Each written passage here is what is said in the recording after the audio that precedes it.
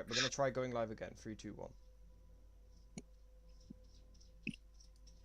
Literally, the second I hit live, my cat starts scratching at the door and meowing at it. I'll be 2 seconds. Meow. Seconds. Meow. Literal seconds. Meow. Oh my god. My favorite YouTuber, Krusty783, just went live. What? I That didn't is get the so cool. notification. We should go watch him. No, I don't like that guy.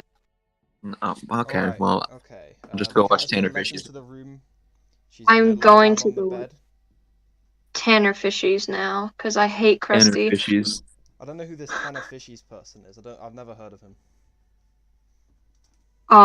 He's You're doing pretty it. awesome. I don't know how you never would have heard guys, of him if you were collab with him. Luca Toon in the chat says his wife left him. Can we get an L for him? Luca Toon, that's what the L W. is for. Absolute W, man. So happy for you. Go through a giant party. Can we just annoy everyone by pinging everyone in the Discord? Oh, yeah. Nice, nice. Massive plays. I could have gone. No, I couldn't. I don't have access to the announcements. Yeah, only I can do announcements. Who just pinged me? Shut your mouth. I wonder who could have pinged you. I wonder how this could I have wonder who it was. Damn. By the way, for everyone in the stream chat, we've got my 2 friends Corbin and Trist. Hello. Hello. You might know Corbin for the Ninjago and Trauma video, but real Krusty fans will know him for the shoutout I did. Yeah. By the way, his videos are really good. Go watch them, please. No, stay on the stream. Watch my videos later. Wait, who literally ended his Make life? sure just give me a shout out and end the stream. Someone in chat said he oh right, yeah, the fish. What?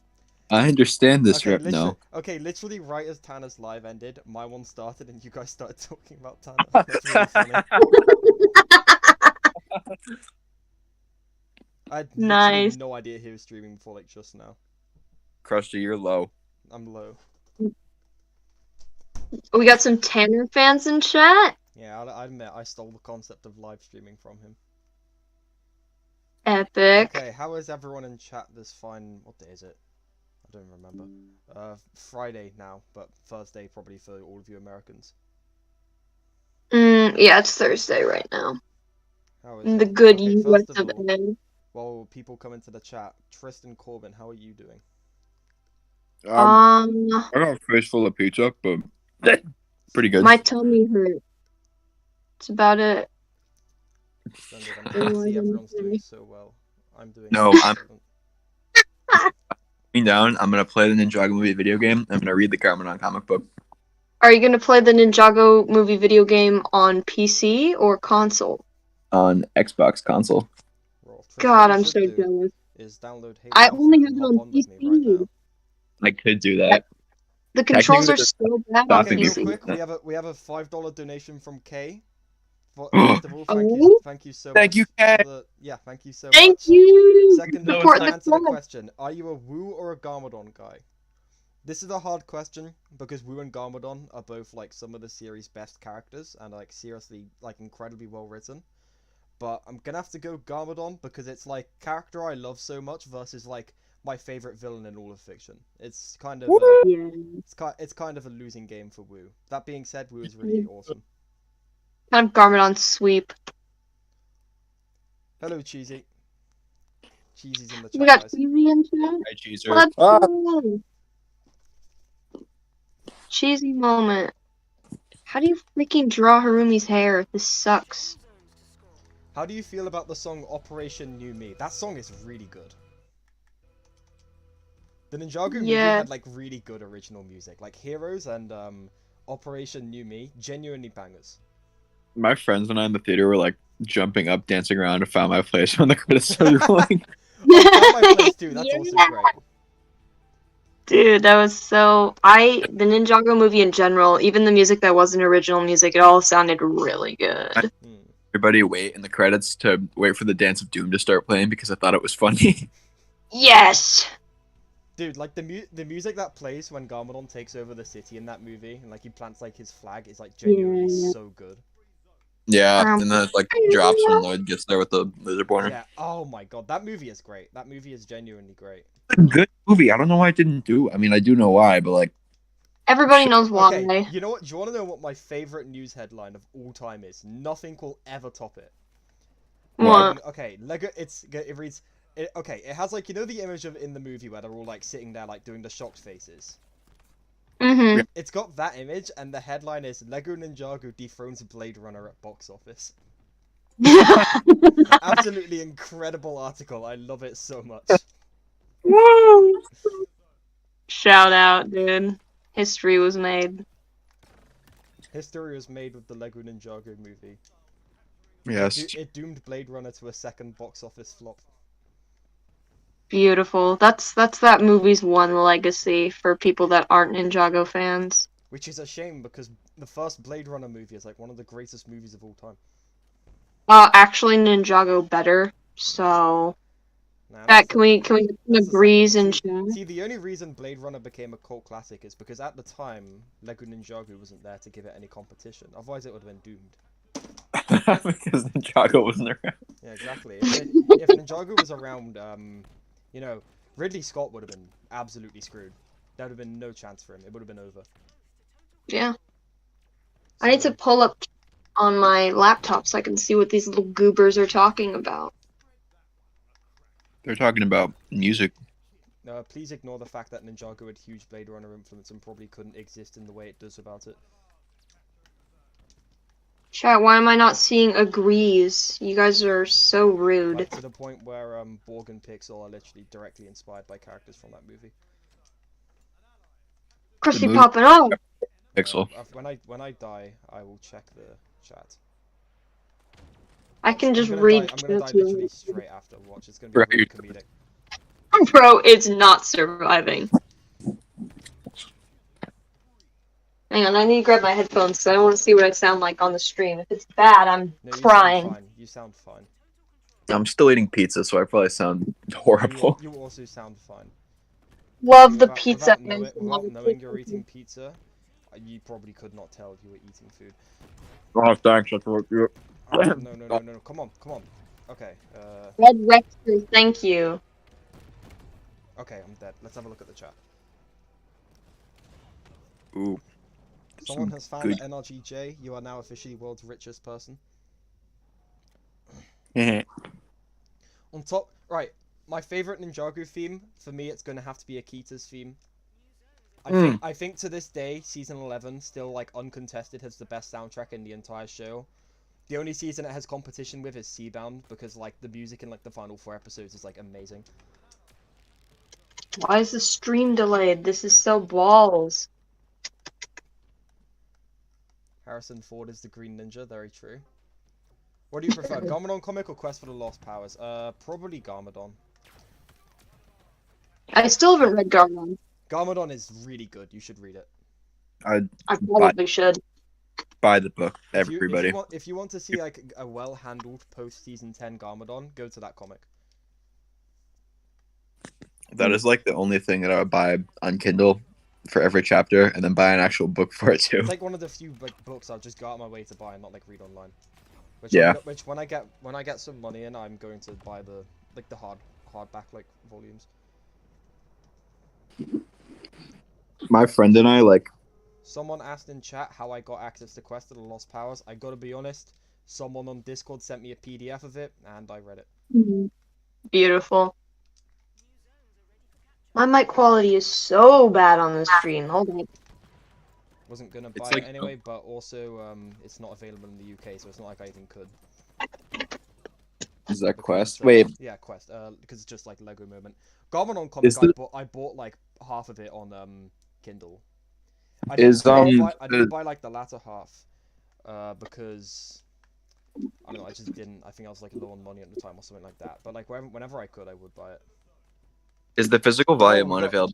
Another $5 donation from Kay. Thank you so much. And Kay asks, what is the best intro Ninjago has? Okay, for me, it's gonna have to be season 10. I don't know if you guys agree with that or not, but season 10 for me just has such like a wonderful intro that like gives it this really big sense of like finality and history. and I Oh, really, yeah. really love that about it. Season 10's Anybody- a good one. Anybody who follows me on Twitter probably knows that season 4 is my favorite intro. Dude, Fair. Good season, good intro. that intro is so good. Actually, Like I remember as a kid, like when it comes up to Zayn and they literally just have the piece of paper of him, I was just like, oh, you absolute many four-lettered angry words. hang on, let me. Absolutely evil decision on the part of the showrunners, and I absolutely love them for it. Very, very good visual choice for that intro. Also, just like the general like aesthetic and like vibe of it is really well done. Oh yeah. There's a. Hang on, I got you. I really like. I'm not a huge fan of the season itself, but I really like Skybound's intro. Same. I thought you loved And Hands Skybound of now, didn't you? I don't love Skybound. I don't hate it. I think it's decent. Hang on, I'm gonna see if I can get my microphone to work on my laptop. Season 4 is like, well, the intro. It's easily my favorite intro soundtrack. But then I really also like how every time there's like one of the 3D like words for their names, every transition is like it goes through one of the letters to get to the next one, or like it rotates. Really cool. Yeah, like everything is connected. It's so cool. Hi, Dragon Man. Sons of Garmadon opening is underrated. Absolutely agree. It's one of the best intros in the show. It does a really good job at showing the scale of the city and fits the tone of the season really well. And was a huge breath of fresh air after 8 seasons of the writers thinking we still need to know the characters' names. It was the first time I heard like the little beginning of the whip playing in the Sons of Garmadon intro. I was like, yo, they're doing that. And then when the overture started playing instead, I was like, yo, they're doing that. I love that. I love when they occasionally just don't put a whip in the intro and just make it feel like really cinematic. Like I love the whip. I love the whip, don't get me wrong. But like whenever you see like no whip in the intro, you're like, wow, okay, they're gonna go really hard with this. Yeah.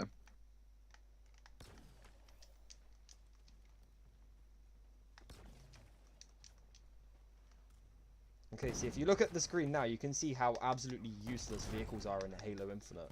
I feel so bad for vehicle fans. Like, I just disabled that giant, invincible tank in literally, like, 2 seconds with, like, no effort. Cheesy Plays asks, not Cheesy Pies, Cheesy Plays asks, hi Krusty, how are you? I'm doing very good tonight. Playing Halo, talking to my 2 good friends. How are you? Possession to me is the best intro in season. Possession has definitely got one of the best intros. I don't know about it being one of the best seasons, but it's definitely got one of the best intros. Possession. Possession has a pretty good intro, yeah. Rift Whip is still the best weekend whip, by the way. I'm just saying. I like I don't know what my favorite whip is because tournament is like that intro is different from the actual whip, so I don't know how much I like the actual whip, even though it's really good. But I always like Pyro Whip. The swing, the drums being on like that swing beat is just like really, really fun. I have no idea what a swing beat is. Like you know, they got like the pirates like like that kind of thing. Yeah. More just like I don't know. I tried. What's your thoughts on United images? Okay, they look cool. Here we go. Unreal Engine, really good shout for the future of Ninjago. It's gonna make it look really good. But okay, have you guys seen Courage the Cowardly Dog? I promise I'll do some of this. You know the type of useless in that one episode where it's like, no sir, not getting out of this chair. Yeah. That is pretty much how I feel about United. It's just, no sir, not getting hyped for this season. No. No, Krusty, come on. I've still seen nothing that has communicated to me that they're actually going to be fixing like the root problems. Keyword there, roots with Ninjago. So, like once that happens, or I see that they are making a genuine effort, yeah, I'll get hyped. I want to see the show like rebound and you know, become something I can really care about again, or at least the future of it. But at the minute, it's just like, I don't know, these don't really tell us much. Like, we know Wildbrain does incredible animation. Like, just seeing, oh yeah, this looks really good, as always, isn't really enough of a selling point for me. Yeah, fair point. How's my mic quality, by the way? Is it better? Yeah, it's better. Horrible. Hear you. Cool, cool. We're chilling then. That's all I needed to know. Oh, we've got another $5 donation from Kay. Dang! Thank you so much. That is a lot of money. That's Like awesome. 15 We're going to make Kay go bankrupt by the end of the stream. Just power like is too great. remember, you don't like need to donate. It's only if you want to do it, but nonetheless I do really appreciate the money. And Kay asks, what would you think if the villains won in Ninjago for once? I can tell you exactly what I think about that because it happened, and I absolutely adore when that happened. I think It's Big so Trouble good. Ninjago is like one of the best episodes of the entire show, and just cements sort of like a genuine, like, unironic masterpiece Sons of Garmadon is. Like, the ending of that season is so, like, impactful and iconic to me, and, like, nothing has come close to the levels of hype I had for that episode. The only Yeah. things that have are, like, the other installments of the trilogy, and then also Season 11. Yay. Go Harumi. Yippee. Okay, Trist. The fact that... Right, okay. Omniscient, like, genie who can bend reality. Ghost Elemental Master who you literally cannot, like, hit, right? Guy with every elemental power and also like invincible thick snake skin. The literal embodiment of darkness. And the thing that defeats the ninja is some random girl. That is so cool. Yes. Actually hype. Like, Yeah. genuinely, that is amazing. I love when Ninjago does stories like that, where it's like, oh yeah, by the way, you don't need to have these powers to like contribute to this world. Like the mechanic and Nia before, you know what, and stuff like that. I really love when it does stuff like that, and Harumi is like one of the best examples of it. I love Big Trouble Little Ninjago so much. Literally just have to be smart and then boom, that's where it gets you. It's genuinely Yeah, that simple. yeah. You just need to like not be an idiot, and you can get places in Ninjago. Harumi is my favorite aspects of it. Harumi is one of Ninjago's best twist Absolutely. villains. Dude, like, how I'm many gonna have shows to can agree. say, oh yeah, we introduced our most influential character 8 seasons in? How many shows Yeah. can say that? Not a lot. Not a lot of good ones. Exactly. Like, usually when shows start introducing big new characters on their 8th season, it's crap like Fairly Odd Parents introducing, like, their 5 millionth, like, primary protagonist. Aside from season 13. Ooh, Marco, I'm coming for your house, dude. Uh-oh. No, I'm not. That's a lie. Uh-oh. I shouldn't say that on YouTube. Marco, I'm sure you're a very wonderful individual. Okay, let me check the chat. Krusty, did you see the new Lloyd minifigure leak? I did. It looks like a good minifigure, but based on the concept art, I really don't like the mask, and also, I don't know, I'm just not really bothered about it. It looks good, but, like, again, like, the art direction was never really the problem for Ninjago. Crystallized had some beautiful, beautiful minifigures. Mm-hmm. I have that's a bit of a follow-up for that. What do we think about the two-piece masks? I like the idea of two-piece masks a lot because like you can kind of mix and match. I always really enjoyed that about the Ninjago movie masks, and I never really had like as much issues with them as other people said. Beyond, the original batch of Ninjago movie masks was awful. From like a production standpoint, like I put one on my Hands of Time Nia face, right? The back is scratched to hell because of it. It makes me feel complete pain. Right? Wait, like after the movie, the one like Hunted and Sons of Garmadon one, No, scratch it? the season 7 fusion one that came in one set. Oh. Wait. I bricklinked that face, used it on my Nia suit when I'd like play with them as a kid. Yeah. Literally like did not do anything that would scratch it. It's just that mask piece scratched it. Because I assume the movie masks, like the first batch of Ninjago movie masks. Yikes. Okay, note to self. Yeah, but like after that, with like say the next load of movie sets, Sons of Garmadon, Hunted, I never had that problem. I assume it was just the fault with like the very first batch of them, but whatever the case, it was pretty rough. So I hope that doesn't happen again. But beyond that, I really like the idea of two-piece masks. I think what people didn't like was just that it was annoying to take them on and off, but yeah, I think it looks. I'd never had that problem myself. There was insane potential with those masks. Like Yeah, the idea that you could just take 2 different masks and make them into one, so cool. They really should have capitalized that on more, and I'm glad we're getting the opportunity to. Problem is, I just don't know how I feel about how they actually look. They just don't really look like Ninjago masks to me, but that might require just some more time to grow on them. I don't know.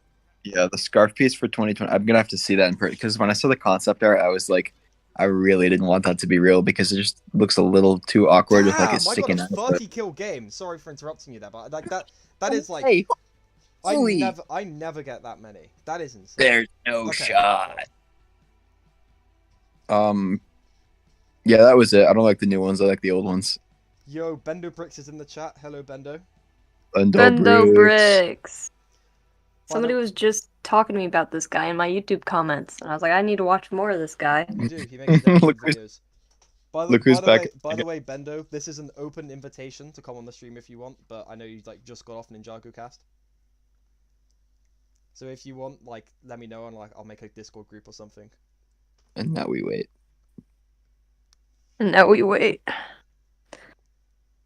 Marco's speaking Season in the 11 chat is- again. Season 11 is great, by the way. You guys. Yeah, Marco, what are you on about? You just need to rewatch A Fragile Hope. Yeah, that season is Yeah. genuinely so good. Rewatch Son of Lily and then get back to me. Someday I will talk about season 11. Do But it. at the minute, I'm too lazy to. Do it. Like I was too lazy to spark a season 11 movement, but not a Hands of Time movement. Yeah. Just Hands of Time moment was Another such a cat is beautiful scratching moment. at my door. 2 seconds. Oh, Take Bendo it. says he's down because he's not got anything going on tonight. Yo, Yo, yo, Bendo. Bendo. Where'd you get back over here? Wait, Krusty's not here. Chat. Put 2 in the chat if you hate Ninjago. Put 3 if you hate Krusty. Put 3 if you hate Smash that Krusty. unsubscribe button. Smash the unsubscribe button with your face. And now we wait. 3 in the chat. Alright, I opened the door and my cat was just sitting. Oh, there, hello, being tilted Krusty. down. That's crazy. No We were way. I having thought such an I forgot innocent this was- time. What happened? What's going on? Nothing. Bendo Why are there Nothing. numbers so fast? Should I just add Bendo to this group? Yeah. Cool. Oh, we're I don't inviting care. him here? Oh, actually, We can we're either making do new that one. or Then we can make a separate one. It's up to you. I don't care. I'd just make a new one and throw him in there. Alright. Okay. Dude, I 'Cause love this- how low Lloyd's. Yeah. Alright, I'll You- call that real quick. Okay.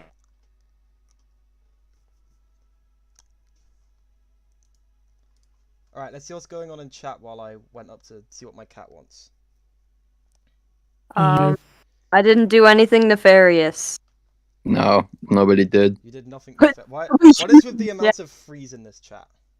That would be irresponsible. If it was nefarious. We are responsible.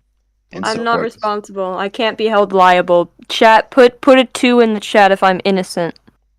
Put a Okay, dump in the you chat. can, okay. Someone who did put in a 2 is Kay, who donated $2. Who says, "Put a Dude. W in chat if you're subscribed to Krusty." So, K is more important than us. I have to put I guess a that's mandatory. by the way, I'm putting an by the M way, in hello, chat. Bendo. Hi, Hello, how's Bendo. it going? Good. How are you doing? Good. I'm doing well. That Welcome to Ninjago the Cast fun episode zone. Was very good, by the way. I was watching it. Yeah, that was so much fun. I was very happy to be on the episode. And we were talking after it for like another 30 minutes about like other seasons, like Hands of Time again. I always love. I had to doing explain that. myself a bit further why I like Crystallize less. Uh-oh. I also like. Uh-oh. Crystallized less. You have alerted the horde. Yeah. Oh, now I have to explain myself to Even your lower. chat too. No. I love doing that though. Like whenever you're just done with a stream or podcast and you just like sit there like with everyone on, just like talking Yeah, for like the that's like fun. 20-30 minutes or so. Yeah. Yeah. It was Podcasts very, seem very fun to fun. finally meet them. I sent him Yeah. a message like after asking to go on because I did not know it Yeah. was like an open invitation to just message. Yeah, last time LJ was like, because they've been looking for more people. And I think they're trying to phase out, because on TTV at least they're trying to phase out the old cast, Yeah. with the new cast, and I think they're starting to do that with Keep the Peace, but it'll probably be a lot slower of a process. Who's like the? So I what is I can that- definitely what's see a that day in name? the Because like I have barely watched TTV, so I don't know what old cast is. so for TTV the old cast was like Ven and Var and all of them, Purple. And they all kind of got like aren't really in the Lego community anymore, so they kind of phased out, and then of course LJ and Meso are still there. But LJ talked a little bit about on the most recent TTV. He was like, one day the goal is to have new hosts, Yeah. and LJ and Meso may step down. Hmm. I don't know if that's soon, and I don't know if that's happening with Keep the Peace as well. It might just be a TTV channel thing. But I'd assume it's for both. So I think the idea is to have someone take over the TTV podcast as the new host. I don't know who that would be.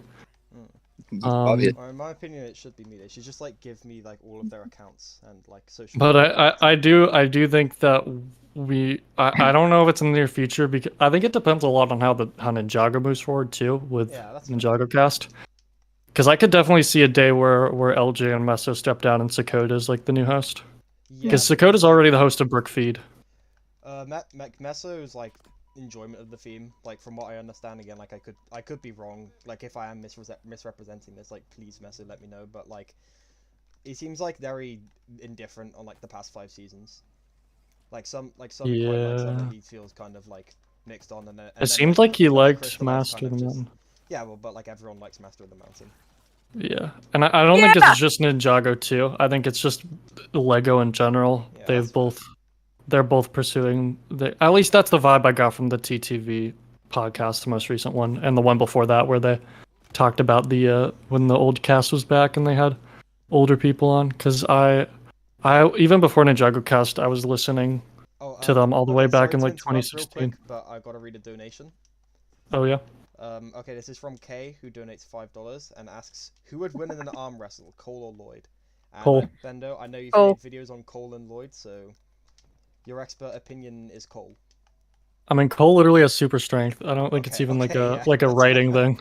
My very it's even like a lore writing thing. It's literally he literally has super strength. Okay, but like, bro has lava arms. Lloyd could activate like dark edgy oni mode. And if you look at the 2D drawings in the 2D animated episode, the book for the Lost Cole, Powers, Cole obviously has more muscle mass than Lloyd. It's obvious. Of course. Cole could pick up Lloyd and throw him across a football field. I don't take criticism. Lloyd would like go into Oni form and like start to win and be like, "Oh, it's too scary," and then I can't do it. I could hurt Cole, and then he gives up.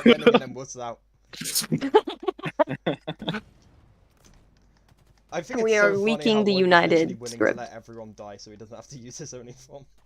He's like, that's the only other Overlord. I saw this tweet saying like, Lloyd's like finally embracing what he wants rather than like what everyone else wants for him, like for the first time. And I thought he was gonna let people die. That's actually really cool. That's like actually really emotionally endearing. And I thought, wait a second, but he's willing to let like everyone in all 16 realms get like brutally murdered to do that. What? You know, you win some, you lose some. Okay with it. Sometimes sacrifices must be made for gain. But it's okay. Lloyd's happy now. Oh wait, no, Lloyd's happy. Lloyd is so happy, guys. He's definitely happy. But yeah, like I don't want to speak for going back to the other thing. I don't want to speak for LJ and Meso, but I do get vibes that they are sometime in the future going to phase out themselves and replace themselves with newer hosts. That's fair. That's just a vibe that I get from listening to the most recent TTV TTV's been podcast. going on for like how long now? Like almost 20 years. I want to say like I don't know. I started listening to them in like 2016 with Brookfeed, so I don't even know. I think the only one like they I were watched before that was one they did about season 7 when they had D Tenaglia on, because like like D Tenaglia was like the YouTuber I watched. Yeah. So when I saw 2-hour-long DT podcast, hell yeah. Yeah, and they, of course they start with Bionicle, so it's been a while. Just saw a message in chat. He's so happy he ended the season arguing with his dad. Yeah. He handed him a piece of wood and then he smiled at him and then It was remarkable. No, I Remarkable. love Simply the last remarkable. episode where it shows everybody working on the monastery, and you get these really cool moments. Then it zooms up on Lloyd just like hammering burnt pieces of wood with a hammer. I just saw a message in chat. Messi was another bad season away from a mental asylum.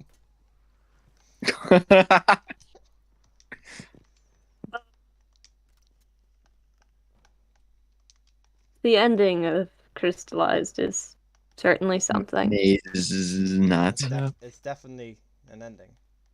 I love hammering burnt pieces of Is wood. it even? No, it's not an ending. It's not actually supposed to be an ending, even though like everyone says Does it even conclude any plot thread? No. No, especially not Wild Brain ones. No, No. but it's Can it even be considered an ending? we see people talking and resolving the plot threads off screen. It's perfectly It's just the episode that the season Okay, but happens. but just if you look ends Guys, on. Cole talks to Miss Sako. If you look at the tweets, I don't know if you. Oh, Oh, I look at the tweets, Chris. Oh my god, the Kay tweets. donated again, Krusty. Kay, Chima or next Thank one? you, thank you. Kay, I seriously appreciate all the money, but just like be sure you're not breaking the bank or anything, because like that is a lot of money to give in one stream. But I do Trusty re- Chima but I do, nights. but Also, I do really Chima's worst. appreciate the. Okay, but yeah, I prefer Chima. Nexu Knights is like actually dog water. What? This Okay, is I've just only ADHD watched like a few episodes of autism. both, so I don't even know. I've watched more But- episodes of Nexu Knights than Chima, and like Nexu Knights is Ninja. literally just worse than Ninjago. Like the plot structure, Yeah. identical. Yeah. Like From At what least it I've has seen, Giles in it. Ninjago, Has Giles. season 1 and 2, like season 2 was like the big final battle, right? But then it wasn't, because like by no intention of the writers originally, they ended up making more seasons.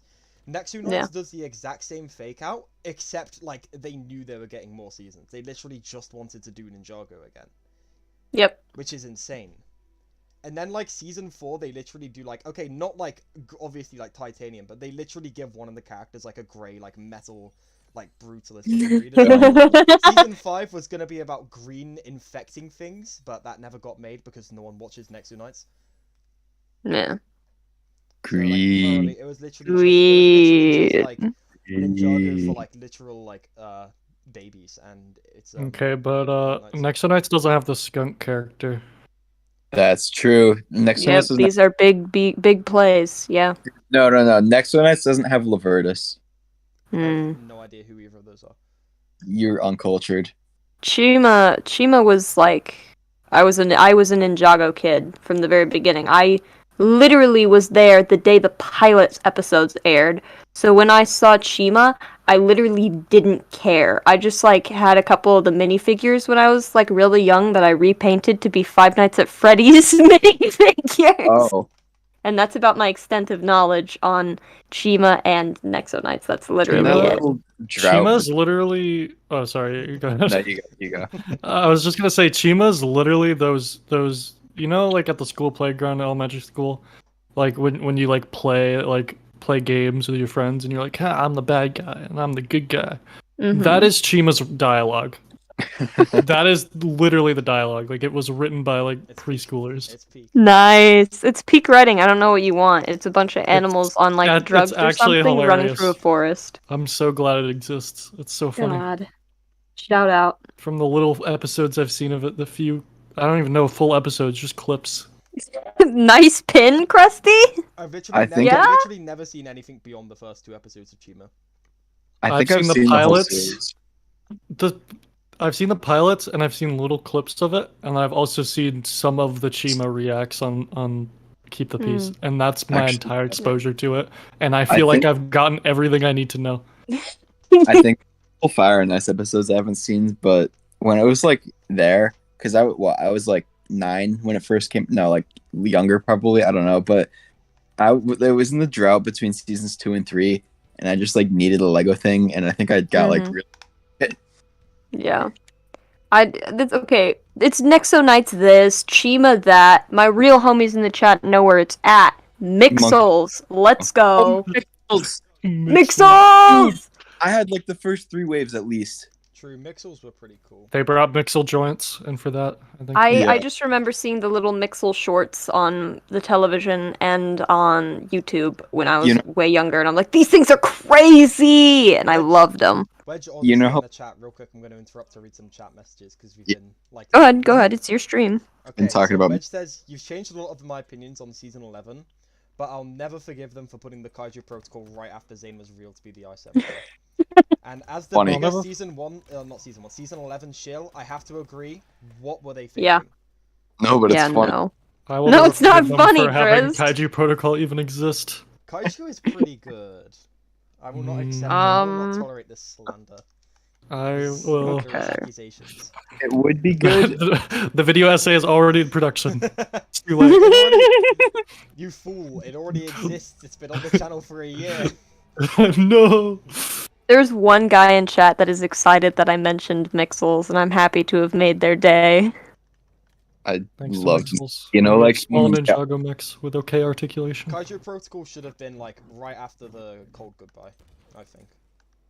Yeah. they should have both of those episodes right after a cold goodbye. Kaiju Protocol should have been right after Possession's finale.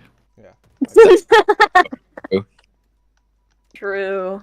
That could have been in When's the discussion video about that coming out? What possession? The or- Kaiju Protocol and the Possession video.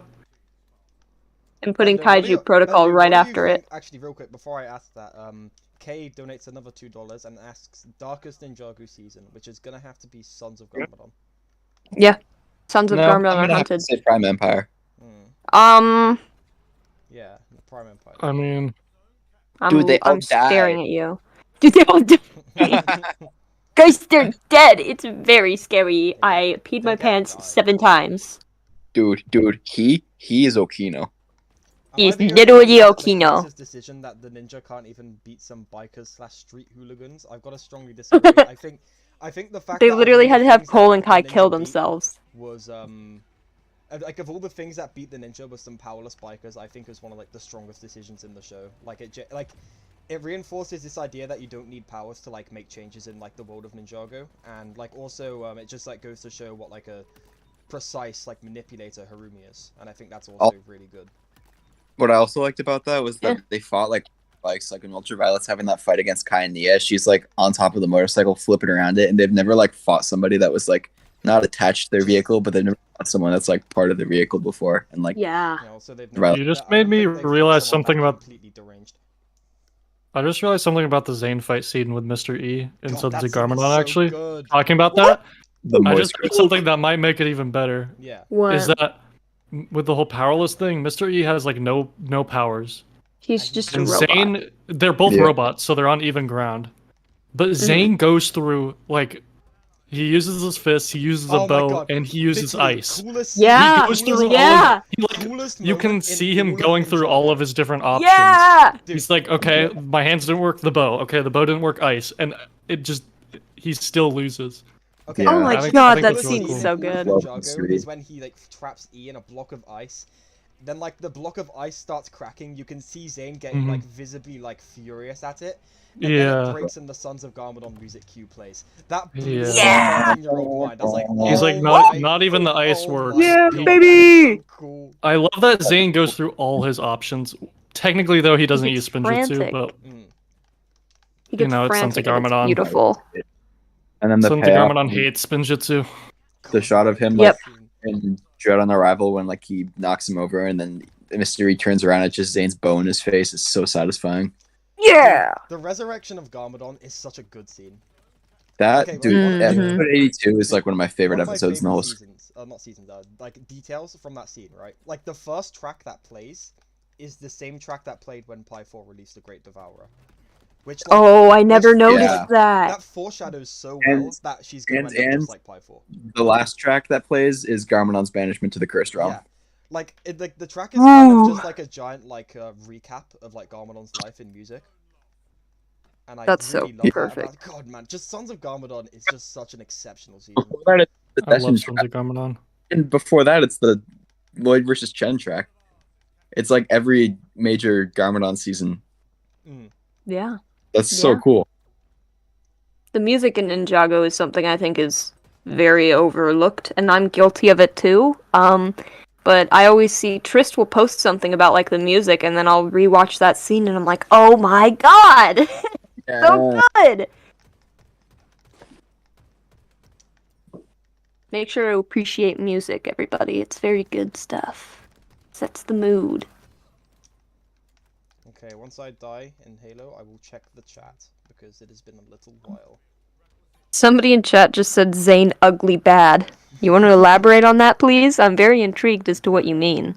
By the way, People don't like his haircut. I appreciate the username Blue Narcon Enjoyer. I'm glad we've made that. Not a crush. I Thing. absolutely love how, like, just like some random reoccurring thing in Tanner Fishy's thumbnails. It's like. I think I missed context. Why so- blue? Wait, who's Tanner Fishies? I have Like, I know what you're talking about. I know you're talking about the Tanner Fishies thumbnail, but like, Absolutely no idea why. why blue? No At least make him like purple. Okay, I so think it's what like it was- I crystallized. think he like tried to make him purple to like keep him in line with like the generals or something, but like it is hard to get like blue or purple down. Like I remember my original Oni Lloyd thumbnail just had a blue Lloyd, so I think that might be what it is. Oh yeah, blue comes out very easily. Like, if you look at my thumbnails, the Zane one, I tried to like get rid of like the blue glow for that scene for the Death of Ninjago video. And I just did a complete opposite because I was like, it's too hard. I'm just gonna embrace the blue, more blue. So much blue. How long Black ago? Mesa Sweet Voice Blue. Nobody's gonna get that reference. So I can understand the struggle, Tanner. The Tanner is Fishy wrong with struggle. The Why are blue you Nautica. blue? Why are you blue? It's boy color, obviously. Yeah, I'm gonna be AFK for a second. Alright, cool. Real quick, everyone Oh in my chat. I am like at a pretty big creative roadblock for video ideas at the minute, so in a similar vein to like my resurrecting characters video or like the Lloyd crystallized, how like one line of dialogue ruined a character video. If you can like suggest stuff you'd want to see me talk about, it'd be greatly appreciated. Anyway, Now, why those two videos as examples? because they like both focus in on one very specific thing without being like a discussion of the season as a whole, and definitely not the fact that they did like insanely well. Also, just because Suspicious. I do genuinely just want to talk about something specific because I just did like a review of the pilots. Yeah. So It's always fun to think focus something- on one little niche something thing. specific and then a season review. Something specific then a season review or something like that. I don't know. Bro goo goo. Why is everybody saying bro goo goo? What happened? What are we doing? Bro, goo goo. Bro goo goo. Kay just Thank said, you, Trist. Kay just said in chat, "I'm going to make Krusty rich." I greatly appreciate it, my friend. What a lovely individual you are, Kay. I hope you're having a fantastic Truly evening. the goat.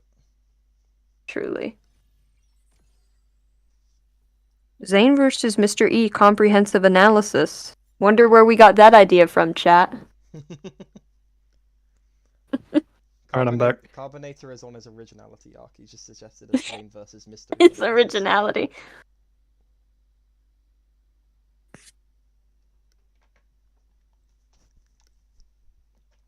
By the way, Bendo, are you working on a Harumi video at the minute? I'm working on a video related to Harumi, Right. but it's not purely Harumi. Because I've had a really bad like trend recently of like whenever I put out a video, like another Ninjago YouTuber always has like the exact same idea or very similar, and it's driving It's a me curse. insane, right? Like I put out a video called like every Ninjago skeleton. AL123 sends me an image of like his every skeleton video, which is literally set to premiere like at the exact same time as mine. And he goes, Oh no. Oh no! What are the chances, right? I'm working on a Garmadon video. Trist here, I think, just posted one.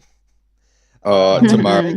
I make a video about how like the argument that Ninjago is for kids and therefore you can't criticize it is stupid. I then get a comment saying Tanner Fishy's made an identical video a few days before. Yeah. The Tanner. Krusty livestream can get exclusive knowing what the next video is, since there's not really any point in hiding it. Just so you know, because the next video I am doing is going to be a Game of Masks analysis, just like that gutted. one episode. Nice. So yeah, Nice. it's just gonna be analysis all about that one episode. All right. Very Cor- beautiful. you Krusty's doing seasons 8 and 9 Harumi. Bendo's doing Game of Masks. I'm doing Crystallized Harumi. You got to do something to Harumi, and then everybody does the same. Prime Empire Harumi. Okay, Boom! There we go. Okay, Kay says how Ninjago ruined Harumi, and also $5. No, nobody's No. making that video, and I'm making the No. opposite of it.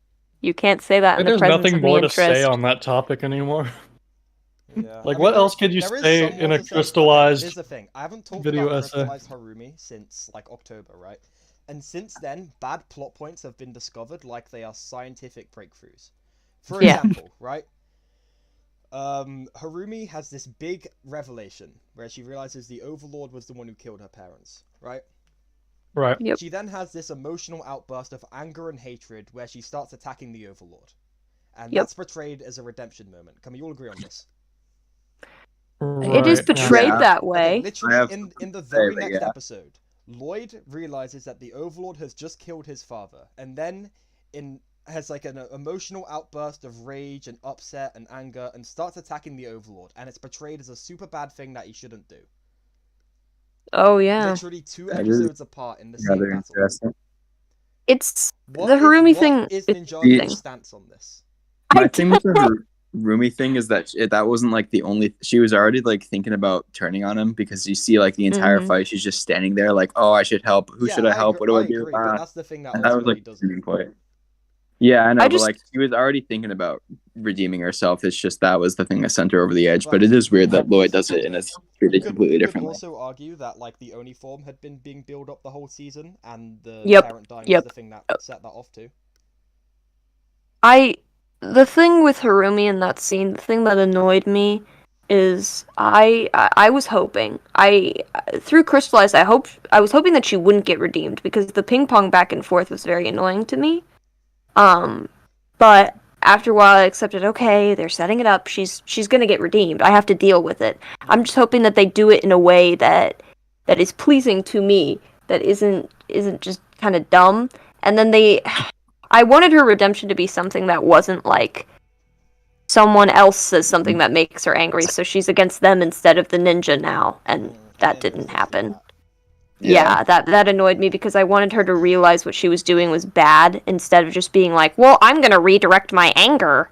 Okay, right. My predictions was it was gonna be like a Darth Vader Return of the Jedi knockoff, where like she realizes what she's doing is wrong, and then like makes some big sacrifice to save Lloyd, and then they have some sappy emotional moment where she dies again in Lloyd's arms. Not saying that's what I wanted, by the way, because I think that would be awful, but it's what I thought would happen, right? Then it was like, you know that image where it's like our expectations for you are low, but like holy crap. Yep, exactly that. Literally that. Yeah. Ideally, for me, she wouldn't have come back at all. And I'm sorry, Trist, I know that's a sin. Okay, but how would No, how would think this it would've affect been- HHM stocks? Yeah, true. In the ideal crystallized, Harumi and Nia would not have been there. I mean, Can I in my read a opinion. chat thing I just found? Nia maybe could have worked, but Nia in Harumi, water form, possibly. doomed idea from the start. I mean, Yeah. Nia could have worked. Technically, Literally, like, when you go and look back at my video where it's like, okay, here's how they can make Harumi work and crystallize. Literally, all of it Oh, is bye, just kind of the Kay. acknowledgement that like this is just a compromise. Yeah. they literally Kay says They Krusty wrote had to crystallized. leave. That is a really big shame. Thank you for all the support, Kay. We are gonna greatly miss your presence in the stream. Thank Have a you. wonderful evening, See all day, of or his morning, Kay, donations. whatever it is for you. I genuinely really appreciate the financial support, and I hope you have a wonderful rest of your day. What a Aw. great individual. Could Krusty raise their mic volume? It seems to be lower than everyone else. Krusty, scream into your microphone right now. Break their eardrums. Ah! I don't really think there is much I can do because it's like up all the way on OBS, but I'll just try and like be closer to the microphone. Krusty starts screaming. Episode 2 Nia was fantastic. Okay, true. She was really, really good in Call of Home. Oh yeah, oh yeah, If oh she had yeah. that writing quality for the rest of the season, we'd be seeing a completely different tune about her Nia. I love that episode so How much. does Call of Home work? Is my question. Like with Nia's water form, What do you mean? Don't how even is know. she able to be herself? Just because she remembers She like things. saw the vigil and like remembered. Yeah, it's just strange to me because I got the impression, I think it's just I got the impression in Seabound that when she was in her water form, she just wasn't herself and physically was unable to act as herself. So seeing her in her water form pretty much just be normal old Nia after like remembering some things felt kind of the impression I weird. got, It was a right, little bit is that jarring. But that might just be me. as things were going on in Seabound, like she was progressively losing more and more of herself, right? Like when she starts in the water form, she's like pretty clearly still Nia, and then like as like say every time she like reforms and like uses her powers, she becomes more and more distant until the end where she still does remember chunks of herself, but by now she's like considerably lost parts of herself, and she just wants to like Oh yeah. go off and 'Cause, fill it like- with the fish. But then when she sees the vigil, it kind of sparks everything, which is why, you know how like in the episode she has like this really like big like high level of stakes because like it's only a matter of time before she loses the memories again. Yeah. I think that's like what they were going for. Which is really good. Yeah. And had her I like that moment, she yeah. has initiative, so. Yeah. Also, Ebound's like in the end of Niad where she's talking to Kalbar like my name isn't girl, it's Nia. Like it seems like that's pretty much like the normal Nia anyway. Yeah, that makes sense then. That checks out. Somebody in chat said, where was it? Oh, I need to find it. It was so funny. There was a comment that made me laugh, Goodbye, like Howard actually Hamlin. out loud. See you later, my good chum. Guys, isn't it so cool how Howard Hamlin, CEO of HHM, decided to stop by on the stream? Howard So Hamlin, true. I thank you for your soda trick to make it not explode when you open it. What is the Also- Howard Hamlin soda trick? I've seen that on the Twitter. I have no There's a- idea what like that You haven't- is. Have you? Wait, what episode is it? It's like it's probably I think it's the last. No, it's the one. It's like that episode with Howard in season 6. I don't know which that episode is. I'm on like season 4. Okay, so there's a big episode with Howard in the last season, and it's that one. There's like this guy, this like intern comes in and like sees Howard, and he's like, oh, and he gets scared and he drops all of his drinks, and they're all like carbonated stuff, and some of it's like fruit carbonation soda stuff. And then he's like, sorry, and he starts picking it up, and then Howard's like, no, you shook it all up. You can't put it back. It's gonna explode. And he's like, oh, I'll just throw them away and get new ones. And then Howard's like, no, don't do that. And then he picks it up and like puts it on the table, and he starts spinning it. Yep. Like Yep. spins it around. A centrifugal force pulls the ball back to the middle, and it doesn't make it explode anymore. And then I did it in a. That is such a Vince Gilligan scene. You know, it's so good. It actually worked.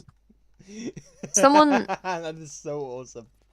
I found the comment. Someone, God, when I we were love talking Howard. about crystallized, somebody said, none of this would happen if Ninjago crystallized storyline is the same like AO3 writers do and rewrite, like fix BananaCon. Fun. None of those words are Banacon. I have no idea what you're talking about. Shout out to the AO3 writers who are carrying the fandom on their shoulders. I love you all. Yeah. Do you think they proofread crystallized like at all? No. Why would I they have have? so many words I want to say.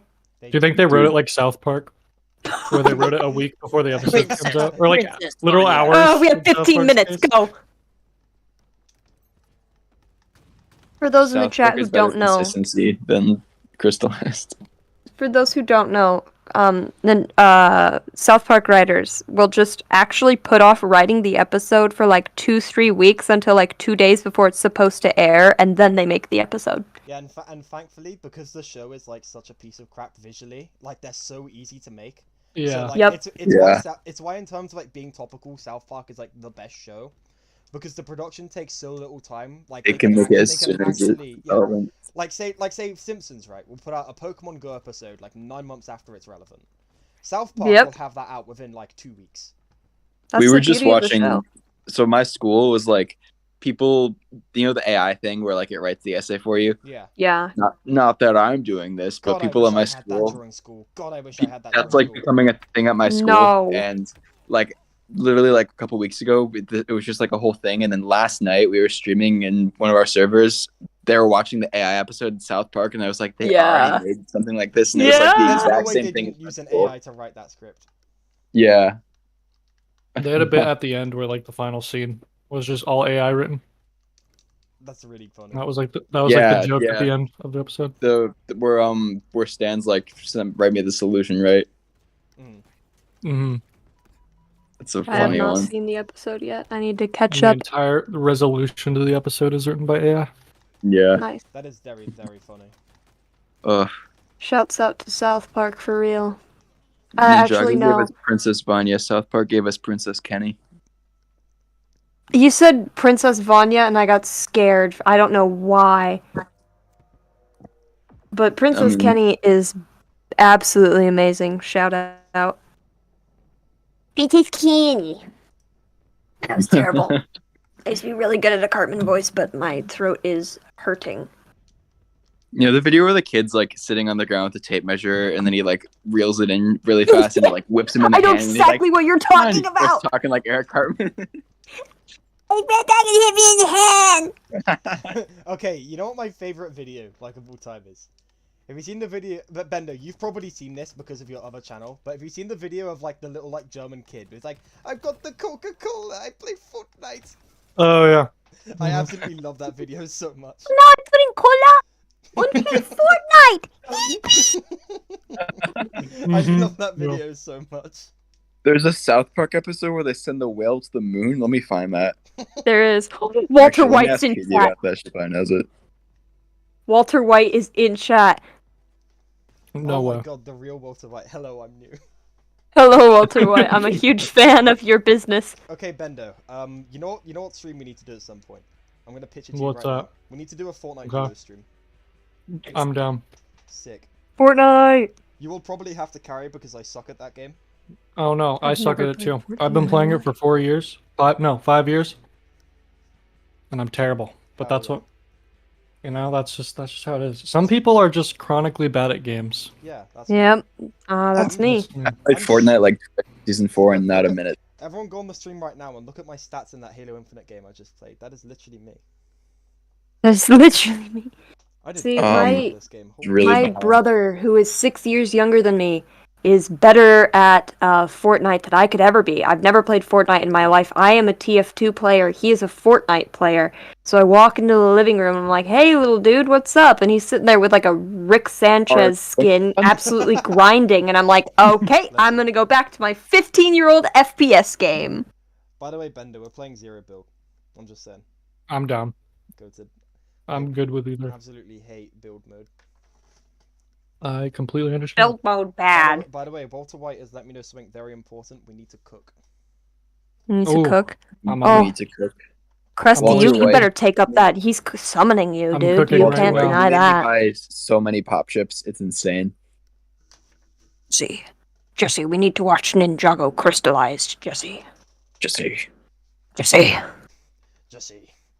we need to. Jesse, think about doing I it. have returned. Okay, We have- Walter, I need to know your thoughts. What are your opinions on Ted Beneke? He seems like a very nice man, but I'd like to know your take. Dude, Ted seems like he really has his business stuff together. Hmm. Very financially responsible. Yeah. I hate Ted so much. I don't know what we're talking about. I've never seen Breaking Bad. I hate Ted But Beneke the so scene- much. But the scene. Advil's in chat. You are correct. That's all The I'm gonna moment say. where he- Love the you. moment where he cartoonishly slips over on the carpet and like goes directly into the No way, table. Advil's. And the I'm oranges fall on him. Yeah, shout out to Advil's. He's Beneke. epic. Buell and Bill Burr was. Yeah, Advil's. What was the Bill Burr guy's name? Cubby, I think. You know, right? Tommy. Cubby. Like Kirby, but with like a U instead of like Kirby. IR.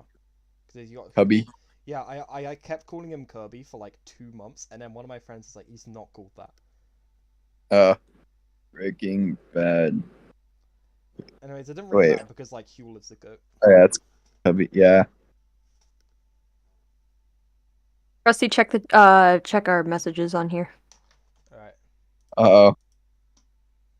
blue now.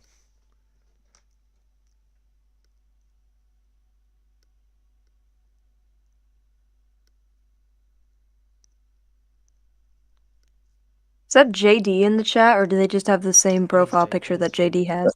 It is JD. JD! Hello, JD. JD. Walter White says, JD! we are making Crystallized 2. Splendid. Splendid to hear. I'm Splendid! so hyped for Crystallized 2. Walter, why? Also, are you guys in the business of Lloyd reaction gifs? Because What? I have plenty. That's a What? that's a nice business to get into. It is very I have a great. lot of. I have. Okay, I'm gonna pull this up on stream.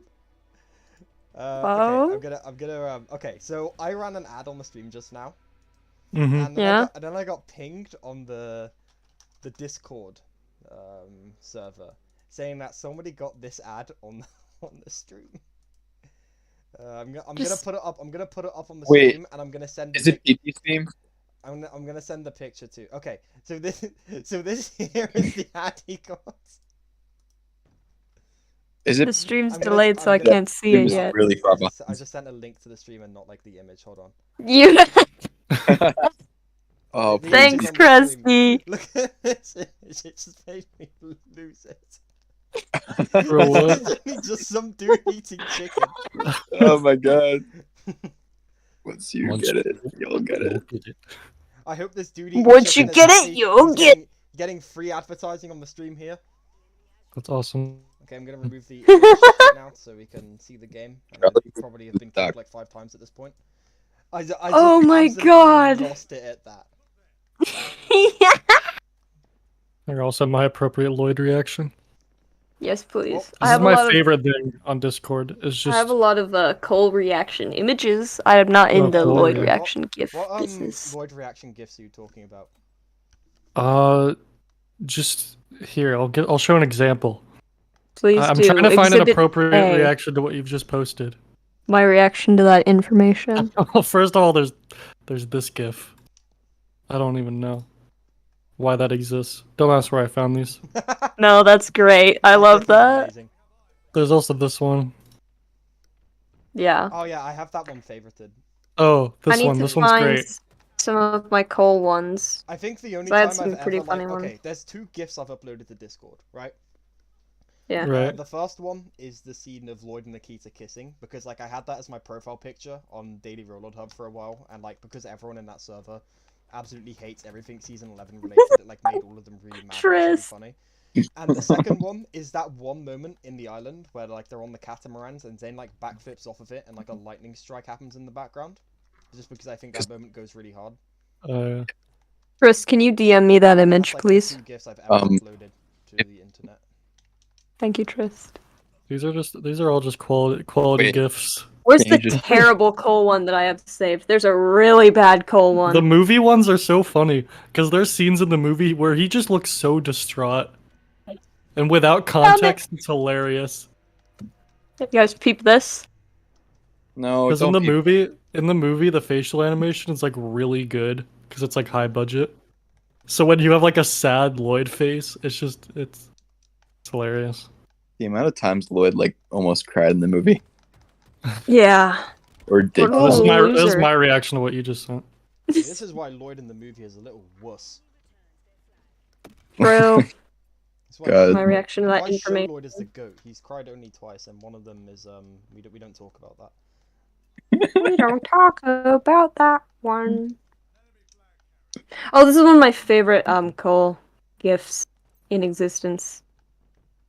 I like how we're sending these on stream as no Master idea of the what we're Mountain. referring Yeah. to. Yeah, stream cry about it. No, I like dude. the most Yeah, frustrating. I have stream. no idea what you guys are talking about. Magnificent video. All Trist, right, I saw this video pop up on my You'll have feed, to look back. and I actually Yeah. like Oh my cried over it. It made me I laugh. the title of it. Oh my god, Phoebe found the episode. I asked her to look for the one where Wait, they the said title of it? it blows up. What's the title of this Of what? of the video? Of the South Park one? No, hang on. The what video? No, Oh, disregard no, no, me. no, no, no, the TED one. It's the I made meatloaf. I made me Kay is too. back. Or no, I Kay is forced back. Kay is YouTubers. back. This is like Yay, back! Ninjago movie in a Kay. nutshell. Kid's dad gets Kay eaten by a moment. cat.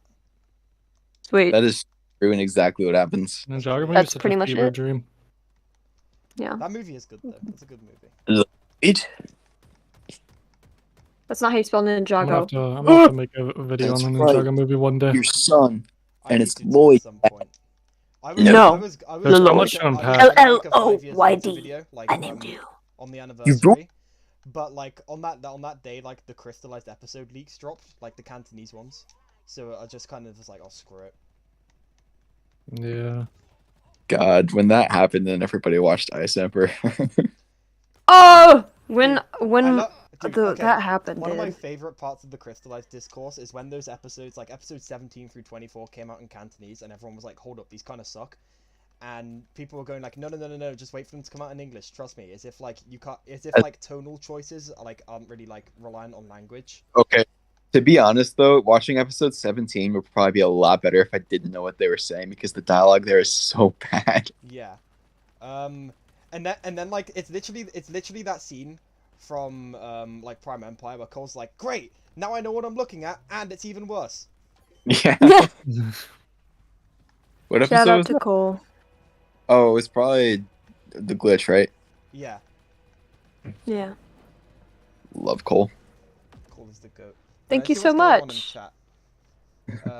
Wait, let him cook. Defense, The Ninjago defense. movie is not only the worst, it's almost the worst piece of not just Ninjago media, but of all Lego media as a whole. I gotta strongly disagree. Advils, I revoke my previous statement on you being cool. I revoke it. You're not cool.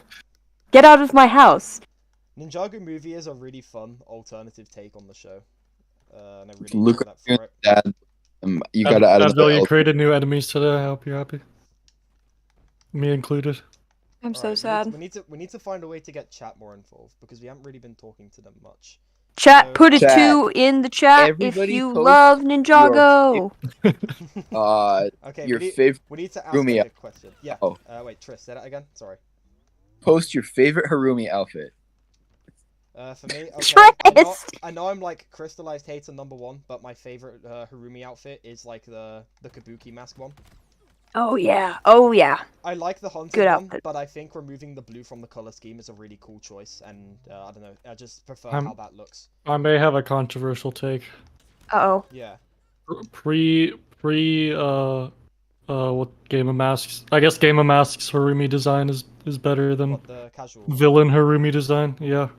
I do like casual Yeah, Harumi. Yeah, that I do design- like that that. design is I love pretty that good, but, actually. like, I don't know, the red paint is very iconic. The It red is paint's iconic. iconic, I remember but I at the like time that the outfit episode more came than I out, like though, the red people were paint. so confused. Yeah. When I the- also oh, like Like the Or, like, design just stone randomly paint. changes Like out of Oni mask. nowhere, and people Yeah. didn't know what the red was. And Yeah. It was just so weird. blood. Blood? Oh my god. Oh Right my in Lego. god, Ninjago's a kid show. They can't do that. That's Go funny. dark, what? Listening to people pushing talk boots. about the new episodes, they're like, "What the heck?" God, I miss Thank you, episodes of JD, for Garmadon putting a so 1 in the much. chat. I hate you. Heart emoji.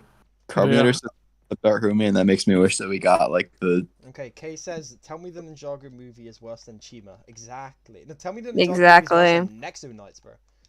Bro. Also, Everybody Kay in says, chat. do a Ninjago hot takes video, which is actually a great idea, and I'm gonna go write that down That right is now. very good.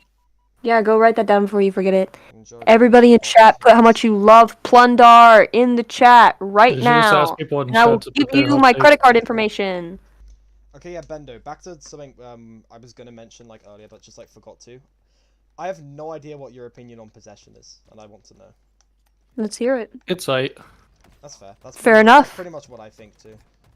Dust off the hands. We're good on that one. I've never loved Possession, but I've never had strong feelings against it. It's just okay. See, I've never loved Possession, but I've always loved Moro. Just the character. He's great. I think Moro's fun. He's very fun. Oh, he's so I feel like fun. I need to Moro is an rewatch it excellent character. I feel like I need to examine Moro further I know- because Put him under a microscope. yeah, because currently I feel like I've never given him like much thought. I just think he's a cool villain, but I've never really been Okay, compelled to think about him Have further. you seen my resurrecting characters video? It's like the one with Moro. I meant to watch it, but I've like, not like watched 3 it minutes yet. of that is like Moro analysis, and I feel like if you want to like kind of I Yeah. don't want to say no more about Moro because I hate like positioning myself as like the authority on Ninjago. Yeah, I get but, what like, you mean, it is, though, like- it is a good video to like get a perspective. To just on kind it. of yeah. and just kind of think about him a bit more than the surface level, because I've never really been. I usually like with Ninjago seasons, if something doesn't overly impress me on my initial viewing or even later viewings, I don't look too deep into it. That's fair. So Moro's always been one of those things where it's like Possession as a whole I've kind of thought about a lot, but Moro to me just has never really sparked anything. I really for me like to want to Moro like go in and. I think he's But yeah, I know a lot of people do really like I Moro. really like how like obviously like, after he stops being like a big evil guy, he's literally just kind of like a jerky older brother type character. Wait, who? Yeah. Moro, like he's like okay, one of my Oh, favorite yeah. Moro moments in Day of the Departed is like when he comes up to Wu in the monastery and he sees like he has a Mm. princess in there, and he's just like, and he just like sits there as this like absolutely scumbag smile, and he's like, all right, let's screw with him. Let's do a little bit of trolling. I like love that. A little bit He's of such a troll. goofy guy. That's seriously like I'm a wholehearted believer that he loves to just Okay, do a bit of trolling even after he's the best way I redeemed. can describe him is like kind of just like like Roderick from Dive with Wimpy Kid. Oh my Yeah. god, peak Yeah. peak Oh my character God. writing.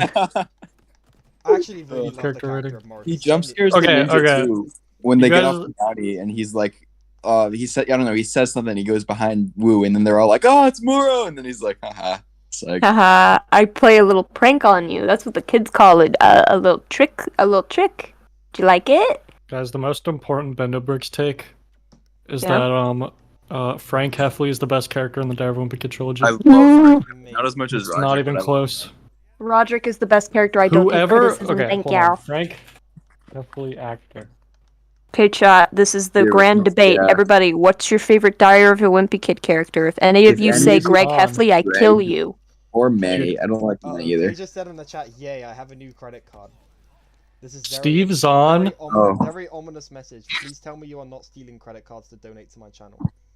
No, it's because I Oh, think that's it's the because mad I one. said my credit card number is 2 because Rex said something about Plundar, and I have to give anybody who talks about Plundar all of my money and time.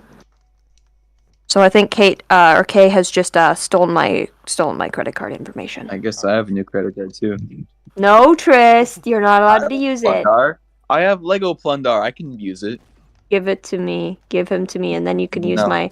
Hey, what's this notification I just got saying that there have been 85 purchases from Bricklink for Harumi minifigures on my credit card? You want to explain that, Trist? I can explain. They were all me. That's my explanation.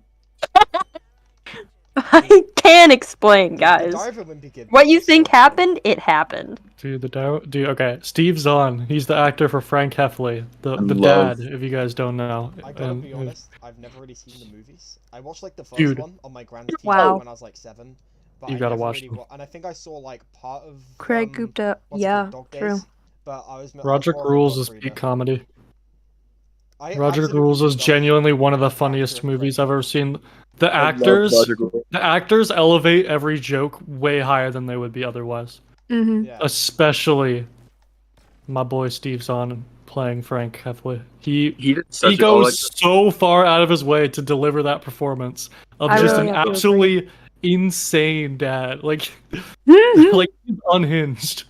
the whole like Civil War, like the little figures that Yeah. he has, like holds it up. He's like, these are. Civil War models! display. It's so funny. Who put General Grant on the thermostat? Oh, the thermostat! So funny. Oh, those movies Better are great. Anyway, that is very off topic. The books I think are really sick as well. I need to check just- chat. Okay, Yeah, I the just books are great, genuinely too. think, right, the character of Greg Heffley is so good. Like I If think you like the it's books, such you a- should I think definitely it's watch a the very movies. bold choice to just make like the main character of your like kids like books like an actual unironic psychopath. He's so It's insufferable, awesome. Like, and I love he's him for such- it. He's such Dude, a Unironically, though, without spoiling anything, the movies actually address like the characters, because you know how the books like they can't do anything with them and progress Yeah. them because Yeah. they're like, books. Greg has like a giant ego as well. But the He's like an movies are like an ironic actual defined trilogy with character arcs, Yeah, and they'll like and things show like progress. Greg is like doing this to Rally. This is really horrible, and the It's- movie's gonna show that. The book's just like meh. It's so. The book funny, is right? all from Greg's perspective, so Yeah, you don't Yeah. get to that's see part like. that's part of why it's so funny because the book is like It's so written funny. as if Greg is unironically right and is like Yeah, horrible as yeah, accent. yeah. Like dude, Yeah. unironically, one of the funniest things I've ever read in any book. Greg breaks Rowley's arm, right, in an act of gross negligence designed for his own entertainment at the cost of his friend. Rowley then starts to get attention and sympathy because of his broken arm. To which Greg Greg's desperately like, wants attention, so he goes up and brags about being the one who intentionally broke his Yeah. arm, and then they all hate him for it. It's portrayed I'm so the well one in the who- movie It's too. so... And then he's genuinely confused why everybody's upset with him. He's like, "What? But I did that. And it was really cool." He's He like just- fakes he's his just he fakes his like own like injury too. He's like yeah, I got this really bad like rash. Yeah, he he's like And everyone's like, just bro, like what the so Mundane, like disgusting. comically just like He's like so horrible. stupid. yeah. It's hilarious. And Yeah, then like, oh, anybody Mike, having and any that's kind the of thing, struggles like, to I him couldn't just help like makes that, him mad. not only is he like comically horrible and like a manipulator, but he's also like absolutely terrible at it. Yeah, he's Do you so bad remember at it. There used to be like those Dire Wimpy Kid Twitter accounts where like they would just run parodies for each member of the family. Do you remember No. those? Remember way. those? That was a thing. I remember the Reddit I missed out. fanfics. I had so many screenshots of just like Greg tweeting like Manny is trapped in the furnace and stuff like that. I remember that. Oh, I know what you're talking about now. I know what you're talking Yeah. about. Manny has passed away. That's one that the Yeah. season one did. That was Manny the dying suit. or like Roger just having the most weird. I'm gonna try to. Beautiful. We've gotten very off topic. It Yeah. has. Well, did we have a topic? I mean, the Uh, stream's Dire titled Wimpy "Talking Kid. Ninjago." Well, I guess it says "and stuff," so you guys are fine. We're covered. Our bases are Get covered. away with it. Okay, chat. What should we talk about? Krusty, fix your audio is low. Is my audio low? Can you guys hear me on the stream? I haven't been Not listening that to much. the stream. I have it set up just no. how my regular videos are. I'll take a quick Problem listen. is I just like lean back away from the mic. Like, Then don't do that. Get right up all up in there. yeah, I should be doing that. But I am. Eat your microphone. Be like, oh. Yeah, Krusty, I think the issue is everyone else is loud. Yeah, that might be what it is. Hold on. I'll turn down the Mm. desktop audio a little bit. Oh, there we go. Talk about Ninjago movie. Okay, here's my official talk about the Ninjago movie. I really like how Lloyd said a lot of things, and then everybody else had 2 lines. Yeah, No. The that's end. Really cool. I like the Ninjago movies. Like if you take my humor and like put it into a movie. And that's, like, Yeah. I feel like if I wrote a movie, it would be the Ninjago movie. Is it a hot take to say that a Ninjago movie isn't really that funny, in my opinion? I know that's why it's A my lot of- humor. A lot of fans Yeah. despise it. I don't despise it, but I don't think, like, for a Lego movie, and just as a movie in general, I just don't think the jokes are as funny. The one A lot that of did the make me humor laugh really wasn't even a land too joke. much for me. The I thing think that made me laugh. Garmadon had funny moments that were immediately ruined by them going on for too long. Now, Garmadon, the- Garmadon was like funny as all hell, but like I don't know, some of the jokes, like say the martial arts movie bits, just was not very. Funny. But the thing is, every time Garmadon had a good joke, they just kept telling the same joke over and Yeah. over. Like a good example is at the start of the movie when he's like, "Oh, I remember, like I 16 guess. years ago, Kind of like the that best scene. thing No, that ever that bit came was into my funny. life." And then it was like it I was don't know what- funny, I mean, and I then he can- said I the can There's a see- same thing. guitar. I can see why you'd get like. You annoyed did the that they same just keep joke. Doing the same I joke, like- but I don't know. I just think it's like comical how like much of a dick Garmadon is. I think the initial jokes are funny. It's just when they do them again and Yeah, again. that's fair. So The one- that's kind of what I think they ruined their own good humor by thinking the writers were like, "This is so funny." And The And that two was the things- problem. The 2 things in that movie that made me laugh, I don't know if they were supposed to be that funny, but the 2 things that made me laugh is when Kai is carrying Cole, and he's like, "I got you, bro! I got you!" And then Oh, Cole's yeah, like, yeah. "I could have done it by Oh. myself," and then he just drops Yeah, the Cole platform- on the I love that. ground. Real quick. The I'm gonna- background I'm gonna gags are run funnier mad, than, like, so the just, main like, 2 jokes. seconds. No, The when like other- Zane comes out of the woods, like pew, pew, pew, pew, Pew, I and think the I'm an music on. adrenaline junkie. Yeah, that Yeah. one made me laugh too. But Okay, the no, other thing that made me okay, laugh is funniest like, joke in the entire movie, right? Is when Zane's like, "Oh, my mum won't get off my back." She's all like, "Wee," literally just like modem Wi-Fi. Honestly, it's, the it's 9 funniest joke- o'clock. The So I funniest gotta joke in leave. the oh, But I just want to say one thing before I leave. Other thing in the Ninjago movie that made me laugh is when the super sad scene where Lloyd's like, "No, don't hurt them. Those are my friends," and they're being attacked and everything. And then Jay gets his jet attack and he's floating down the ground and he goes, "I'm gonna throw up." There's one scene in that where when Garmadon's like laughing at it, he has derp eyes. And they're like looking the opposite ways. Yeah. Okay, I'm gonna head out for the evening. Before Good you night. leave, Thanks Robin, for having me crap, on, crap, Krusty. crap, crap. By the Good, way, crap, good, crap, good, that's good fine. night. We need to do more streams like this. They're very fun. Up, We'll see you. Too Robin. close to it. fun. But yeah, Yeah. I think the That's funniest class. Ninjago movie joke is not even in the movie. It's like one of the extra featurette things. What, when Oh Zane my like god. kills all the fish?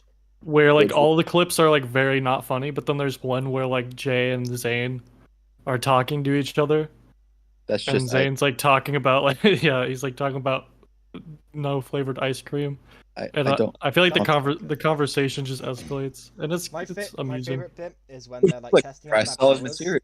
and like they just kill the fish. You Oh, made yeah. fish. Like Zane uses his powers. It's like he's like, oh, use your powers, try and unfreeze them. He like does it, and he goes like, Oh, I just I know froze that. them more. I remember that was funny because that was improv. I'm pretty sure by the actors. That's awesome.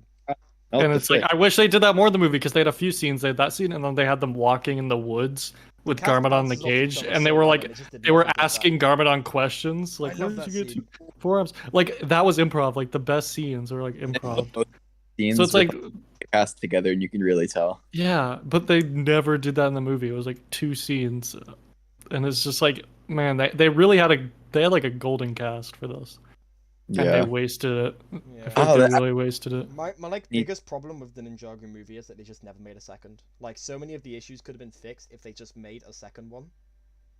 I bet I they need more- would have if If it did well, the it totally movies would. didn't flop so hard. The movie just barely broke even. I don't think we're getting a second one anytime And soon. didn't Lego Movie 2 do even worse, or did it do slightly better? I don't probably remember. made a It's little more, but slightly better, but not Okay. by much. I think it just like also just barely broke. Lego even Movie a 2 was bit. pretty good, honestly. It just wasn't as funny or memorable. Lego It Movie was 2, like I The think plot great. was It's good. I just- think the plot was People's- actually stronger. Lego people's Movie 2 complaints great. was It's just that they kind thought it of- was too similar to the first one, which like it's Okay. I disagree with that. I don't know. It's like I know, Lego but, Movie like, 2 was that's really what great. I this think is. I loved it, but I feel like it just came out too late. I've only seen Yeah, it that's once fair. too. I saw it once Like, at theaters and There was never a again. 5-year So gap between Lego Movie and Lego Movie 2, and at that point, the Lego Movie train had long passed. yeah, I remember hearing about the sequel coming out. Like when the Lego Movie first came out, and they were like, "Oh yeah, this movie's coming out 5 years later." I'm like, "Oh, that kind of God. sucks." I wish it was gonna be called the Lego Movie sequel, right? And then they changed it to the Lego Movie Yeah. 2 second part. And then the leaks started coming out that was a musical, and then people were like, "Oh, okay, Yeah. this is not going to be good." Good. And then it was quite good. And then it was pretty good. It was We whatever went that up. weekend was great for Lego. Like Lego fans were absolutely cooking on that one weekend. Like the release weekend of the movie. I think it was like the release weekend, either that or like I don't know. So okay, but my experience on like Friday at midnight, Ninjago Endings releases on YouTube. March of the Oni ends, and I think I know people hate the episode. I think it was really well done. Literally next day, I go and see Lego Movie 2, and I'm like, wow, it is a good time to be a fan of Lego. Nice. I did The only not realize those were so close together. Yeah, Mm. and that was like ended the depression week of after watching The Fall. That's crazy. was Also, like- it also helps that the sets every time they made a movie wave for any movie was just like the best wave ever. Like they were like, okay, we're gonna cook. Movie Yeah. coming out, we are going to make the best set wave you've ever seen in your I entire remember life. watching the second one, I was like, okay, please let. I know Ninjago didn't do well, but like, please let something from Ninjago be in it. And then like the one reference to Ninjago was when Rex blew up. He had Kai's hair, and I was like, is this what I get? This is how I get my fill. Yeah, I'm so mad they didn't have any movie designs in there. Yeah, they could have easily just put the models and had them like run Yeah, in the around. background or something. Yeah, like they Well, even had the OG Green Ninja in the first movie. I don't Yeah. think the Ninjago stuff is supposed to be like that kid's Lego though, because it's Jackie Chan's story. Yeah, well, at least have the then. Well, I mean that kid again. The old Lloyd design was in the first movie, and you could literally pull any. Even then, Lloyd that kid or had, any that ninja kid design in from the any wave. start of the movie had like a Lloyd minifigure, so it was clearly mass produced. Yeah. Yeah, that too. So yeah. Oh well. It is sad that we'll never see another Lego movie, probably ever. Didn't Universal pick it up? I think they did, but I don't think. I They're gonna think do anything so, with it, to be honest. But I I think doubt they're we're gonna make, get any. I think we're gonna get a Lego movie, but not the Lego Movie 3. No, it's gonna be a different continuity, definitely. But Yeah. yeah, Dang, we didn't even get a Lego movie trilogy. Yeah, I mean, at least it didn't end on a cliffhanger. Yeah, it ended on a good note. Yeah. At least it didn't end with the Ninjago movie. I'm at least happy we got the original sequel. Yeah. And we got Batman, which is awesome as I well. still haven't seen that movie. Oh, I forgot you're supposed You to haven't get. seen you're supposed to get Lego like that Batman? Crusty. Never seen it. You gotta watch it. That's pretty good. I hear it's You very good. Yeah, it is. I rewatched it like a few months ago with some friends, and it wasn't as good as I remembered, but it was still pretty good. Nah, Lego Movie 3 is actually in development. Is it? I don't know if that's I really doubt that. true. I remember seeing like a Spitbricks video saying that it's in development, but like he provides absolutely no proof beyond saying Universal have Lego rights. I think it's the fact that Universal is like has the ability to make it. Maybe people will be like, "Oh, they're gonna make it," but they didn't actually say they would. Wait for the cartoon-based tweet. Lego Movie 3 is in production. Will you be watching? I hate that account so much. It's just like, it is the most clout farm Twitter account I've ever seen in my entire life. I guarantee, right, in a few months that account's gonna go inactive and then it's gonna go up for sale. Like there is no way that is literally not just designed to farm like getting followers. By the way, But Krusty, will you be watching? We've got a new donation from KB. We'll be reading it. It's $2, and the donation reads, "Talk about Ant-Man 3." Now, I haven't seen this movie, but one of you might have. I've seen it. I can say, I'm not going to spoil it, but I was expecting to watch like one of the worst Marvel movies ever when I watched it, and it wasn't that bad. Like, it wasn't great, but it wasn't laughably bad. I did see it with my friends, so like I had the benefit of just like making fun of it with them and having fun. But like, I would say, okay, the effects. We'll just talk about that because I feel like that's like the only non-spoilery thing I could say. But the effects, like, you can really tell the sets like when it's a green screen, and they just really don't blend in with it. But everything else like wasn't that bad. I saw some really bad dialogue from that movie on Twitter. Kinda. I mean, there's the one scene. Yeah.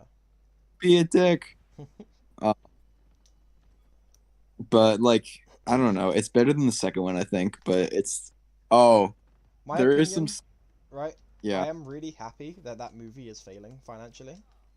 And I know that sounds really vindictive, but the big problem with Marvel is that they've gotten too big to fail, and as a result, like that already like not very high quality bar went down to hell, right? So what I'm hoping is that they're gonna see, okay, we need to start cooking again. Let's make another Infinity War tier movie.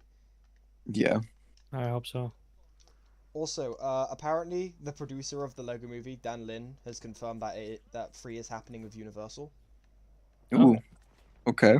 Will you be watching? Let's tell Cartoon Base. Let's just say I will be watching. They probably already tweeted it. I just missed it. Well, there you go.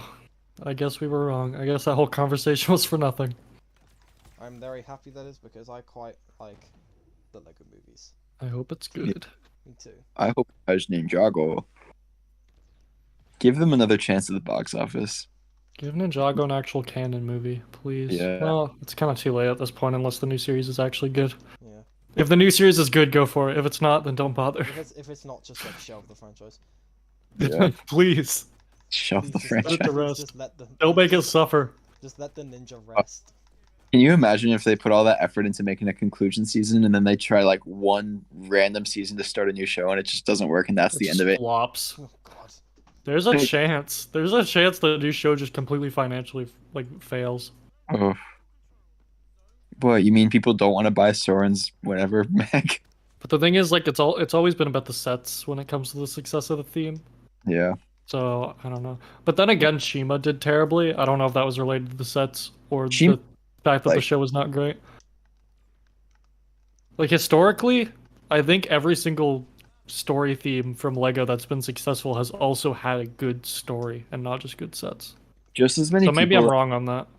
Just as many people that I knew that like Ninjago also like Shima, which like back then it was like a lot of people liked both, but I don't know. I think it was the fact that once Rebooted came back, that just like exploded. Maybe that. Okay, but you're not a true Ninjago fan if you watch Chima. I watched Chima, and I think the reason I love Monkey Kids. that image. It says they're a true Ninjago fan. What is Lego Chima? I think Monkey Kid's still doing well because it's a different demographic, so it's not competing with. And also it has like Yeah. good storytelling for what I see. Honestly, Yeah. really good for Monkey Kid for managing to get an entirely separate fan base. So like, what? I'm Yeah, curious. being I'm the curious only to know. story-based Lego theme that has actually managed to coexist with Ninjago, very impressive. Especially given And the how, fact that especially given how they're both aesthetically so similar. That's very Lego was impressive. so smart with how they did it because they Yeah. pitched it to a completely different audience, Yeah. yeah, and that was so smart. But I'm curious, like, say Monkey Kid was like actually terrible, would Yeah. it still be popular because it's not competing with Ninjago? No. Or are the sets what helps the theme sell? Like, is it literally just sets? and I And don't the think it's shows are like secondary. It doesn't matter if they're good or bad. Honestly, Monkey I Kid don't know. bigger than Ninjago Twitter. Like we'll get like the creator tweets and all that, and that'll get like thousands of likes. But Monkey Kid Twitter, I'll see like random fans just like tweeting random screenshots and stuff, and that's getting like 800, 900 likes, which like is with Ninjago Twitter. Yeah, I'm just curious, like how much like are the sets carrying the shows or are the shows carrying the sets? I'm curious to know. Well, I People mean, watching. based on the fact that Ninjago core exists, I'm willing to bet it's the sets. Especially, Yeah, especially but given when I'm you pull up thinking- Wikipedia and see how much the viewership numbers have plummeted over the years. Oh, you mean I'm willing to for Ninjago, yeah. I'm willing to bet the sets are doing most of the heavy lifting.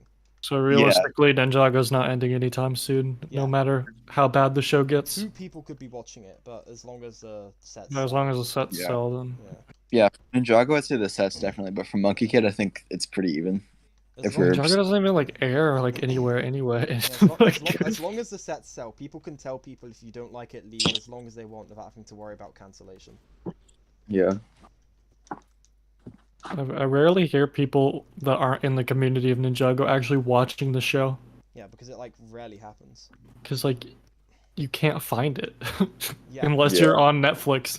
Literally. And Netflix isn't gonna. Netflix isn't. It's never gonna appear on Netflix trending. Like, did it even appear on trending when no, Christmas it came does out? appear on trending like all the time. Oh, okay. The thing is, Master Ninjago, Ninjutsu if does. Lego literally just marketed the show more, it would be insanely popular, right? Mm-hmm.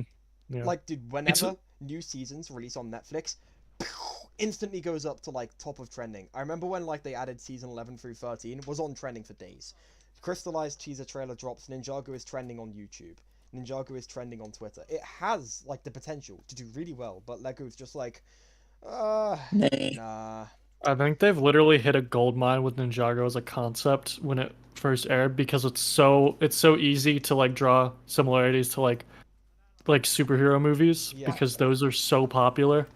And having a Lego theme that is pretty much its own version of like a superhero saga That level of, similar like, to the creative MCU. investment is pretty huge. Yeah, it's huge, and the same thing with Monkey Kid. Like it kind of gets the fan base from, I guess, like more of like the anime side of things. I would Yeah. assume. So it's like they literally both hit gold mines when it comes to the concepts and how widely popular they have the potential to be, but they don't market them like Yeah. hardly enough. So they're not getting as far as they could be when it comes to Yeah. the shows. Like Ninjago literally would be like one of the most popular like animated kids cartoons next to like a bunch of other popular shows. If they just If they yeah. continued to market it past rebooted. Like, dude, Bendo, I'm sure you've had this similar experience because a lot of your videos have blown up, but there's so many people on them who just don't know that the show continued past like, Mhm. season 3. So many comments being like, "Oh, I haven't watched the shows in years." It's because after rebooted, they just gave up promoting it. It was a combination of like people getting like sick of it after rebooted and like them just not marketing anything. They just stopped marketing it, and then the I Lego wonder movie what comes about- out, and people don't even know that the show is there. People don't even know what Ninjago is. So the Ninjago movie like starts getting trailers, and you see all these like trailer reaction people reacting to it. Like, what's I wonder- Ninjago? Or of all seasons would be the one that people get sick of it because today people think of season 4 as like one of the best ones. Yeah. Yeah. Season 4 was like really like innovative though. Like it Season expanded four was the the world best at building. this time. Because the thing that rebooted failed to do was expand the world. Like they went to space. That's about it. Like every Yeah. location they visit and rebooted is reused, I'm pretty sure. Except for There's, like, Roshi's Ladder. Yeah, there's like a few new areas, but barely anything expands the world. And Yeah. you kind of have to think of new seasons as sequels. So it's Yeah. like each time, like a good sequel expands on world building, expands on characters. Yeah. And rebooted didn't do that. So, but then like Tournament did in like one of the best ways. I feel like I think Tournament's probably one of the best expansions on the world building Ninjago's ever seen. I'd say that and Possession are like the world Yeah. building seasons. By the As way, much as I'm kind of mad on Possession, it did such a good job the with like the realms. whole Yeah. realms idea. the realms are a fantastic idea. I hate to cut this discussion short, but we have a donation that I'd like to talk about from Kay. No worries. Alright. $2. Thoughts on Spider-Man: No Way Home? I've only seen it once, and I thought it was pretty good. But I feel like if I watched it again, I would hate it. Why do you feel that way? I've just heard a lot of things about. Okay, I watched it the first time, right? And I've heard a lot about people being like, it's like a really great theater experience. And I watched it for the first time in a theater, a packed theater. People were cheering. It was fun. It was hype. But I feel like if I watched it on my own time, I would be able to look at all the little small things, nitpick, and not even that, but just like break down the plot and just examine things closer and just start to find issues with it. Yeah, from day one, I was kind of pushing the this movie is overhyped narrative, and I'm very glad a lot of people seem to be starting to agree with that. It is not that Yeah. good. It is like, okay, I've come to like it more as time has went on. I think Peter's arc in it is pretty well done. But like, I don't know, there's so much stuff I can point to and just say, what were they thinking with this? It's very much a let's get a good theater experience movie. Yeah. Yeah. Like, And for- I loved it in the okay, for theater, but I example- feel like if I watched it again, I wouldn't like it much. So we all agree the Goblin glider arc in the Raimi trilogy is stupid, right? Like, how did James Franco go 3 movies without knowing how his dad died? That is really dumb. Yeah. Okay, Yeah. so this is like obviously not a film breaking plot hole, but like this somehow, like, one line in this movie somehow makes it worse by saying, okay, not only did James Franco not know for some reason, not only did his butler know but he didn't, but it was also plastered all over international news that he was killed by his own glider, and somehow James Franco did not see this. Like, that's like a That's- line in the movie. It's all that over is the news. strange. The Goblin killed by the Because blade yeah. of his own glider.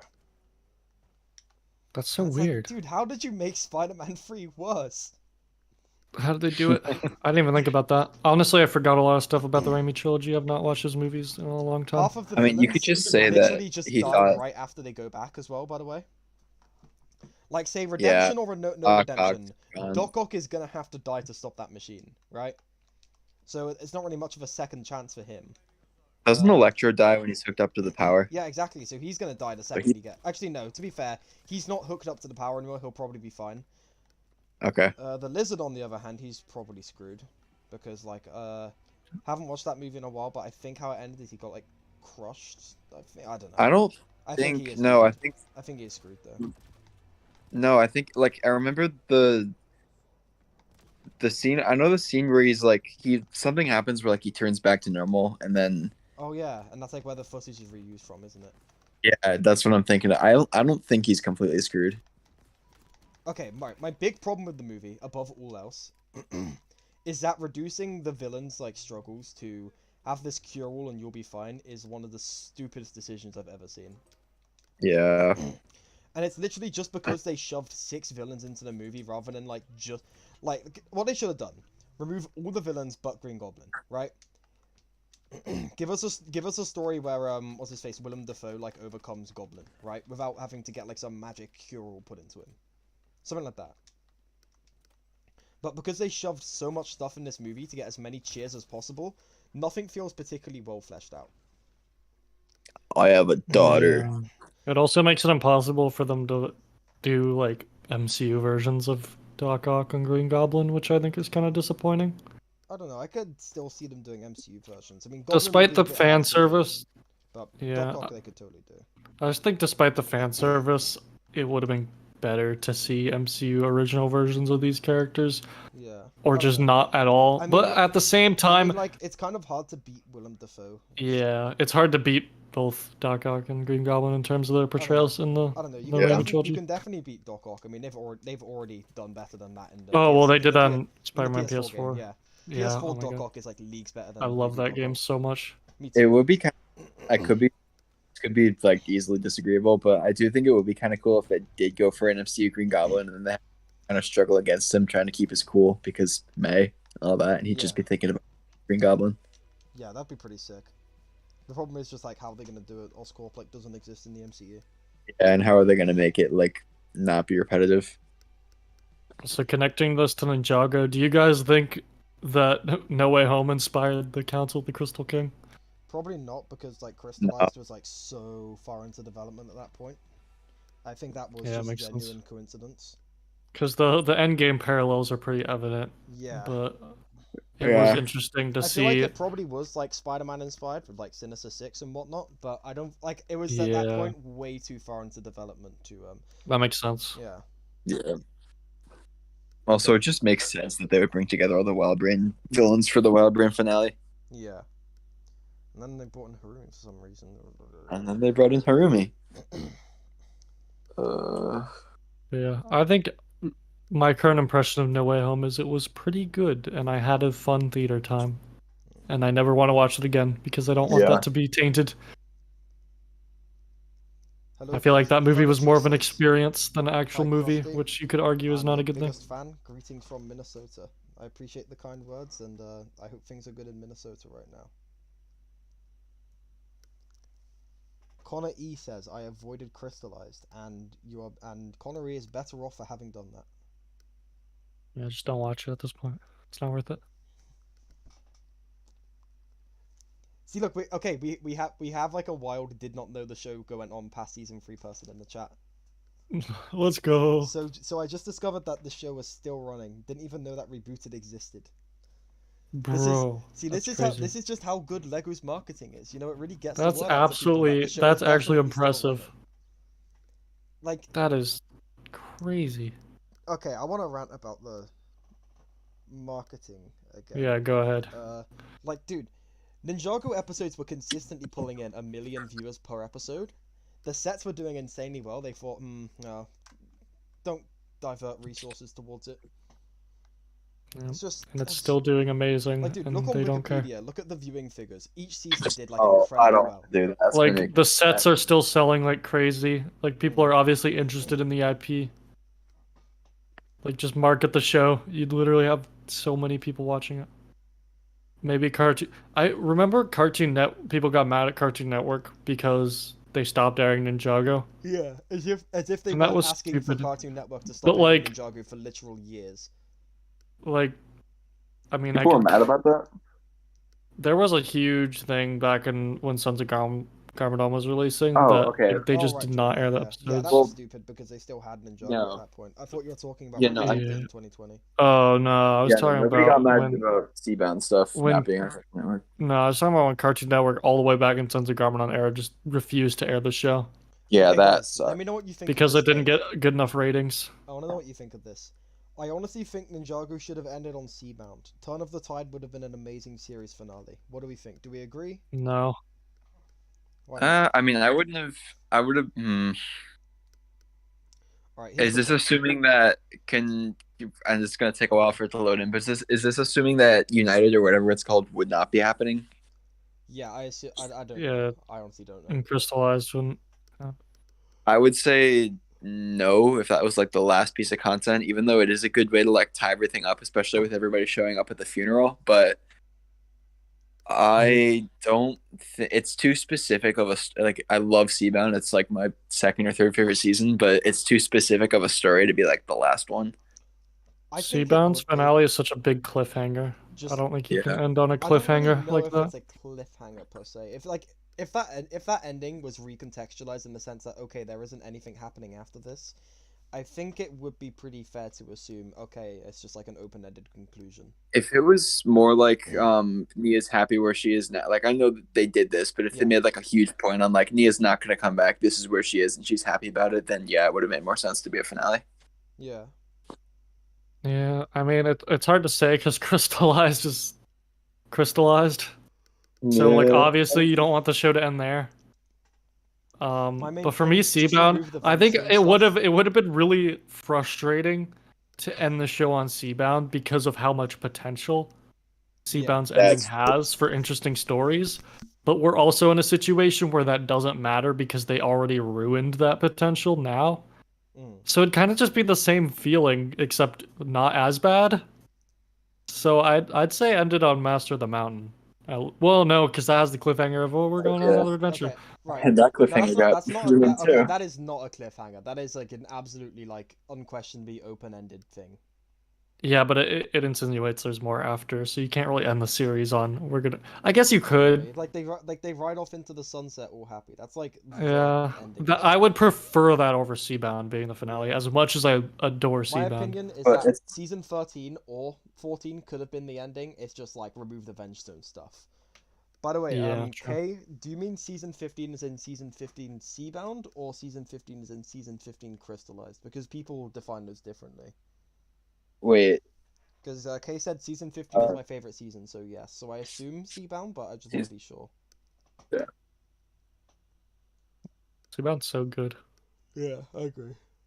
I wish Crystallized didn't Imagine the retroactively answers in another. undo everything.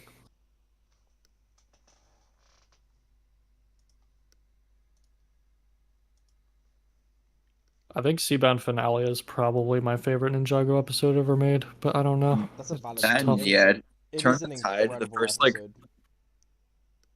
the first almost half of it is just nonstop action. It's so fun to watch, and then after Like, that, they still have time to do all of the Nia leaving stuff, and Oh, not good. make that difference feel between rushed. It's Seabound so and well paced. Crystallized is there's an actual story backing up the action, so you actually care about it. Unlike You Crystallized, care about the it's just characters. insane Yeah. animation. Especially Bentho. Okay, animation choreography is apparently enough to carry an entire season.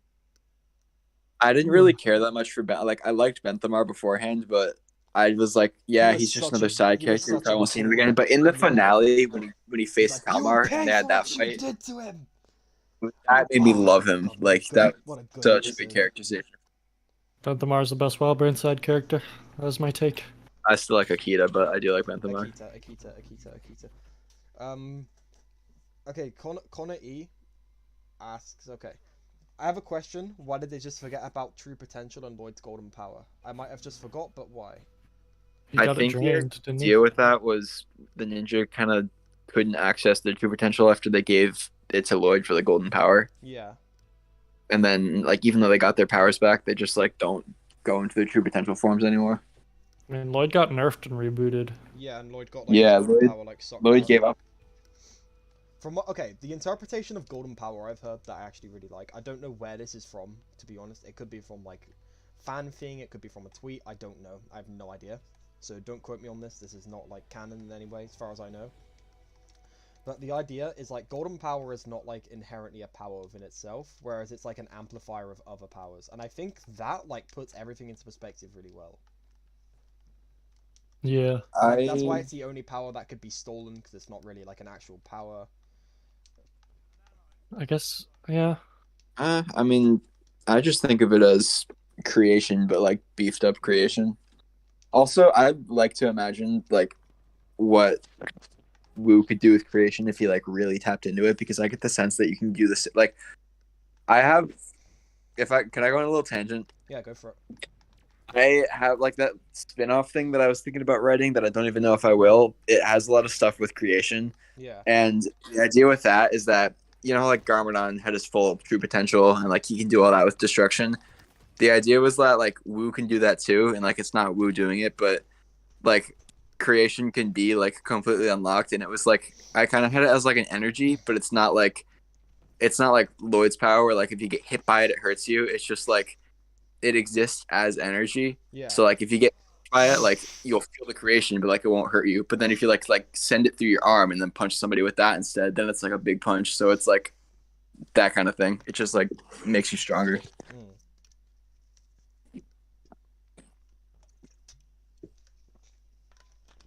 Yeah, golden power is weird. The perfect ending for Ninjago would be something to do with time travel. The villain wins and the timeline is reset. Black screen. Fades into walking to Kai and Nia's blacksmith shop. Just gets them stuck in a time loop. I gotta be honest. I don't like that. I don't like that. I like the idea.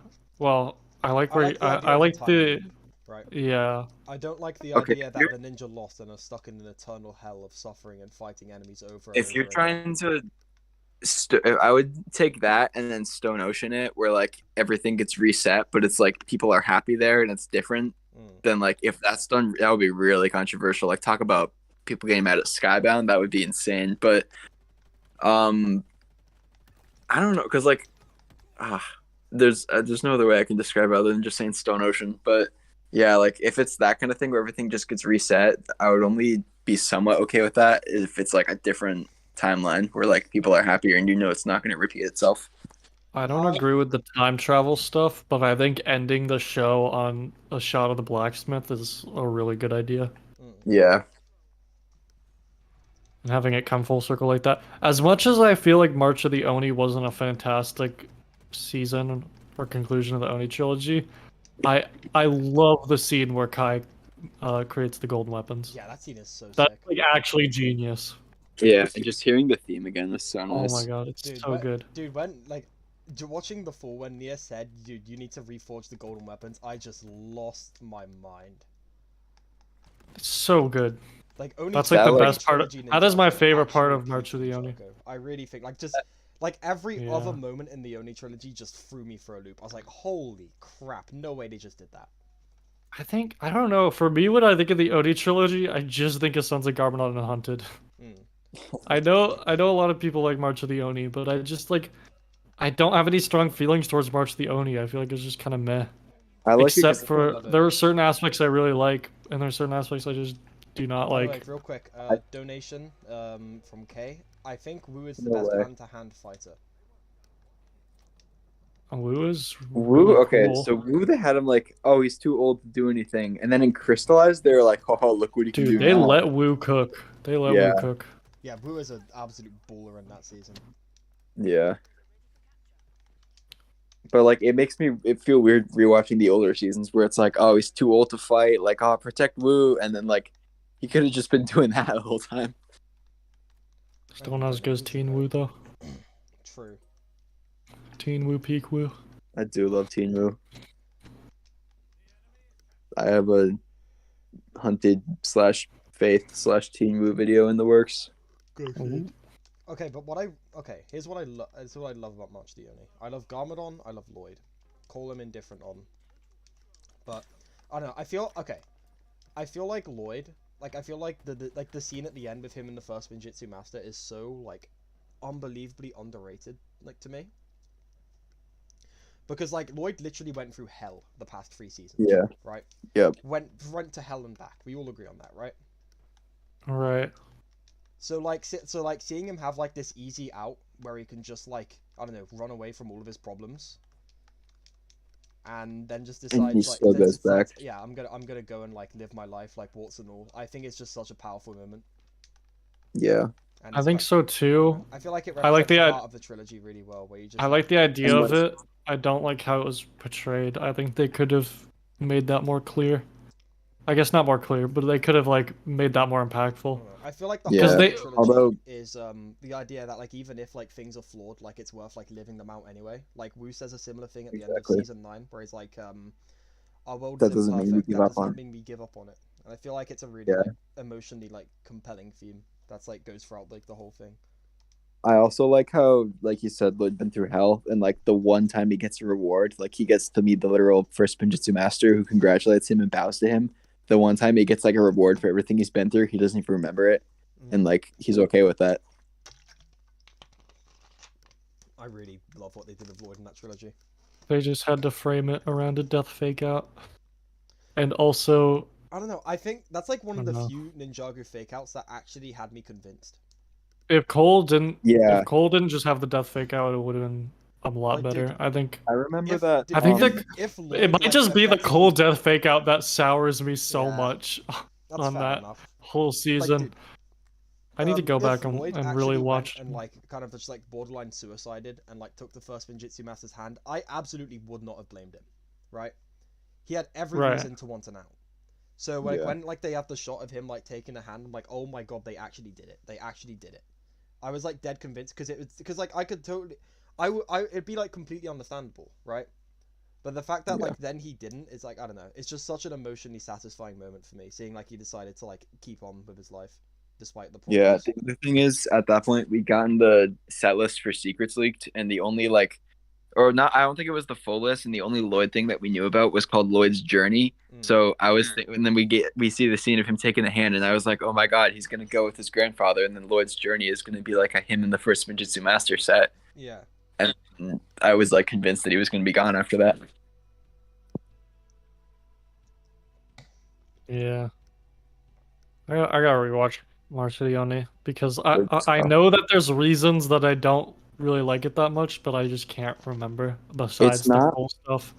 It's not the most like high paced, entertaining season in that regard, but like it's just the thematics of it make up for everything else, in my opinion. Like if you're There's if you're definitely some going in for amazing some ones. insane like dramatic fan service like conclusion, you're looking at it wrong. Like March of the Oni is supposed to be like a more character driven and personal conclusion, which I Yeah. much prefer to like Endgame or Crystallized approach of like, okay, just throw as much stuff on the screen as possible and it's conclusive for some reason. Yeah, and no matter what, you can't say that Cumberland's not done fantastically in that season. Yeah, Yeah, Garmadon Garmadon's done is great. amazing.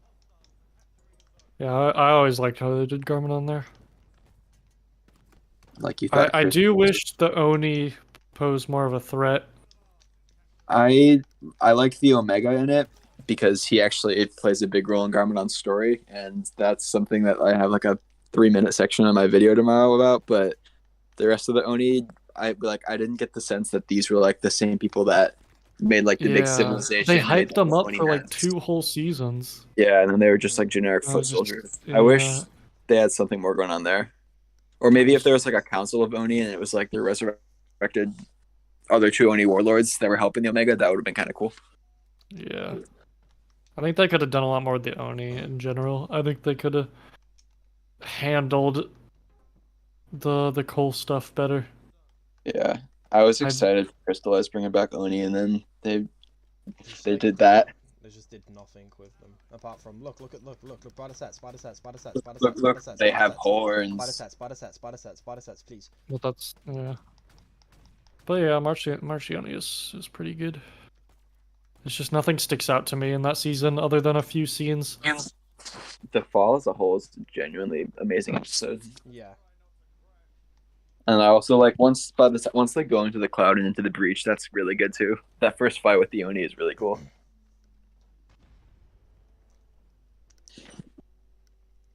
Okay, for someone who hasn't watched past Rebooted, should I watch till Seabound or torture myself with Crystallized? Okay, right. The part of me that hates Crystallize wants to say, don't watch it, don't bother, just go up to Seabound and then end there. But on the other hand, you might see something in Crystallize that we don't. So I feel like it's worth watching and forming your own opinion rather than taking our word for it. Because like, I don't think it's good, I don't think you should watch it, but I feel like that's like for you to decide. So it has enough. I would still give it a shot and see if there's any value in it for you personally. Although, chances are you probably won't enjoy it. Crystallize has enough good stuff in it for you to still be easily entertained. It would at least be entertaining. There are some really solid episodes. It's just the payoff isn't amazing. Yeah, like it is at least an entertaining watch. Yeah, I would say if I was watching Crystallize and I didn't care about Lloyd, Harumi, or Kyler, then I probably wouldn't. Or the counts. Okay, but never mind. There's a lot of stuff. Yeah, like the whole season is like crap. But like, okay, I will say I watch Brave but Foolish when I'm on the toilet like a lot because like it's like a very good turn your brain off and look at the action episode. I have that playing on my school laptop. I have some like scenes just like sitting on my desktop. So sometimes when I'm like sitting in class, I'll just like pull up Wu versus the Crystal King and let that play in the background.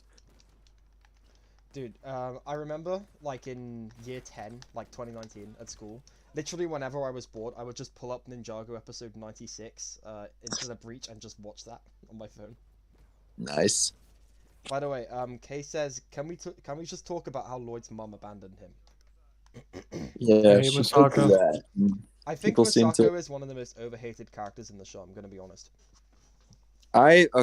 If she didn't leave him at the boarding school for bad boys, then I would not really blame her. But she left him at the boarding school for bad boys. So like, what's going on there? Every time Misako speaks a line, it's just the dialogue is just never good. I feel like. You know, I also don't like how in Master of the Mountain she was gone for like probably at that point like 6 or 7 months.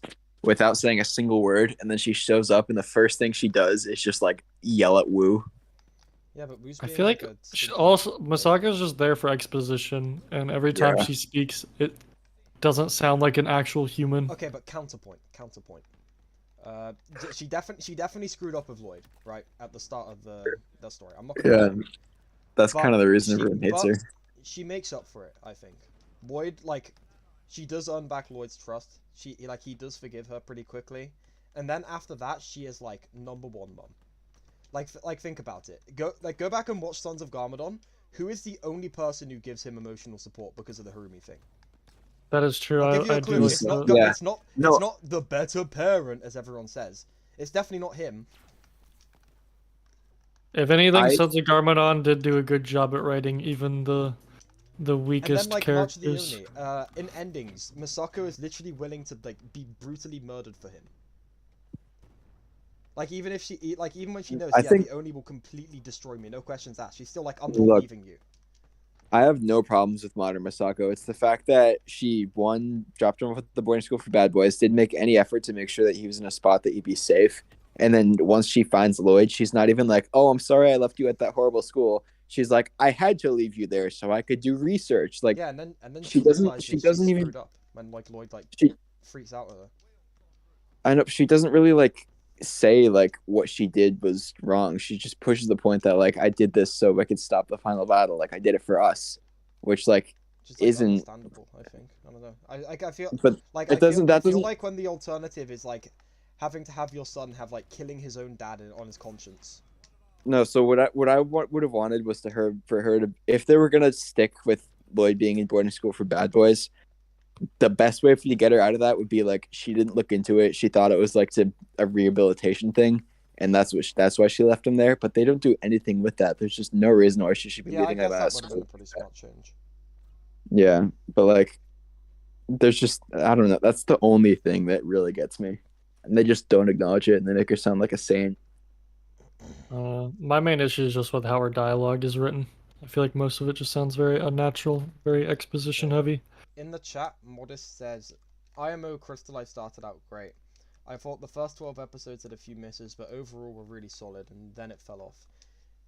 What do we think about the first 12 episodes in retrospect? I felt like I was watching a movie watching those. It was so like just Yeah. in terms of quality. Watching those first 12 episodes was incredibly hype, right?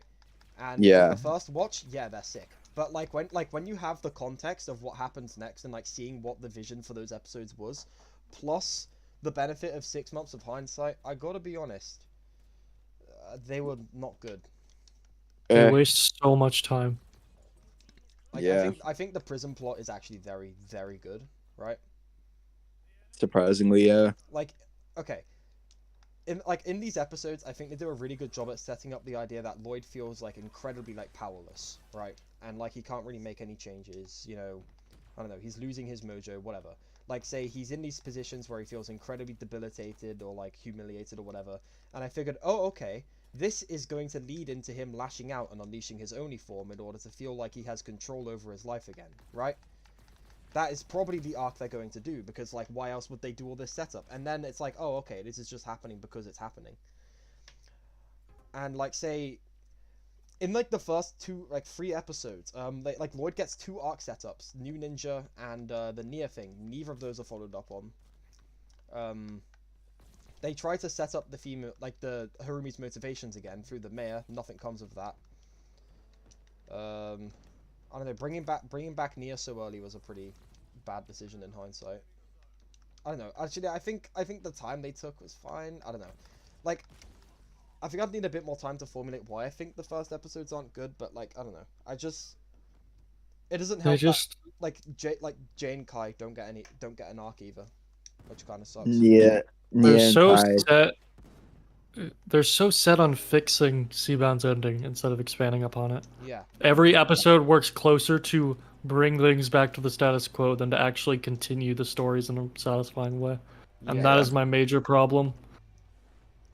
Like, dude, They're too worried about fixing things so that they can get ready for I really the think Crystal Council. Seabound, But they do such a good job of building up the Crystal Council. Yeah, they It's do. like my favorite It's like part a about really it great is slow the burn build build. up of the Crystal Council is great. Everything else I could kind of And do then the without. actual Crystal Council, it's like, wow, this is like Yeah, they do somehow stuff in the you first one. somehow managed to waste returning villains more than Day of the Departed. How did you even manage that? Yeah. Like a 44-minute long special fleshed out the returning villains more than the longest season of Ninjago. How is that even possible?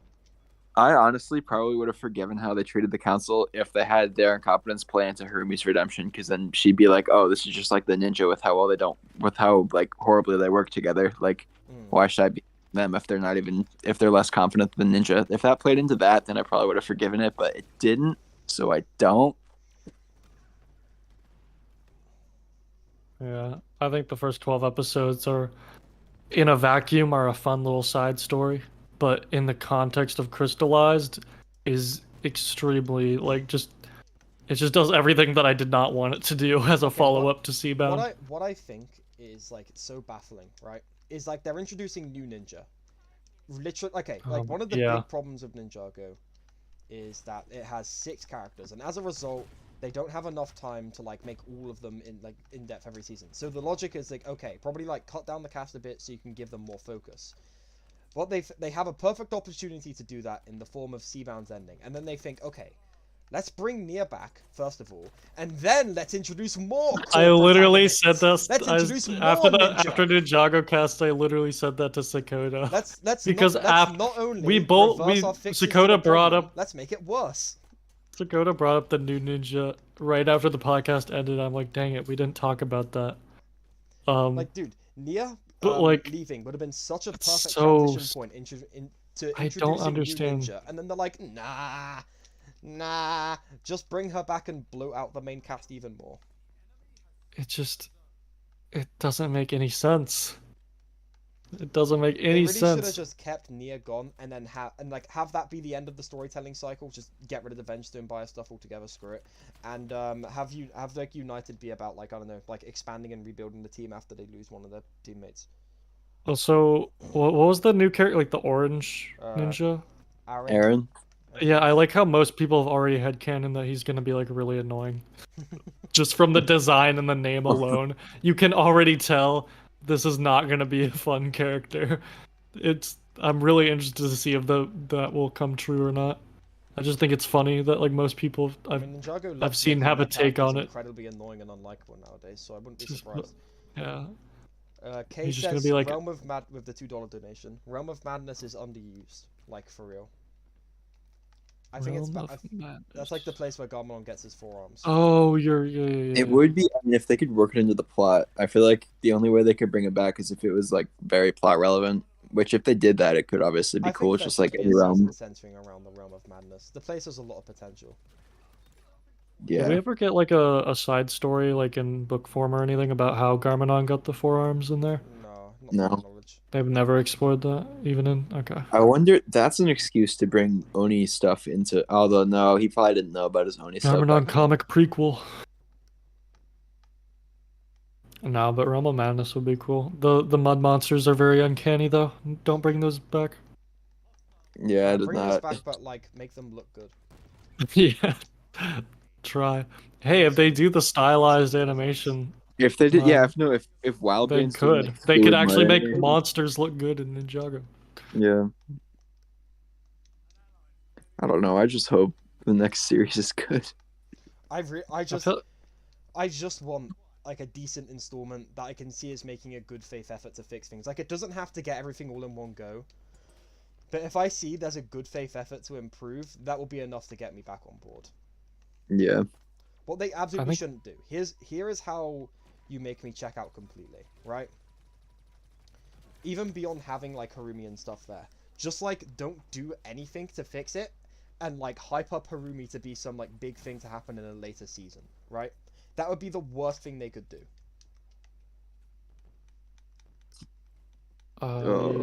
Please. Okay, the best way I can describe Harumi how in I jail. Feel, yeah, best way to describe how I feel is about like the idea of Harumi not coming back in United. You know that scene in Spider-Man: Homecoming where like he's interrogating the guy and like he like webs him to the car and he's like, okay, I'm going now, and he's like, no, come here, fix this, and he's like, "Nope, I'm going. Bye." Yep. Yep. Like they can't Just put her in like jail. It's easy. ASAP. They need to like give Harumi an arc, like that minimizes those damages. I don't know what they're gonna do about Nia. Like Lloyd and Harumi desperately need like a course correction. Yeah. No, Lloyd. Oh my god, I genuinely don't like Lloyd after Crystallized, Yeah, and like I'm every not other rooting for season, him. I really like him in. I am actually not rooting for Lloyd going forward. I think He is like Yeah. I think what they should like, do he is is they should genuinely a have horrible person now. they should have the ninja play the role as the audience and actually just take issue with Harumi and Lloyd as people I and just agree. call Lloyd out. That would be a very Like smart have Cole come up and just call Lloyd out Lloyd, and be like, you're Lloyd, not really. Lloyd, you've been being kind of a dick lately. I gotta be Yeah. honest. Like, Imagine that I'm that so- I'm could sorry, work. I'm sorry. I am not rooting Dick. for a protagonist who like psychotically beats up the civilians he's trying to protect for his own pleasure. You know I'm what they just could not do? rooting for him. You know, he's like actually a Yeah, horrible me neither. person. Stick Lloyd and Harumi with Garmadon and have him be the one that calls them out to show his growth. Yeah, Oh, good idea. Yeah. Just call out Lloyd, call out Harumi, have some character play the role of the audience. I think that's the best way to go about things. Because then you're Yeah. addressing the criticisms while also interweaving them into the story. Yeah. So it's like, yeah, like if I feel like the best way to fix a character being out of character is to have another character at least call it out, or turn that out of character moment into an arc. yeah. Create a story out of the flaws. So then you I can think at that's the least best thing. make something realistic and natural. I feel like that's best case scenario, but I do not have a lot of faith that that will happen Yeah, I really don't think that's going to happen. because that requires the writers to address the flaws. I really hope it does. I really do want to be excited, but like, it's just, I'm sorry, no amount of like ninja suits or pretty looking shots is gonna change the fact that Ninjago's narrative is an absolute shambles right now.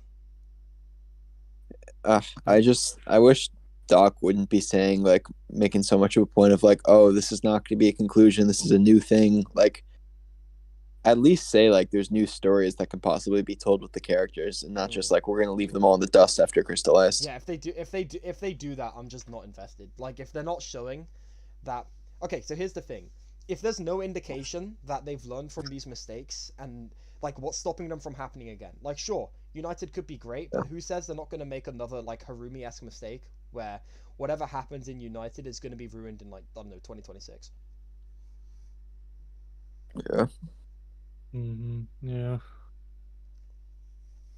Like, I don't know. If I know like they're open to screwing up as much as they did with Crystallized, why would I get invested in like a story that could genuinely be like doomed narratively?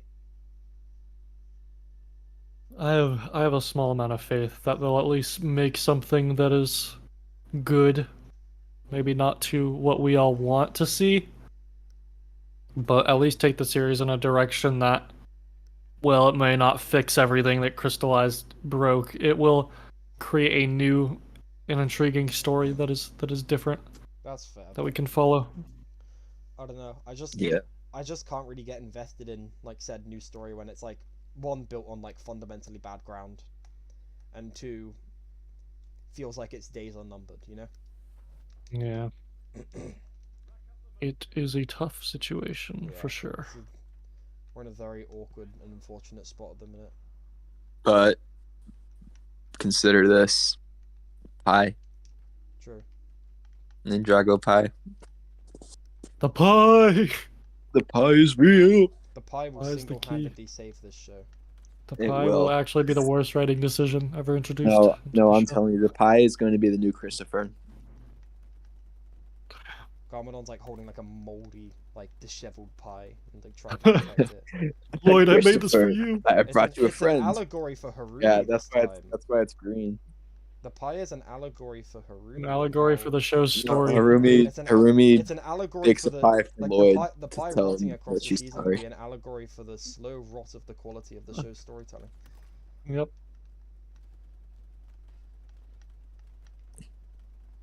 Lloyd, I made you a green pie. Please forgive me. Harumi, this is mold. This is literally mold.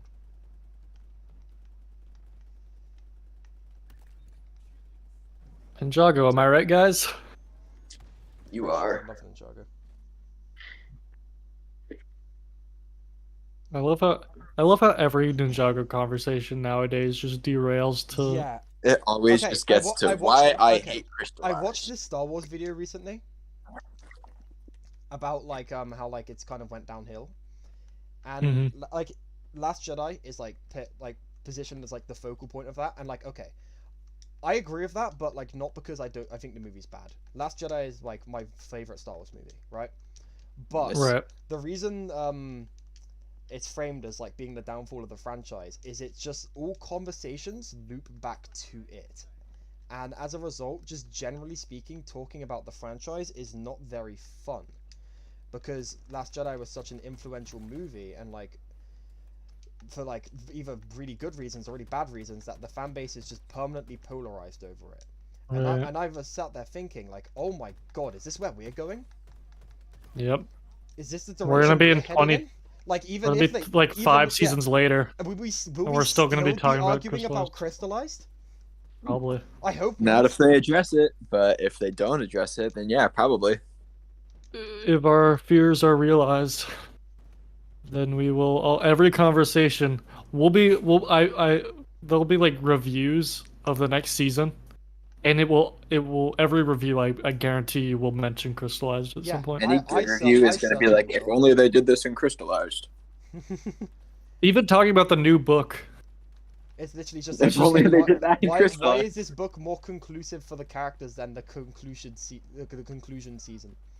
Dude, every Oh, time I so- think about the book and crystallized, I think about like the Mr. F Ice Emperor arc that I wrote, and just like how much I wish that we got that.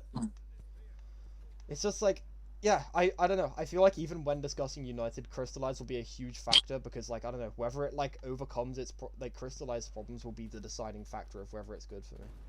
Crystallized will forever be a I feel large like stain on the franchise. Yeah, created a permanent rift in the fans. You cannot remove also- it. Yeah, like created a giant stain. You Like can't- I you guarantee can't in overlook about it. 5 years or like 4 years, similar to like Hands of Time, there's going to be so many people who have hopped off just because of that season, Yep. which is very like even if United turns out to be good, which is very sad to see. But I feel like the route here should have just been like listening to the people who for years said Harumi coming back and other such things would have been a bad idea, rather than just thinking, yeah, I'm gonna do it anyway. But I don't know. I just don't understand why The they had to problem, just be the so. problem with bringing back Harumi is that they didn't listen to the fans, but also they did listen to the fans because she's like really divisive. They don't know what story they wanted to tell. Yeah, she Yeah. literally came back for the sake of it. Like Some They literally did. some writers wrote Harumi decent. Some writers wrote her terribly. It depends on the episode you're watching. And they were She's trying not to- the same character in I every really episode. don't think any writer wrote her decently because like the fact that she's back is just fundamentally against her character. Well, yeah.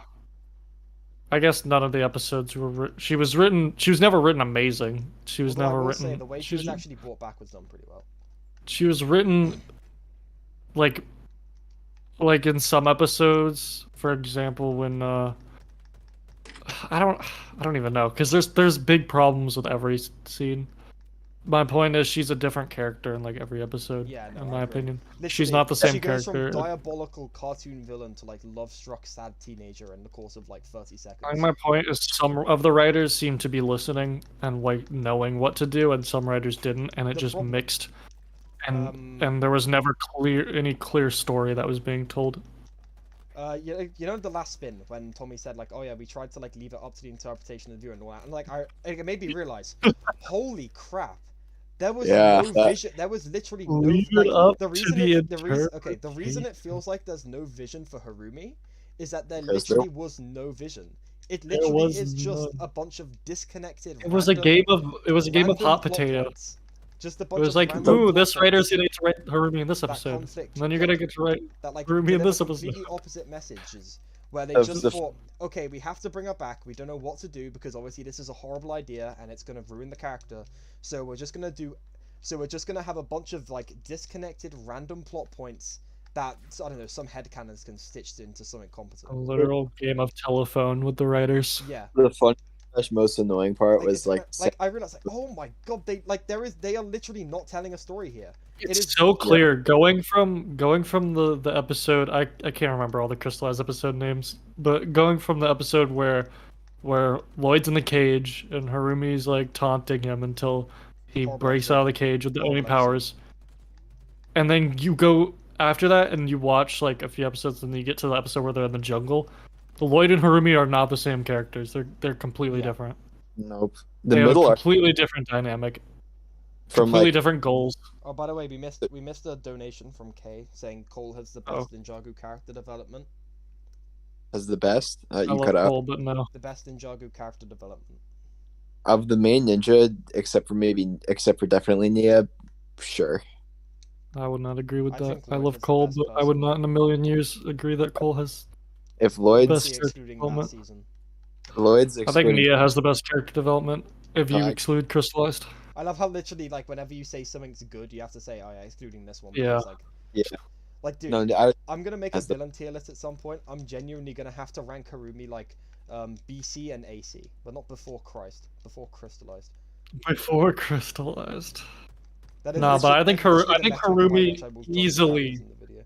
Or sorry, not Harumi. I think Nia easily has the best character arc throughout the entire show. If Crystallized Yep. didn't happen. Personally, Nia's I feel is- like Lloyd's is better, but that's just me. I don't even think that Crystallized messes up Nia's arc because afterwards she's still like mature and like calm, like how she was at the end of season. No, but yeah, she's They mature. completely she's regressed mature, her she's mature to and calm, season but one The trade-off version. is that she's like completely useless and worthless to the She was team. always mature. But- How does that make it? Well, no, like before she was like, if something's not going her way, she's gonna lash out and like Oh yeah, that's true. That's head true. about it and stuff. Not She's crap. gonna, It'd be- she's gonna lash out and get angry, and now she just like sits there and takes it. Yeah. Yeah, but like, okay, is it the plot doing her justice? No, not at all. But how is that ruining her as a character? Like, what could she have done if she was just set up to be in a bad position like that? How does it ruin her as a character? Because she's reduced to being completely useless. That's the writer's problem. What's she doing that's making her a worse character? Everything not- in the season is the writer's Like problem. relying too much on her powers. Yeah, The that thing. problem is that she Like, doesn't put up a fight. She just has this whole like emotional thing where it's like I don't need my powers as long as I'm like connected to my friends still and I'm able to live out my life. She comes then- back. And then she spends the rest of the season going, "Where are my powers? Come on, powers, quickly!" Yeah. Oh, you And- just need a little bit of water, and then she's all sad. It's like, come on now, Nia. I still don't think it really messes with her that much, but She's like, I like beg at to the point she's differ. at the minute, she's like regressed to pre-season 1. Yes, what? she literally the moment she goes, Samurai X.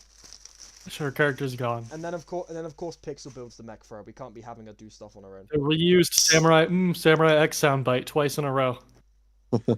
Huh. Samurai X.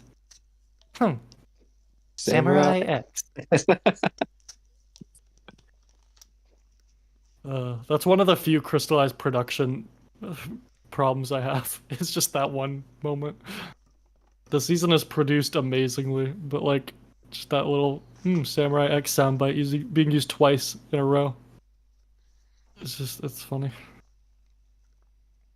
Samurai X. But yeah. My favorite crystallized production goof is like how the majority of cuts of the episode Hound Dog McRag just have a random light spot on the corner of the Oh, screen. yeah, for no what reason. is that? Yeah. Tommy and Drayson posted a screenshot of the episode without it, so I assume Netflix or the Lego channel somehow screwed up to the point That's where funny, there was 'cause- a light spot on the bottom of the screen for the whole I think episode. it was only on Lego, if I'm not mistaken. Does somebody want to check Netflix? And I'll It was check. on Netflix, Yeah. I remember. I've It was? watched it Okay, on let me look at Lego then. Netflix. Jay- I'll check again to make Jay sure. and Nakino had to save her twice fighting the same guy. Okay, Lego has it. Listen to this, Zane says when I pull up the Ninjago on Netflix. Listen to this. When does he say that? When he's Zane? reading the book about the beetle. Ah. Oh, He's like, listen I to was- this. And then he I talks was about the yelling. beetle. I was yelling because he said that in season 5 when his volume stuck up and he's like Ugh. looking at the screens. And then Jay's like, allow me. Let's see. Yep, it's there. That's so funny. I mean, That's weird. totally That's wrong. not really. Wait, it's not in the whole episode though. Wait, maybe it's not there anymore. Oh, did they fix it? Or maybe, Okay, it was when Oh, when it loaded, when it was like showing the loading bar, it was there, but now I'm watching the episode, it's not there anymore. That's really weird. go to wait, let me go to a timestamp in the crystallized one that oh wait. I think they fixed it in the Netflix version. Go to 650. 650. Yeah, it should be like Dareth in his car. Yeah. Let's see. Is it there? Nope. Ah, okay, yeah. So It was YouTube there has when I was loading, and it's gone once the episode fully loaded. That is And weird. Okay. I know it was there because I watched on Netflix and I saw it before, so they must have went back and changed it. interesting. Uploaded the correct version. I don't care enough about Crystallized to have like the highest quality clips of it, so my videos, whenever that episode shows up, will always have the blue oval. That's pretty funny. It's iconic. My copy of Darkness Within I use for my videos still has the Cartoon Network logo on it. Also, who got rid of Dareth's like face like model That- and changed it? They just made him lose weight. I don't really see a problem with it. They also like made his eyebrows look Was that different. like was that like an actual thing though, Mm. or is that just a mistake that Dareth doesn't have like the iconic face? They had Model. the normal face. I'm willing to bet there is a new minifigure upcoming. Yeah, that would make the most. Prediction on my part, like similar to how the mechanic had like a new minifigure, though his design in the show wasn't changed. Or actually, no, it was, wasn't it? His like blemishes and stuff from his face got removed. It's just Lego for some reason loves to make their minifigure faces squeaky clean. Yeah, they were. I remember in know pre-Wild why. Brain Ninjago we had like what is with the new Ronin? New Ronin Bro. looks fine. New Ronin. I mean, yeah. Ronin in the show doesn't look nearly as cool as he used to with the new face. Oh no, he looks like. I gotta be okay. he just Old has, like, Ronin's sentient eyebrows. eyes. Maybe I'm tripping. Maybe I need to see this again. I think I like New Ronin's eyebrows more. Everything else, meh. But Old Ronin's eyebrows are like way too thin. It just kind of looks the same. Minus They're the so eyebrows. scared of Wild Brain to give characters too much facial detail. I feel No, like. it's not even Wildbrain's fault though. It's like literally Lego ordering it. Yeah. Like the only reason the mechanic had his blemishes removed, like Tommy said, was because they have a mechanic minifigure upcoming at the time for the gardens, and it didn't have the blemishes. Yeah, Wildbrain tried to make it the right design too. I guess I just started noticing it when Wild Brain So came I around. assume because of the fact that Dareth had his blemishes removed, he has a minifigure upcoming. That makes sense, I guess. I guess it'd be like the lawyer design, although I don't know. Don't quote me on that. I might be wrong. I mean, I don't see why There's else. the Ninjago minifig pack. It's probably the marketplace set is probably going to have a lot of crystallized theme minifigures because That's it just easy. seems like that would make sense if they're going to put him in the lawyer outfit, Yeah. which would be That nice. would be a nice minifig to have. Yeah. I will never have because I'm not buying another giant Ninjago set. I'm good with City Gardens. I've Don't need anything else. never bought a giant Ninjago City set. See, I bought City Gardens right before Crystallized, so it kind of hurts. But I got it for like $100 based cheaper. on that season though, so there's that. Yeah, I got it for like $200 instead of 300. So The thing about City no. Gardens, it's like it's the only canon set on the shelves that isn't based on Crystallized. That's not like the only others is like that like terrible Titan mech they put out in Legacy and like the Nia Dragon. Whoa! That The set terrible. sucks. You That talking set about sucks. Zane's? Yeah, that set sucks. Zane's? That set is Zane? terrible. I'm gonna take a Zane's look. season 5 Titan mech yes. sucks. Yeah, the Legacy Why is one that is bad. still on shelves, by the I way? have no idea. What? I hate the Legacy one. That's one of my I'm looking favorite at it. legacy sets. Okay, right. Looking at Let it me right now. clarify. I don't think it's a bad set in of itself. It's His just legs are weird. not a good remake. It looks nothing like the original. And I get all the design philosophy is, oh, if we can't improve upon it, or it's already show accurate or whatever, let's just reimagine it. But that's dumb. If you're gonna reimagine it, just make a new set. Like, I like it. I It's like like- it. What did you think It'd about be the like- Thunder Raider 50? what's the Thunder Raider? Is that the rebooted one? The J thing with That Jay one and just Cole. looks the same. I don't notice any real differences. Minus some What about the minor Cole mech? touch-ups. Do you not like the Cole mech? I don't know. I don't know what evil looks like, to be honest. Because that's like the Cole mech got an entirely big redesign, and nobody really cared about that. I don't know. It looks relatively the same, whereas like the Titan mech, Oh. like the reason The reason I wanted that set, right, was because as a kid, I had the original, smashed it up obviously, because that's what you do while you play with stuff as a kid. So I thought, oh, it'd be nice to have like an accurate recreation of that I can just put on my shelf. What I get instead is like just a different set. It's not the Titan mech. It's just some random mech that's using its same name. It looks cool, It does look cool, I agree, but it's not a good remake. but it looks cool. I think it looks fine. I think the legs are a little much. I It has. I don't know. It's like literally a different mech though. It has like the. I don't even remember the original. It has Let me like the look up. spinning. I It has, looked like, it the up, spinning and I'm not blade- even finding it. The spinning blade on the. It's in Titan Mech Battle from. Season Oh, 5. Titan McBattle. Okay. It has Oh, like let the, me- for I'm some looking for a reason show like model. every Ninjago mech from like 2019 to 2022, it had like the spinning blade on the arm, even if the original doesn't have it. It had like way more blue, and it's like I don't know. I'd be fine with this set if you weren't pretending it's the Titan mech. It does look very different from Yeah.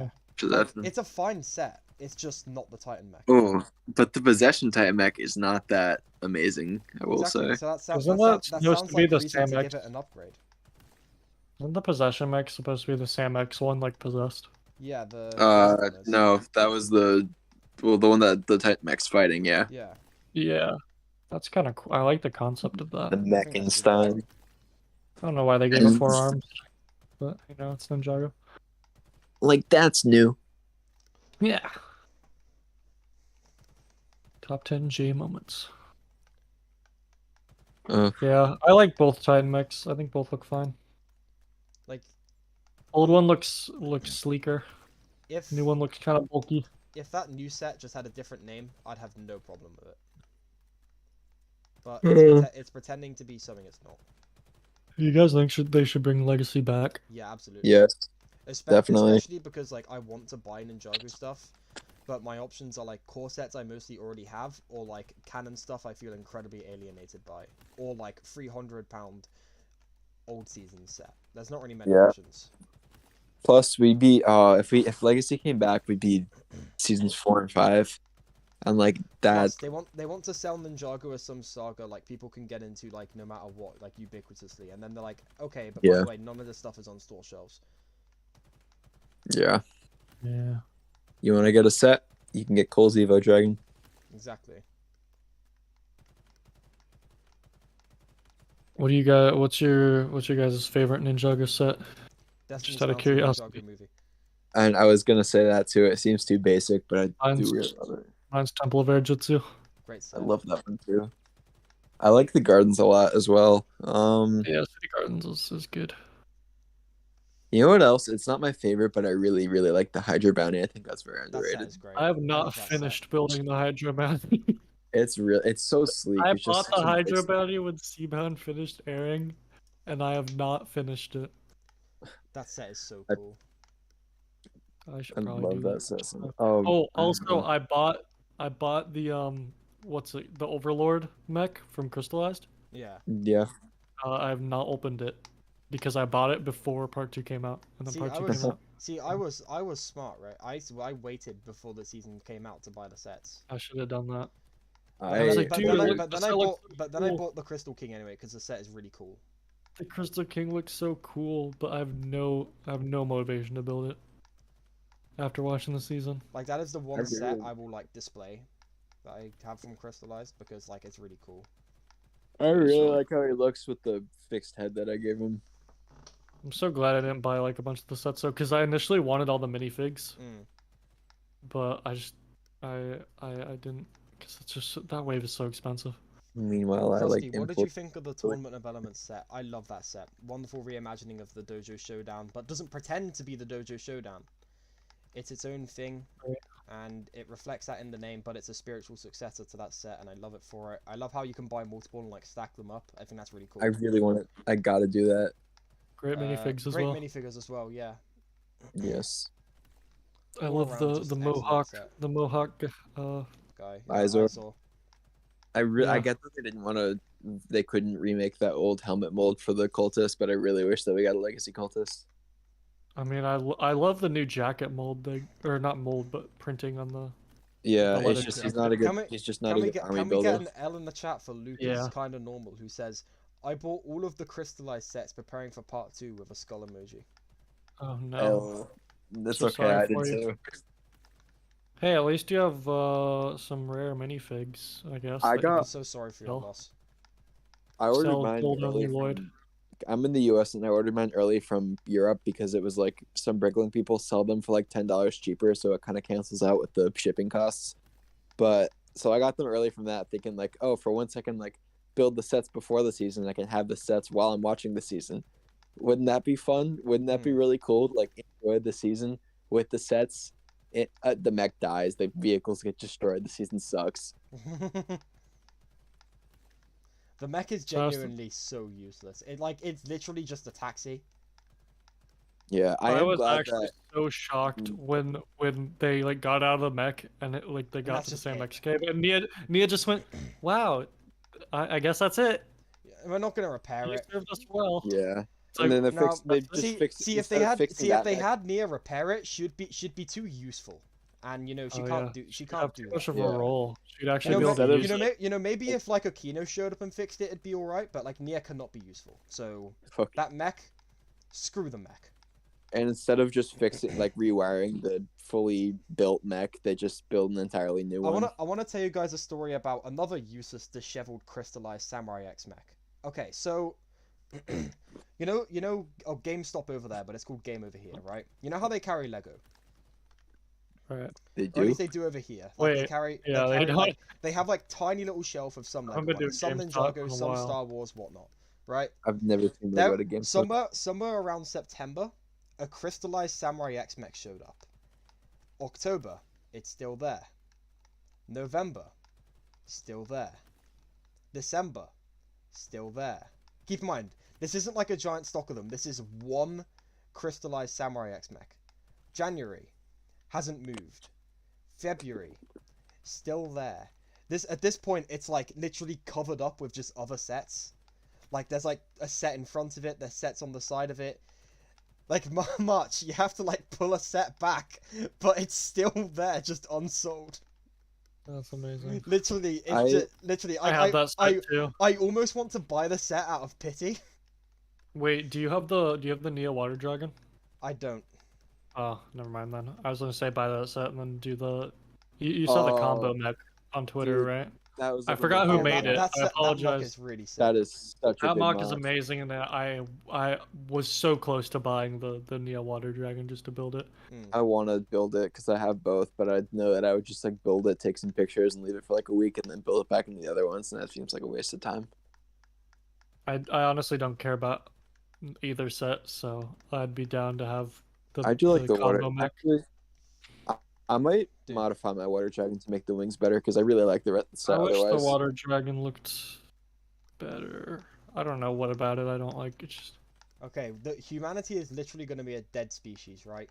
The streets are going to be empty and abandoned, left to rot and be taken back by nature. bro, That Gosh, Samurai gosh. X mech set will still be on the shelf. that's crazy. when it makes me so annoyed when like big retail companies just like keep them like. I know they can't give them out for free, but if it's been like that for that long, Bro, and just you're like, not gonna, just like give it to me just for give free. it out Come for on, man, just free. give it to me. Just give it to me for free. Come Yeah, on. Just do a raffle, at least. that's a good idea.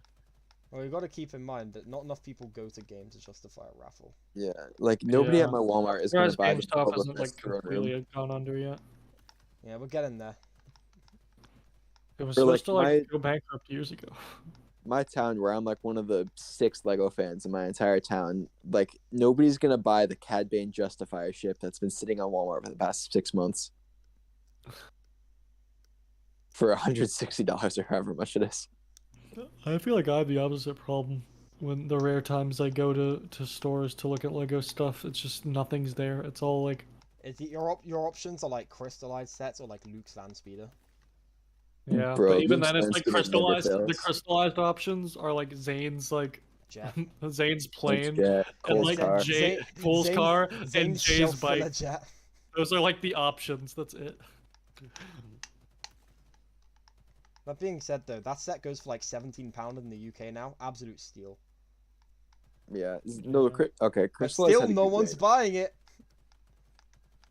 For whatever reason, even though it's actually a good set with good minifigures and a good build at a very good price. I still don't honestly know if I like the crystallized set wave. I think it's a great wave. I like it. There's a lot that I had to change, and I know that like Lego purists won't like to do this, but I completely rebuilt my Samurai X head to make it more accurate. Same with Crystal King head. The Cole vehicle I had to swap out because it was kind of inaccurate. Zane's, I think I didn't do. Jay's I changed a little. I don't know. There was a lot that I had to change, but in the end, I do like the wave. I do really like that every ninja got a vehicle. I think that's Yeah. really sad. Toasted Sandwich very good. in the chat says, humanity will cease to exist, and those 5 Legacy Ultra Stealth Raiders at my Walmart will still be there. Legacy Ultra. You have Stealth. Legacy Ultra Stealth Raiders at your Walmart? That is a Now that's a name Dude, I have not heard in a long time. yeah. A long time. The Ultra Stealth It took Raider. me That's so long crazy. to get that set. That was the last Legacy set that I needed, and I waited like a year and a half before being like, you know what? I have a gift card. You know what? Maybe I shouldn't waste my money on this absolute awful set. Well, like it Maybe was they like should remake the actual like Great Devourer. That would have been cool. that would be nice. Because like they made the one any we got villain was Legacy not sets. fantastic. I really wish they made more villain Legacy sets besides like the singular one that we got and then the Giant Stormstone Warrior. Bendo, you have a question. Do you like the Seabound set wave? Let me look at it real fast. I Yes. genuinely don't remember. It's too small, but yes. I think it's excellent, personally. I really like the Wojira build in that one set. The think- temple I think architecture they're is all really Yeah, like pretty but- damn good builds, great minifigures, really solid art direction, and it's like what I like about the 2021 set is like the waves are very small because of Legacy, meaning they're like quality over quantity. Oh yeah, Do you this set think- So was it's like it's really- not it doesn't cost that much to complete the wave. There's some good builds, and Oh, Do you think Jay's, it's fair to Jay's say- car in this is underrated. yeah, that set's I great. agree. I was Jay's literally just Seabound gonna car say, is so cool. it doesn't do much, but it looks so good. It's put together It so look- clean. I do not like Lloyd's mech. Other I than was that, I don't like Lloyd's mech, and I wish the water dragon looked better. I think there's too much gray on the Justin, what do you dragon. think? Biggest about biggest Lloyd's mech? complaint Seabound wave, no motorcycle builds, 0 out of 10. No, I think Lloyd's mech is pretty cool. It's a pretty the creative green, design I for a was the mech. gonna green say- Hydra Whipper is not in the set I wave. was gonna say I think Lloyd's mech is the best small mech we've gotten. in a long while. Honestly, Actually, you know what? I do not See, like. I do would not like the maybe core agree with that, mech. but Zane's core mech literally exists. I don't like. I the mean, core mechs at all. Core mechs I group in a separate category from these because core mechs are like just, like it's a simple formula to follow. I Core think mechs are Kai's good. mech from. They look good, They are but- won- I they think- are wonderful. They are so easy to customize and are very good for like entry level mock makers. I think Kai's mech from like all the way back from Legend of the Green Ninja or Legacy of the Green Ninja was better than this Lloyd one.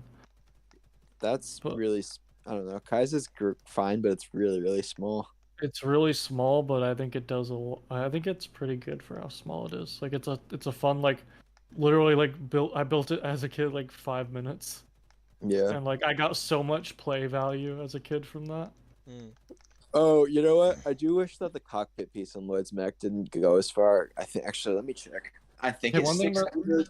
Yeah, it does stick out of the thing. I wish it didn't do that, Yeah. but otherwise it looks good. In conclusion, Seabound set wave is very good. I just wish Nia's Water Dragon was a bit better, but that's about it. That's a solid take. I can agree with that. Yeah. I would Oh definitely my rebuild gosh. the Water Dragon into the mech. From I wish Mach. people still talked about the Hydra Bounty. People in the Hydra Man is chat, good. what I is need your, to finish what is your building it. favorite Ninjago set wave? That question applies to Tristan Bendo as well. Oh, that's a tough one. Yeah, Secrets had a really. I don't know if it's my favorite, but Secrets did have a really good wave. True. Dude, Same the, with the movie wave goes Yeah, the kind of mov- hard. The movie not wave is gonna lie. absolutely god tier. I Oh. might have to go with the movie wave. The movie wave is good, but then I look back and I'm like, none of these mechs like characterize the characters that I like. Like I look at the Kai mech and I'm like, that is not Kai. That's a firefighter. I turned off my phone and then it made me leave the call, but Yeah. I was wondering what happened. I don't know. I think But- Kai's mech is pretty characteristic of him. You know, it's like built. which It's like built Yes. to like charge straight into like I have hell. Cole's mech on my shelf, and I really like it, but I Movie? don't get the gorilla theme. Yeah, with Cole's mech. Yeah, It's me 'cause neither. you're a big But fan I of don't the Mechs feel are bad like so gorillas. close to being like I absolutely love Lloyd's Dragon mech though. I have that one. That one's great. That set is Yeah. wonderful. I got Cole's just because I'm a Cole fan, and also I got it for $20 off because I Pulse always looks buy kind it. of nice. I really like. I like how awkward Zane's is because it kind of like it fits together really well, but it's just like the shape. I don't know. I kind of like how the shape is kind of weird. This is interesting. I like Jay's. I think Jay's is very nice. Jay's plain. is great, but it's Yeah, so it's annoying cool. to put it in places because all the stuff that sticks out makes it so like it doesn't fit anywhere. And it has the Yeah, bounty. I'm gonna have to It has pick the the bounty. movie set wave because it has the bounty. It also has. Um, Would you would count Ninjago City as in Yeah, the same absolutely. waiver? It's gotten Oh, the that's Ninjago true. And movie. Ninjago City Docks. Yeah.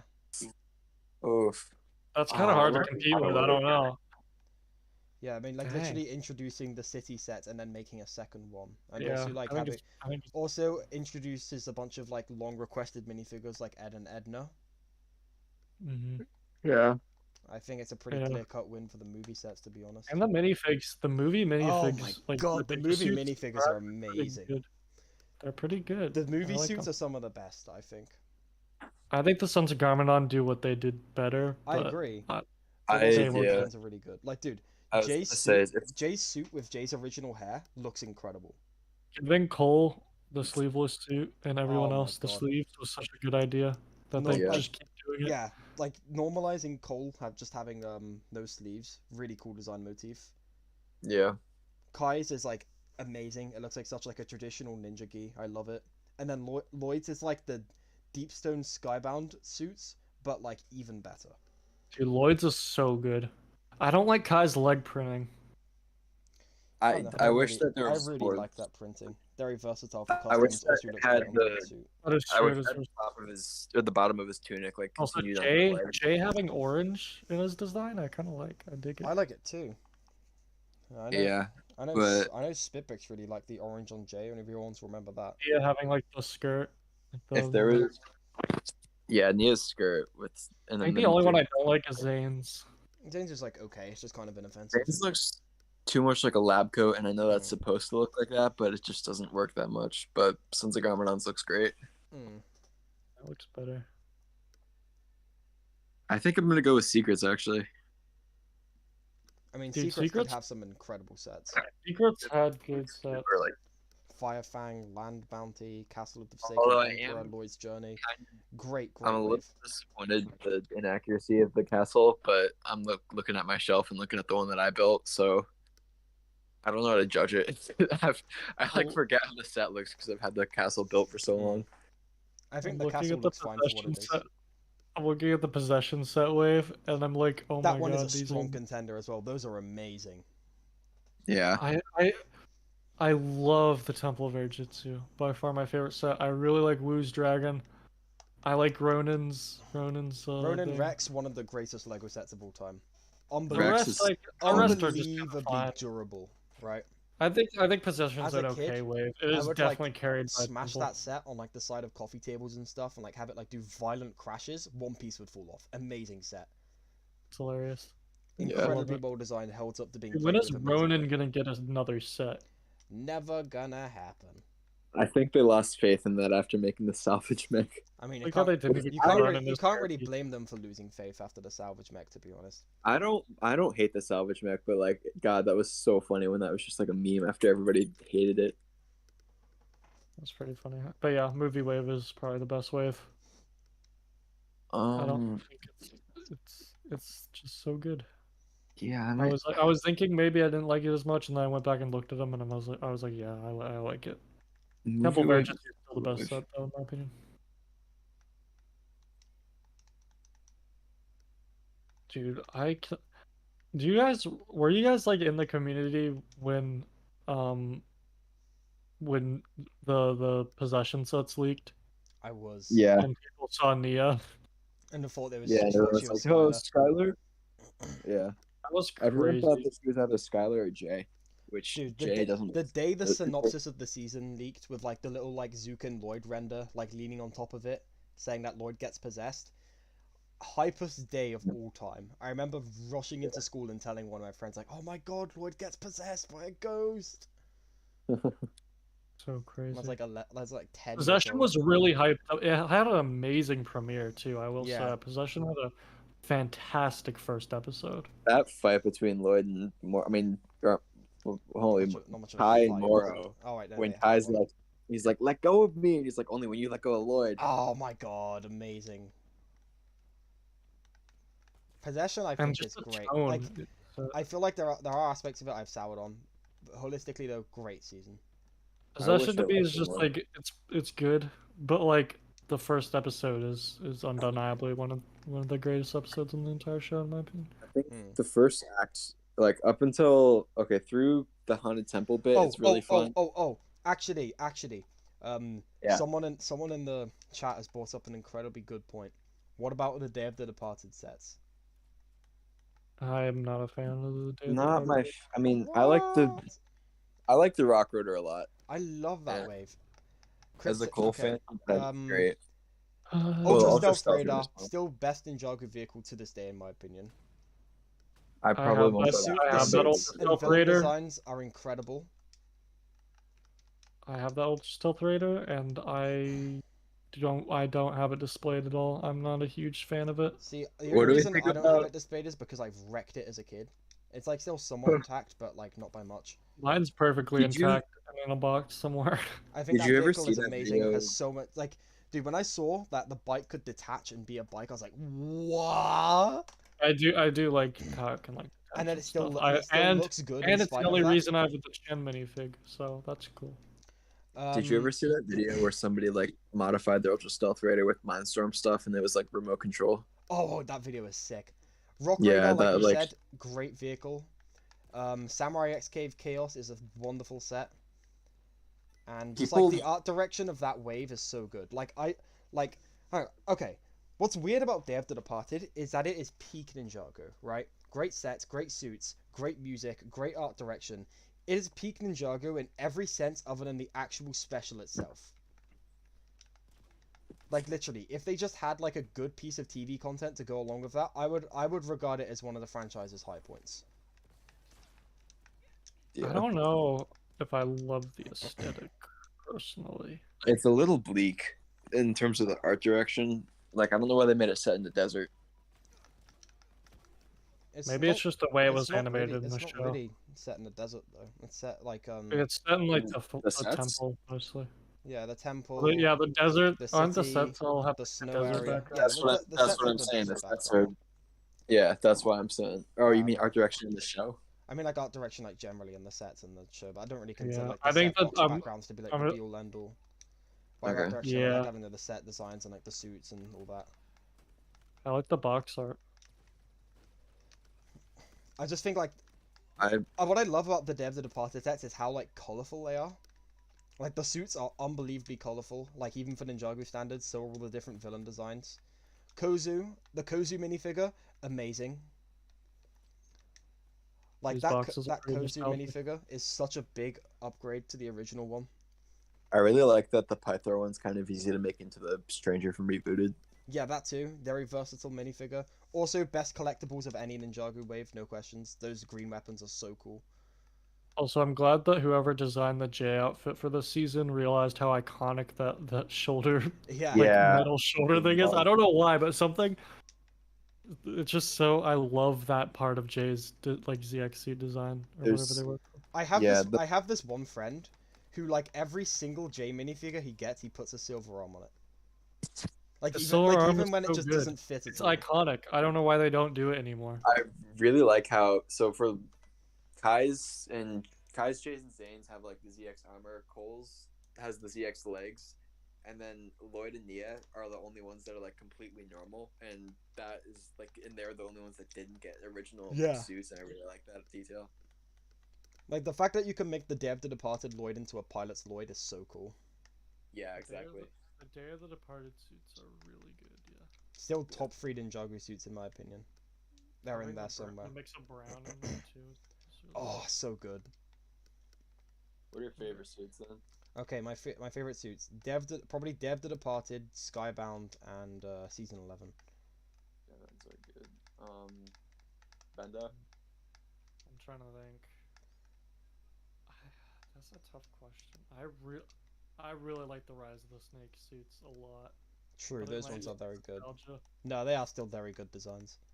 They are so iconic. Like, I don't know. Something about the way they just capture the characters that wear them so well. Like, Yeah. let me look them up. Like, ZX suits. Oh.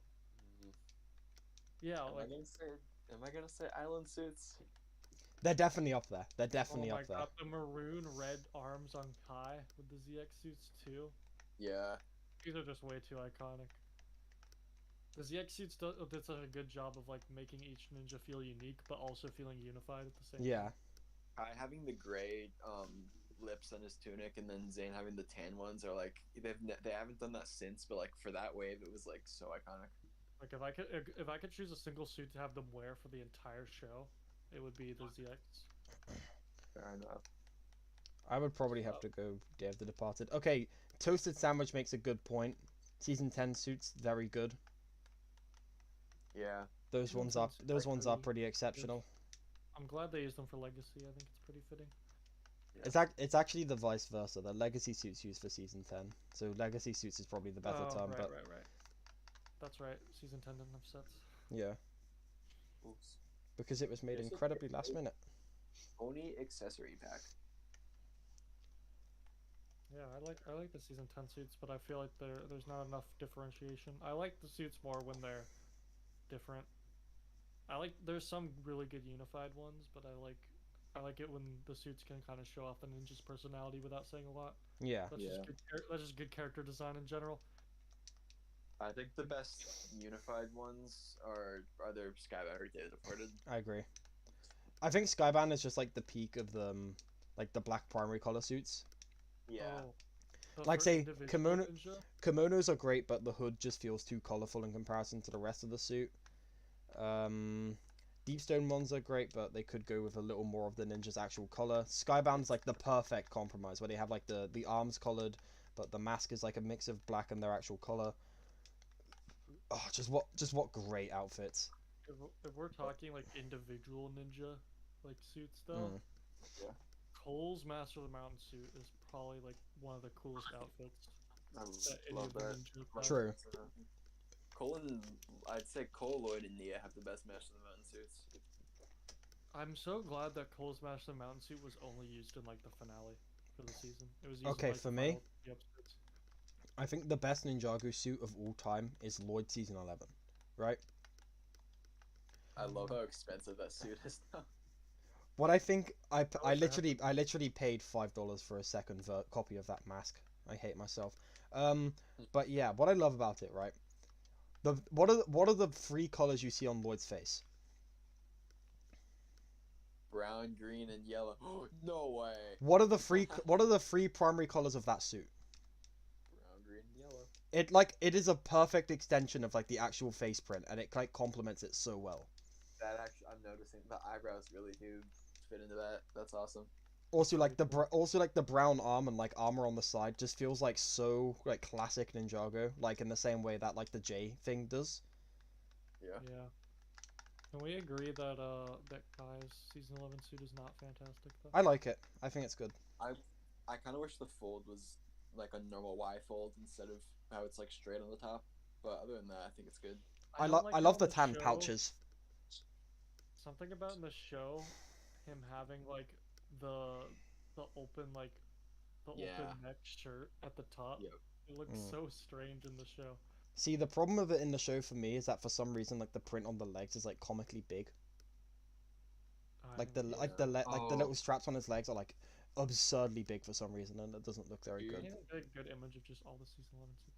Yeah, Remember the whole deal with the J legs, where like he got the dark blue legs, and then the show made him have normal blue legs.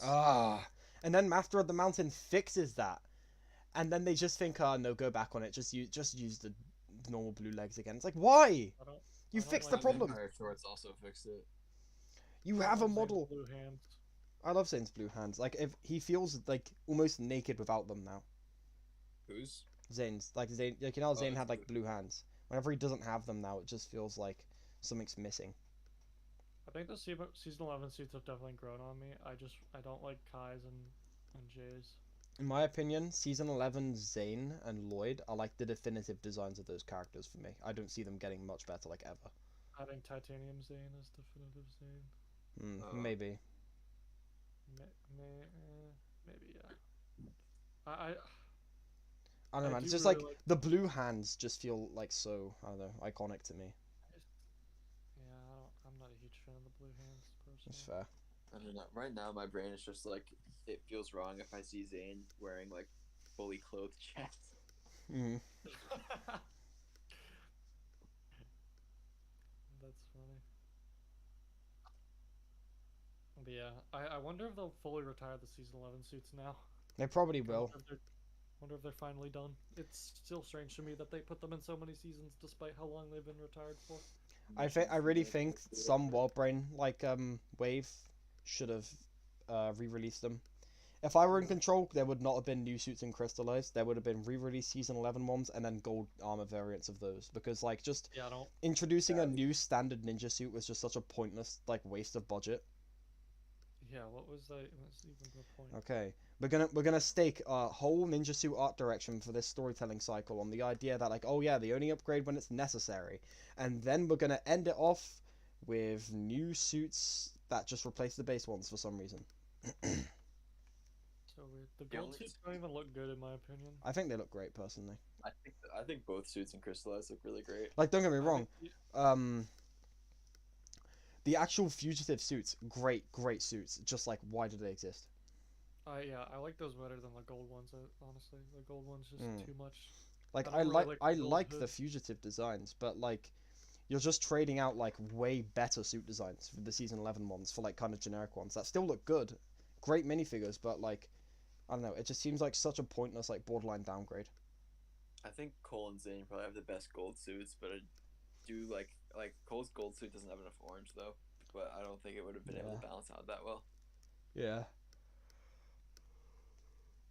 Oh, and Zane's gold suit has this power exposed. That's kind of cool.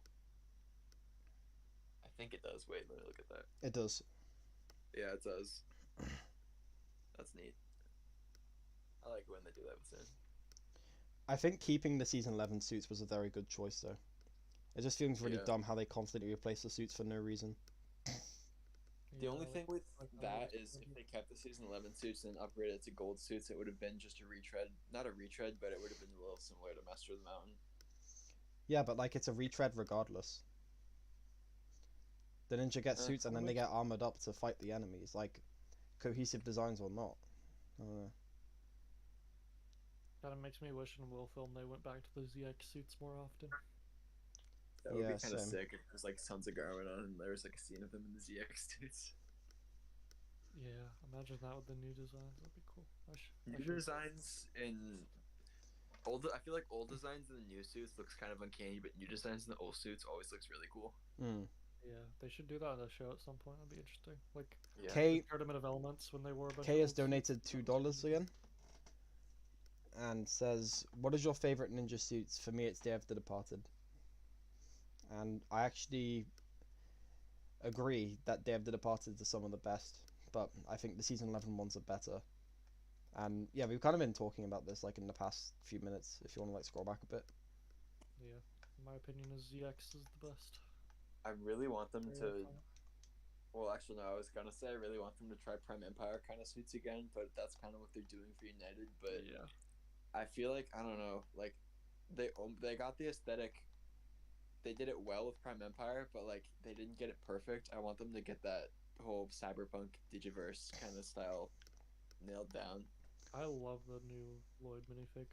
I'm indifferent. Like it looked like the torso looks good. I'm glad he's getting a new face print. Actual mask itself just does not look like Ninjago to me, or like Yeah, like a totally. Yeah, the Ninjago mask ninja. is strange. The mask is strange looking. It might be something like that grows on me, but I don't know. It just like does I not. don't know. Like it just. They just the look. They shoulder just stuff sticks out so they just look like Power Rangers. I don't I think like I've the seen an visor. image of him with the mask on. It's like do you remember? Do you remember like let me the check. magazine leak that everyone said was fake? Yeah. It's that one because we haven't actually seen like the Oh. physical minifigure with the mask on yet. Right. Okay. I do really like the outfit itself. The mask. Yeah, the you torso seen- and legs are very good. dude, I'll take new face prints any day, even though I mean, Lloyd's like kind of goofy. His mouth Lloyd's is, like, Lloyd's so is like far literally just side. like a worse like- version of his 2017 like polybag print. I honestly like how Lloyd's mouth is like lower because it reminds me of like just like the goofy, over the top wild brain expressions that they would animate. Because I've always really liked that. Yeah. Dude, the ninja just need new face prints in general. Yeah, they just need mold. like the only reason that they have new faces now, is because of like obviously like the back print. I wish they'd just get new faces outright. Yeah. I'm tired of the I wish movie. Garmadon would get some accurate faces. Okay, in my opinion, not even replace the movie, right? What they need to do, okay, back in 2019. Okay, back in 2018 actually, they had two near face prints. Like both of them had like one like near smile face on, and then the back had like a frowning face on one of them, and the other one had like the open mouth smile on it, right? Mm.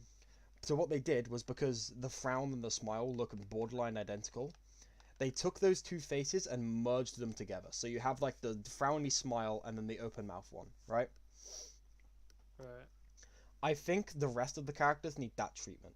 For example, Lloyd, right? Rather than the face he has at the minute, take, you know, the face print in the polybag from the movie where it's like the closed mouth one. Yeah, I like that face. Take that face print and put like, you know, like the smile one from the like the Ninjago City sets, like Yep. the like that smile as like the back face print, right? That would be perfect. Exactly. That like encapsulate like how he emotes in the show perfectly. You would not need to, you would have a new face. It'd be new to a lot of people because like that face print appeared in one polybag. You would not have to spend budget creating new assets like what like they've done now, where it's like literally just the 2017 movie face, but like they just recreated it for no reason and it's worse. Yeah. Another I like, example, probably like Cole. Keep the Cole front, makes- keep like the frowning face. For the back face, use like the Prime Empire smiley face. Stuff like just like yeah, just eye like bags. I mean, targeted yeah. changes like that, I think would really improve things. Same for Kai. Like probably keep his frowning movie face, but like use the smiling one from season 11's slam sets. You know what annoys me so much with those is that they always forget to do Kai's bandage. Yeah, it's like they've really. It's like everyone wants to get rid of it, but the show for some reason. Yeah. Tommy was in the studio like, no, the bandage needs to stay. Yeah. I want to get, if we ever got like a Ninjago minifigure series, which God, I really hope we still could, but if we did, I hope that they would make like the goofy face expressions like Lloyd with like his pillow mint face, or you know how Kai does that face where he has like not the three lips, but it's like he has that little like smirk where he looks really smug and like his mouth is kind of like squiggly. Yeah, like every character, Oh, every yeah. character has that. To be fair, it's Everybody, like a mid everybody frame. does it, but I feel like Kai's the one that Yeah. does it the Does it the most. most. I'd really want that. Like more unique facial expressions would be fun. Yeah. Kay says, "I want a Power Rangers versus Ninja movie." I want the That Ninja could to be win. fun if they did like Lego Power Rangers. It could be like, you know, there's like Lego Marvel shorts. Go Power Rangers. Paper around and spin.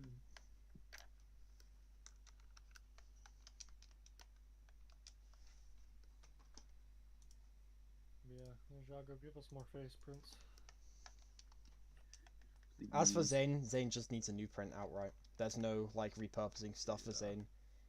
It's just bro needs a new print badly. The good thing about Zane is some of his older face prints kind of work. Yeah, like the Hands of Time one mostly works. His new For design the didn't change him too Season much. 11 one. If like at all. But they completely redesigned him in the sets, eyebrows and all for some reason. Then they pulled that set into the Ninjago show for one season, then they pushed it back out. Yep.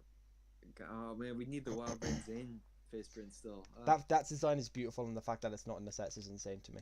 Yeah, that might be my favorite. That is my favorite titanium Zane design actually.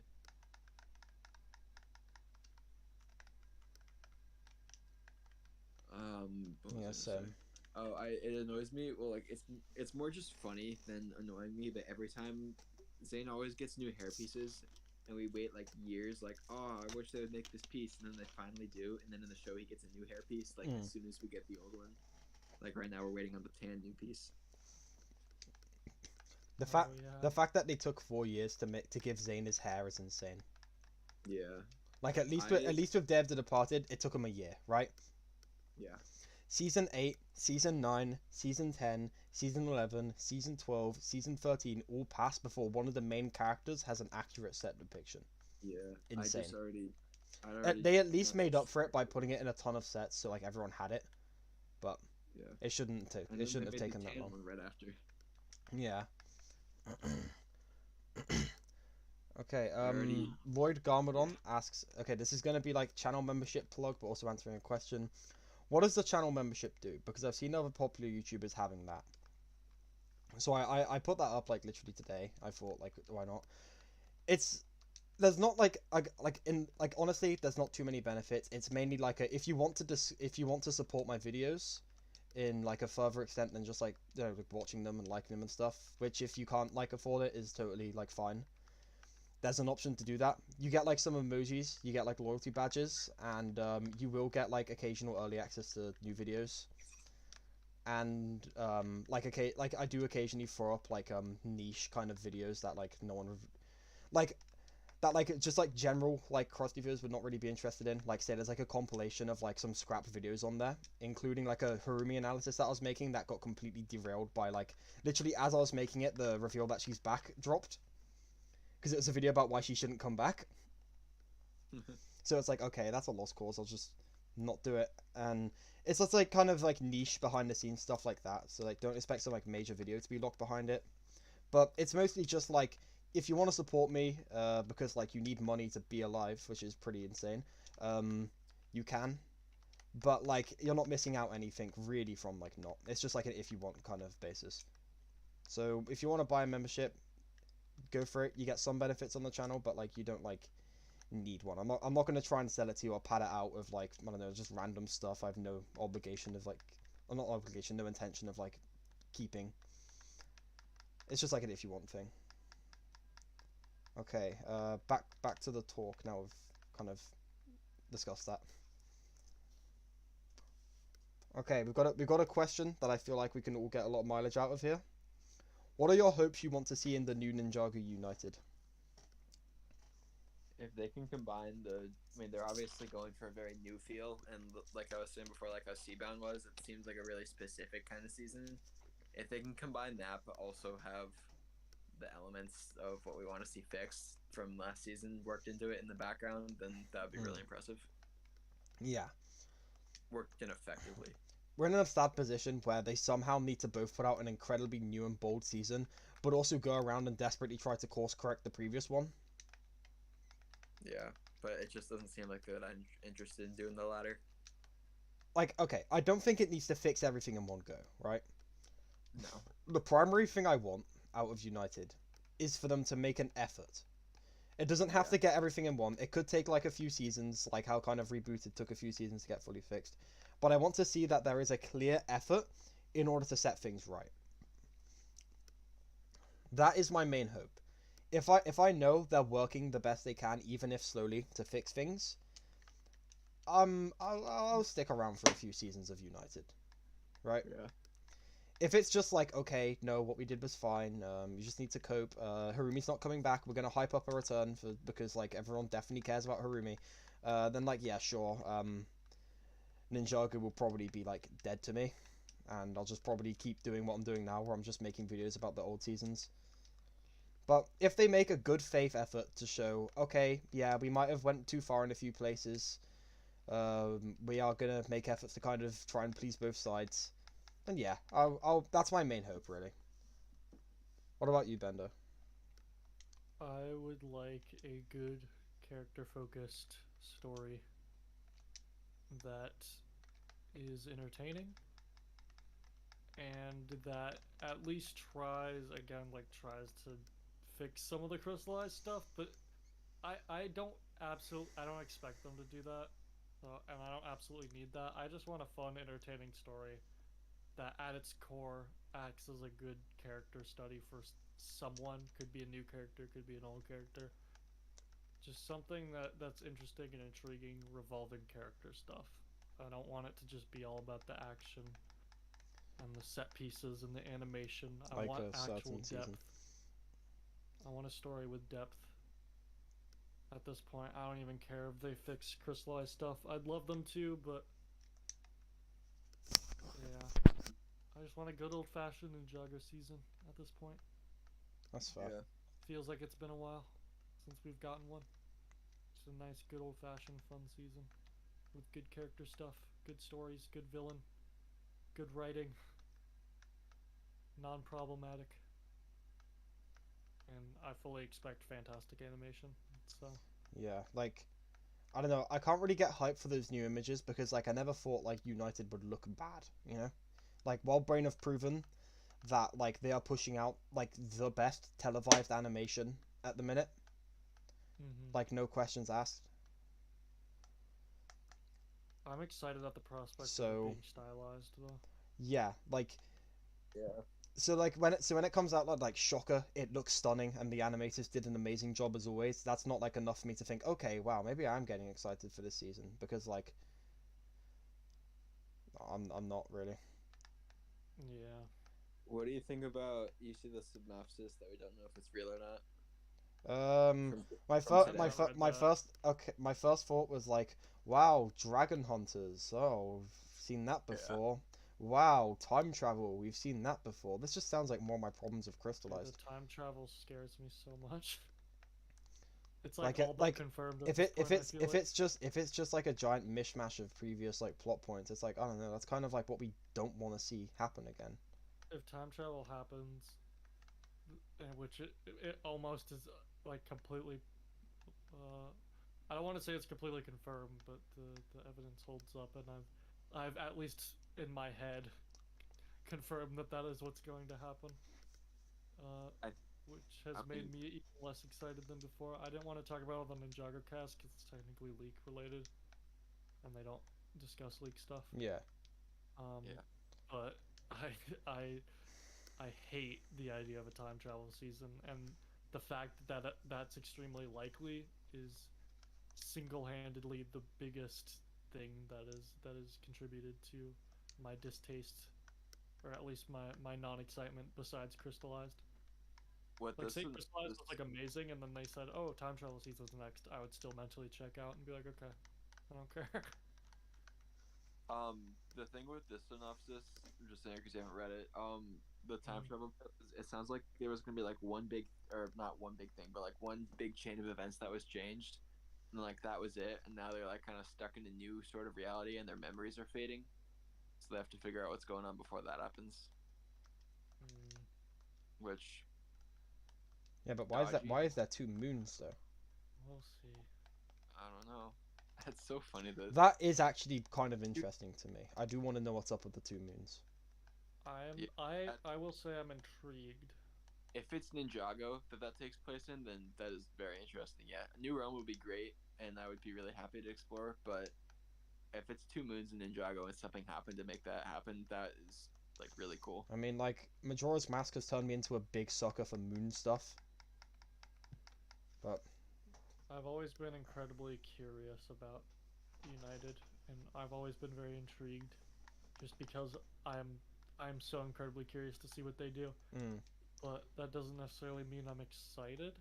I mean, like beyond being like A vaguely part of me curious is about the moons, I'm not really too interested at all. a part of me is excited to just out of curiosity. My opinion is kind of just I'll watch it, I'll review it. Maybe I'll like it, I maybe it'll get me back on board, but I'm not gonna sit here for months on end counting on it.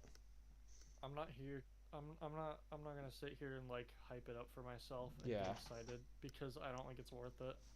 Mm. I I'd don't want to say be disappointed. I want to be in a position where if it's bad, I can at least just sit back and have fun criticizing it and not take it seriously. Yeah, I that's am a excited fair for take. the aesthetics of it, and then Cressy, you're saying it's not enough to get you hyped, and like I'm not excited for it as a whole, but I am very excited to see how it looks. Yeah. And other than that, I would just say at this point, I'm just hopeful, and maybe a little too hopeful, but I'm just that's the best way to describe it. Mm.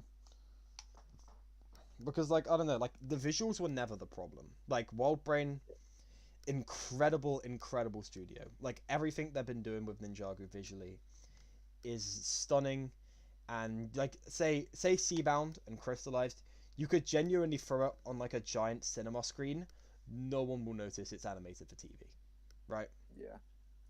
It's incredibly well made. Problem is, it's not well written at the minute. Yeah. So like, it seems like they're improving all the wrong stuff. Like, look, 22-minute episodes. Look, animation upgrade. And it's like, okay, like you can change the episodes all you want. It doesn't change the fact that you turned Lloyd into like a ravenous psychopath. You know, no amount of like stylistic changes or format changes is gonna change the fact that you had a scene where Lloyd violently beats up innocent civilians and goes, "Yeah, that felt good." And the thing about good animation and good fight scenes or action sequences is that they have to like mean something. Yeah, So like, if you have a really Wu cool Crystal fight King, scene and great, it doesn't great mean fight, anything, then it means doesn't, nothing. it just feels empty. Like, it's a good, it's like, okay, Wu versus the Crystal King is one of the best animated fight scenes I've ever seen in my entire life. It is remarkably well made, right? Right. It means nothing. It's literally filler. It's useless. I feel It's a nothing useless- watching it. it's The a only useless time I felt scene. any emotion watching that scene was when I first saw it, because I thought in my head initially watching the season, I was like, This is where "Oh, Wu this dies. is really cool. This is like a big moment for the season." But And then it looking amounts back, to I was like, nothing. no, it wasn't. It's useless. So I watch it and I literally feel nothing watching it. Like, Contrast like that, even if Wu being literally- on top of the temple was like gave them insight on how to win, just something, anything that made that fight scene worth the runtime. Yeah, and then contrast to like literally any other Wild Brain fight, Mm. other like in any other Wild Brain season. Like most of them have like actual stakes, actual like depth Reason to them. exist. Yeah, like a reason for them to happen, and like layered in like actual like character, like either character growth or like actual like character interaction between the villain and the hero. Like, the scene is Something like- literally like- just like hollow action with like cool action lines. Like, sure, until my last breath, I will forever oppose you. Very cool, but like that last breath is never happening. So why do I care? Yeah, and like the Overlord being like talking about the balance, even though the balance has nothing to do with anything happening in the entire season. Mm. Can I allude to leaked stuff really quick? Yeah, go Just, for like, So we know what that scene was originally supposed to be, right? No. Wu versus the Crystal King. I cannot say I do. Hold on, check DMs. Okay, never mind then. But anyway, the other thing I was gonna say about it is that if there is one thing that it sets up, it's Wu's quitter arc for the umpteenth time. Which, like, it's not a good thing, but it is something that, like, comes from that fight, because that's Wu getting humbled. Yeah, and but getting like up. that Yeah, fight, we that gotta fight, did that fight need to happen for that to happen? Like, No. No, it didn't. Well, but- that Quitter arc didn't need to happen. like at all. yeah, but That's even fine. beyond It's that, the easy, but it's reason Wu like goes all into like feel bad mode is because like he thinks the ninja are dead. Yeah. It has nothing Yeah. to do with the fight itself. Is there a point where it's like he absolutely humbled me? It's like, no, Yeah, all the this ninja are isn't- missing. No, I've lost my students. This isn't me saying, like, it's written well. This is just me trying to find an excuse for it. Mm. Yeah. But it's the whole balance thing too. It's just like it doesn't. The Overlord talks about it the whole time, and it never actually plays a role. It's in the useless, like, story. They hype up this idea like, oh yeah, we're coming to like a permanent conclusion, right? Like Lloyd says, like, we need to find a way to destroy the Overlord once and for all. Like, both sides allude to the fact that they want this balanced conflict to just permanently end, right? And like all of this setup is slowly building towards something, and then it turns out that something is a whole load of nothing. Yeah. By the way, Kay donated earlier. He said Ninjago needs a series where it's seen through the eyes of the villains. What do we think of this? That I might would be like a- interesting. I'd like a short series dedicated to the Council of the Crystal King.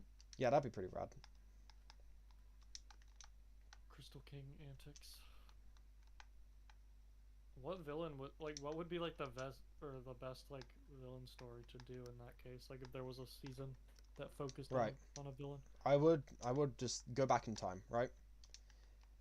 Make a season about Harumi forming the Sons of Garmadon. That would be nice. Have it bridge the gap between 7 and 8. Give us That'd like be cool. show us like what the ninja were up to. If they could show Harumi finding Mr. E, but like do that without making us know where Mr. E came from, Yeah, That would be she's really just cool. like, yeah.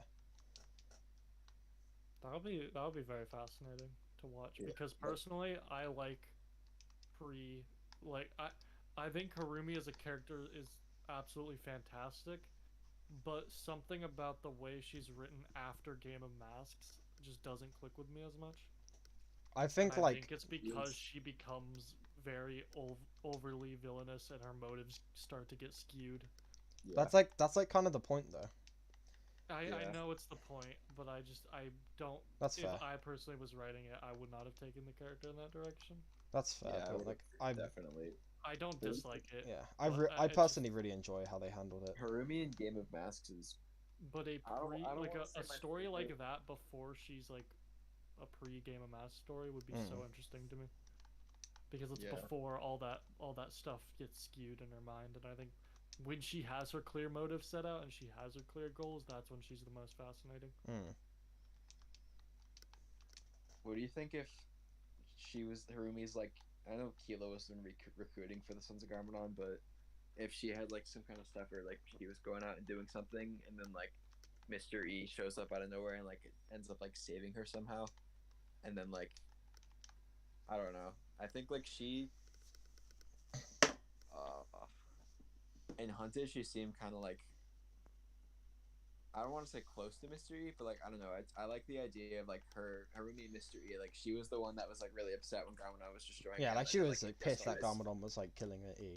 Yeah, and then Crystallized. Like it's Harumi and Mr. F. They're like the bros. I just like would have liked to see if we did go to get that back in time bit. It would be cool to see like some kind of cool encounter between her and Mr. E when they first met.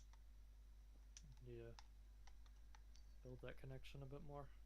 Yeah.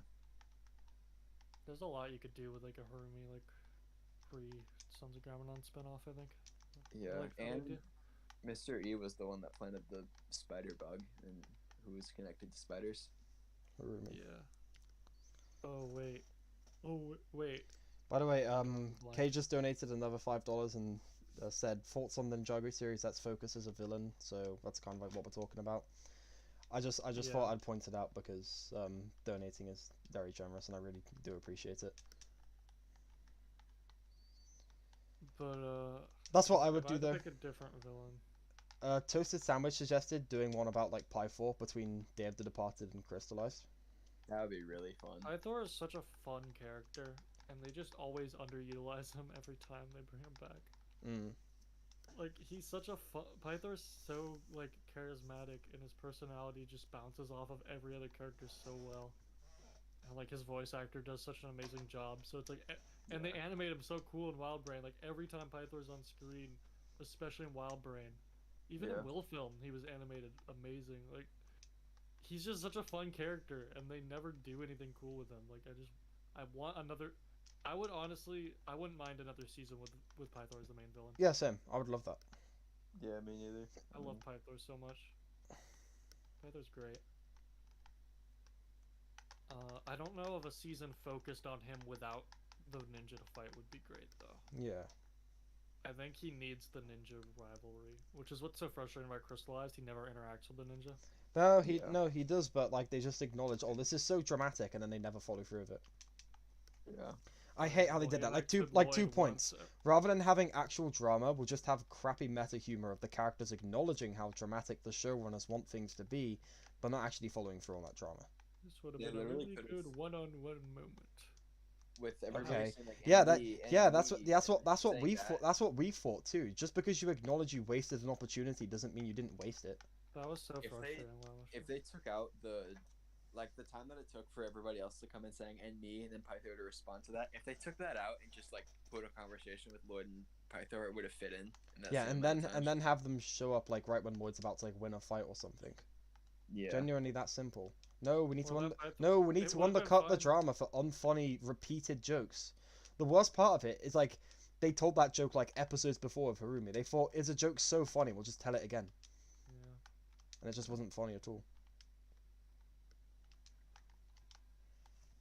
It's upsetting, but I think Pythor works mostly when he's like with the ninja, like when he's fighting them. Especially like the main four ninja.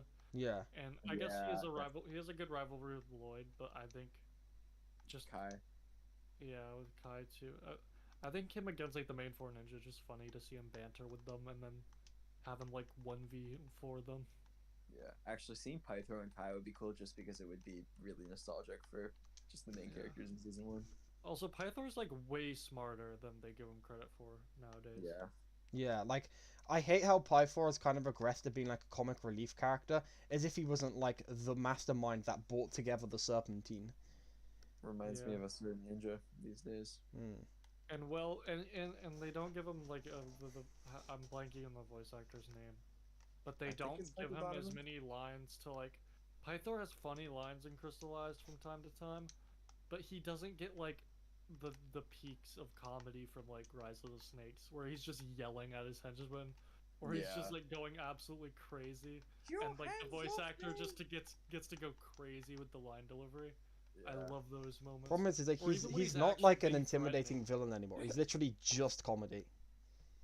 That Like, scene where Pythor can be That being threatening said- and funny at the same time. That being There's said, no- his reintroduction scene in Crystallize is great. Yeah, most of Pythor's stuff is great in Crystallized. It's just the I love lack of Yeah, how they use I him. think the introduction was great. Like They just could've done more. everything in Cryptarian Prison Blues is great. He's pretty good in Council of It's the only Crystal time King. he interacts with the main four ninja. After that, he just is nothing, and when he Safe isn't, Haven he's he just does. reduced to being like a joke character. in Safe Haven he taunts Kai Yeah, a bit. he taunts That's Kai, good. yeah. But just I seeing, re- it's cool seeing them like all together at the same time. Yeah. Definitely. And I love the ninjas' reactions to seeing Pythor again. I love how Kai just wants to go and beat him up as soon as he sees him. Yeah, no, I It's a love that funny Pythor detail. just at first it's like the ninja are holding Kai back and then Pythor just ticks him off to the point where he just slams him in the face with a tray. Yeah, that's so good. And That then scene- Pythor that does scene his, is great. He just screams and loses it just like And season just 1. hearing the music cue, that whole scene is fantastic. Dude, Crystallized Part 1 was so good with their music. Like, they played Ronin's theme, they played Skylar's, Pythor's. They were like, and Yeah. they don't normally play those themes for those characters, except for Pythor, but it was really nice. It was good with that kind of stuff with the villains. With the villains were good in part 1, and Yeah. some of part 2. The Crystal Council was just going so well. I feel like until the Overlord got brought back. Nah, but it's more interesting to focus on the emotionless Vengestone. Yeah. It just took all the villain spotlight away. Yeah. Just now that all the that Overlord's build up back, for no like more fun literally with the no villains. return. The villain side of the season was like so. Like fun. they don't even get a conclusion. And before you people in Yeah. chat say no, but read the tweets, They went to jail off screen. watch the last spin. Oh my god. But yeah, like the Crystal Council was going so well. I would say it's like the best part of the season when it's being used well. Yeah. Yeah. Until the Crystal King gets revived. It's like so fun to see Pythor's reintroduction. It's Asphira was I actually liked Asphira. I didn't really Yeah. care for Asphira in season 11, but Crystallized made me like Asphira. Vangelis actually had like a personality. Asphira was handled awfully in Crystallized. That's my take. Really? I didn't like her. I mean, Right. Okay. I, Okay. So turning their she's revenge done- bit into she's a done- comedy bit was really smart. okay. On the one hand, turning her revenge bit into a comedy bit was smart.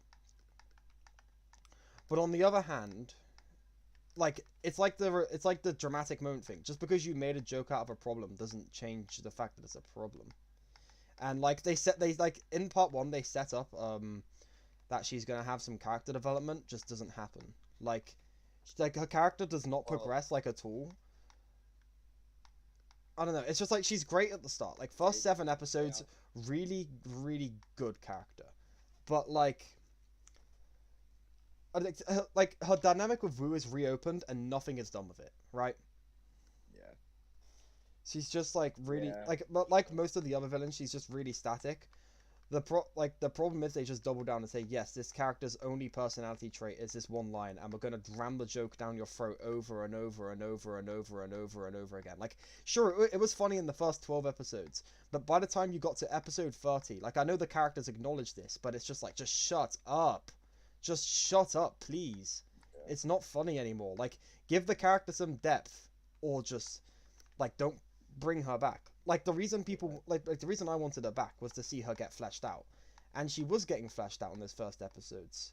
Like they seemed like they were going on the route to developing the character, developing a dynamic with Wu. Just doesn't happen. It's left like open in the air again.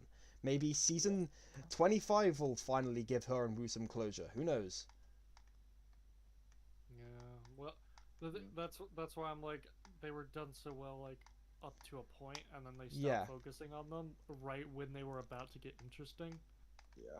So I think all of them have like that same issue. Like, but dude, Asura's is especially bad. as soon as they get those Vangelis's is purple also designs, especially bad. as soon as they go purple, Yep. Everything. As soon as they get cool designs, as soon as Literally. Vangelis turns into one of the coolest Ninjago villain designs I've ever seen in my entire life. literally, He does nothing the with it. second the Bro. Overlord walks out of that crystal, the season just goes beyond repair. Yeah. It's just, it sucks. Like I remember seeing Vangelis fly after Lloyd with like the Scythe of Quakes, and I was like, this is so cool. I can't wait to see more of this. And then he gets And hit with then the statue. nothing ever happens. He will again. not be seeing more of this. I really wish that we got some kind of acknowledgement of the benchstone mining thing that Vangelis had going on, because he's the one that fueled Crystallize.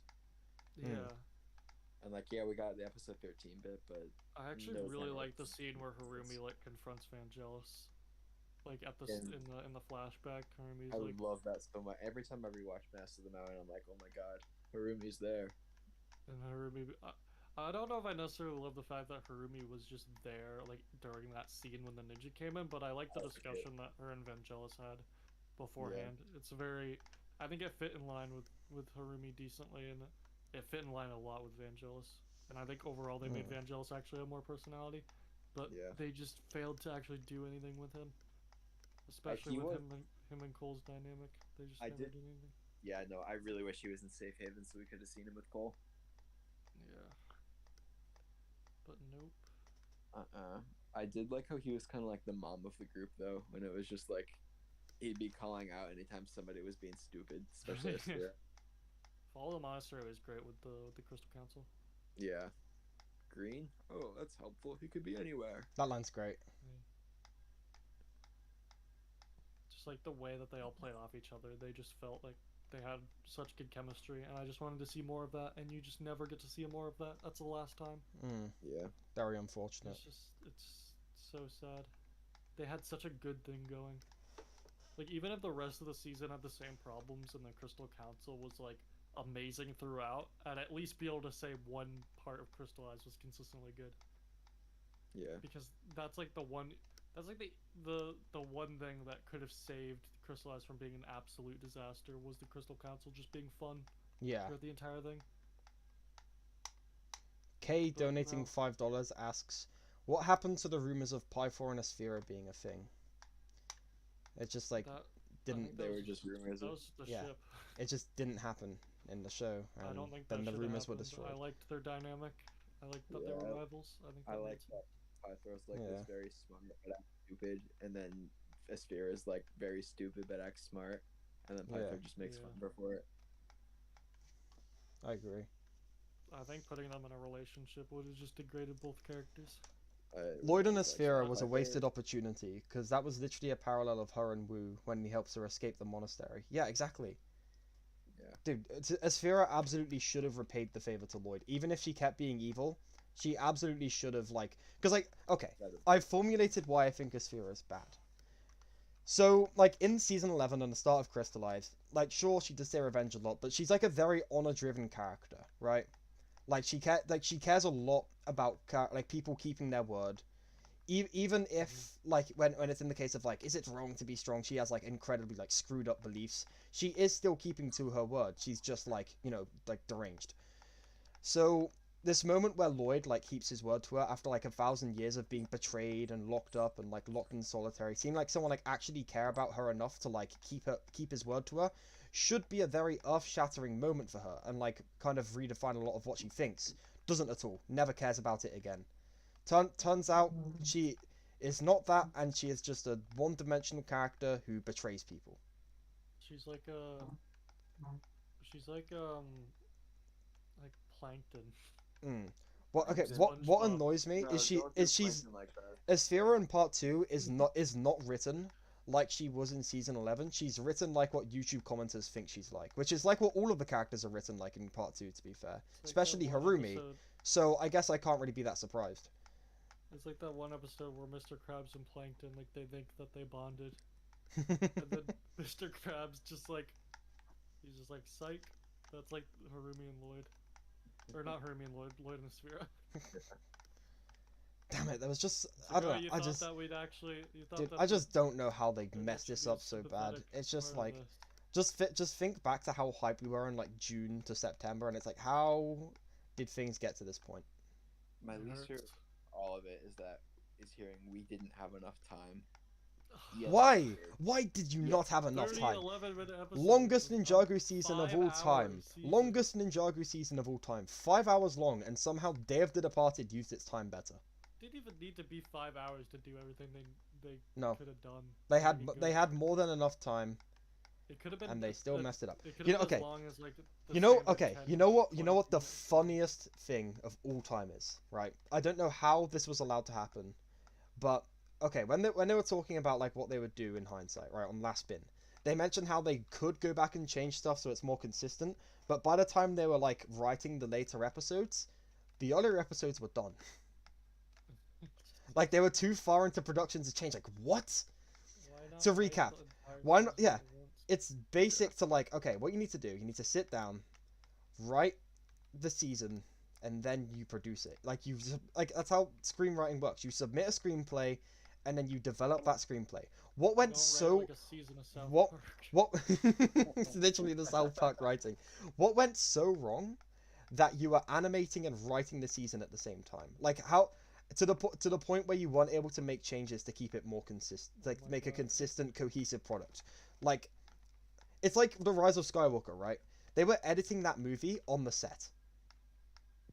It's literally like South Park because they did a 2-part episode where like Stan was depressed, and I guess spoilers for South Park, even though this is a very long time ago. But like Stan was like depressed, and like his parents got divorced, and in the very next episode they retcon it because they realized they wrote themselves into a corner because they write their episodes like so fast to Even, production. even if there is a good behind the scenes reason as to why they were writing and animating at the same time, why would you write after it's being animated? Why would you write it without continuing what's already done? Yeah. At least have a plan. Yeah, Like I can Like a get solid plan. I can get not having a long-term plan between seasons, right? Because like sure, they need to sell toys, and Lego is probably having pretty different visions, and they have to scramble something together. I understand that, right? but the bare minimum. But how do you go into producing something without a plan for where your end point is? They didn't even rush it either because like most shows or movies would just like have a strict deadline, but they Crystallized gave got them, delayed. like, more time than like they gave more time to Yeah. crystallize them. and Course add the season. specifically exists to accommodate the delay of Crystallized. I'm Yeah, pretty sure they that was had- mentioned they- somewhere. Yeah, they had time. They're doing the same thing for the new series. They skipped a season cycle for. Okay, I Corwin. think I have no evidence to back this up. This could be okay. So, Halo Infinite, right? I'm sure we've all heard of this game. I'm playing it right now. This game took 6 years to develop, right, or 5 years. Halo 5 released in 2015, and this game released in 2021. It was supposed to release in 2020, already giving it a 5-year-long dev cycle, but it was delayed another year.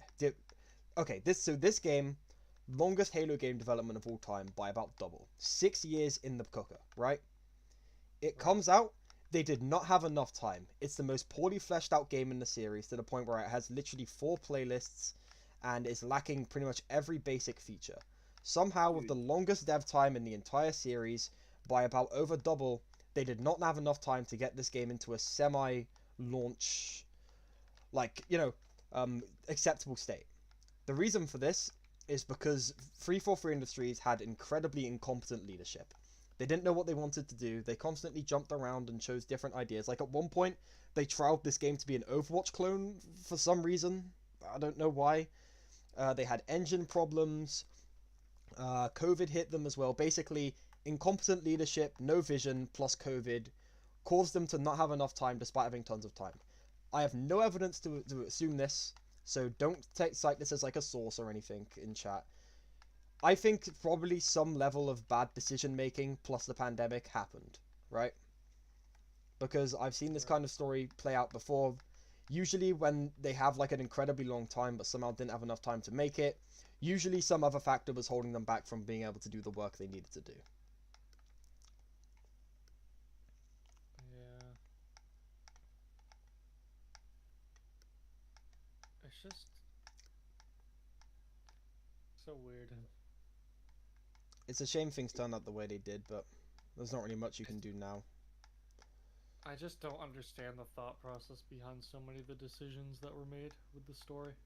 It's like so many of the so much stuff seems obvious that it's almost like did they make it did they make it different just to make it like not predictable? I have no idea.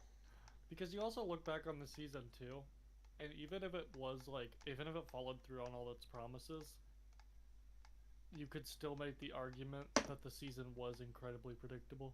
Mm. People pretty much had predicted every single major plot point before it happened. The Yeah. only things people didn't predict were the absolutely insane decisions that were made. I don't think anyone saw Lloyd violently beating up civilians coming. Very Yeah, exactly. bravo I whoever would wrote that take episode. Crystallize being predictable. Like Over I'd take a predictable good season over whatever we got. Well, like, look at the Ice Emperor bit. That was one of the most predictable plot twists in all of Ninjago. But in condensing it down to just what we saw from the Ice Emperor in season 11 alone, I'd say it was great. Yeah. Afterwards, without the picture, but like just season 11 Ice Emperor, that was great. And we all knew it was coming, but like it was still a great twist, and it was still a great plot point. True. Because like what I'd like to think of is like if you get something spoiled, or like you know what's gonna happen, and then watching it knowing what's gonna happen isn't enjoyable solely because you know what's happening, then it's not written well. Yeah. If everything is built around one little twist and that's what your enjoyment is based off of, then that's not written well. Yeah. So it would have been fine if it was predictable as long as it fit the structure. And so it was like I guess the narratively Harumi satisfying. reveal was kind of predictable as well. Yeah, that was. I did like the Harumi reveal. Honestly, the first time, I think the first and only time I've been surprised by a Ninjago plot twist was the Vangelis reveal. Yeah, that came out of nowhere in like the best possible way. Oh god, that leaked. And I saw the leak and I was so annoyed.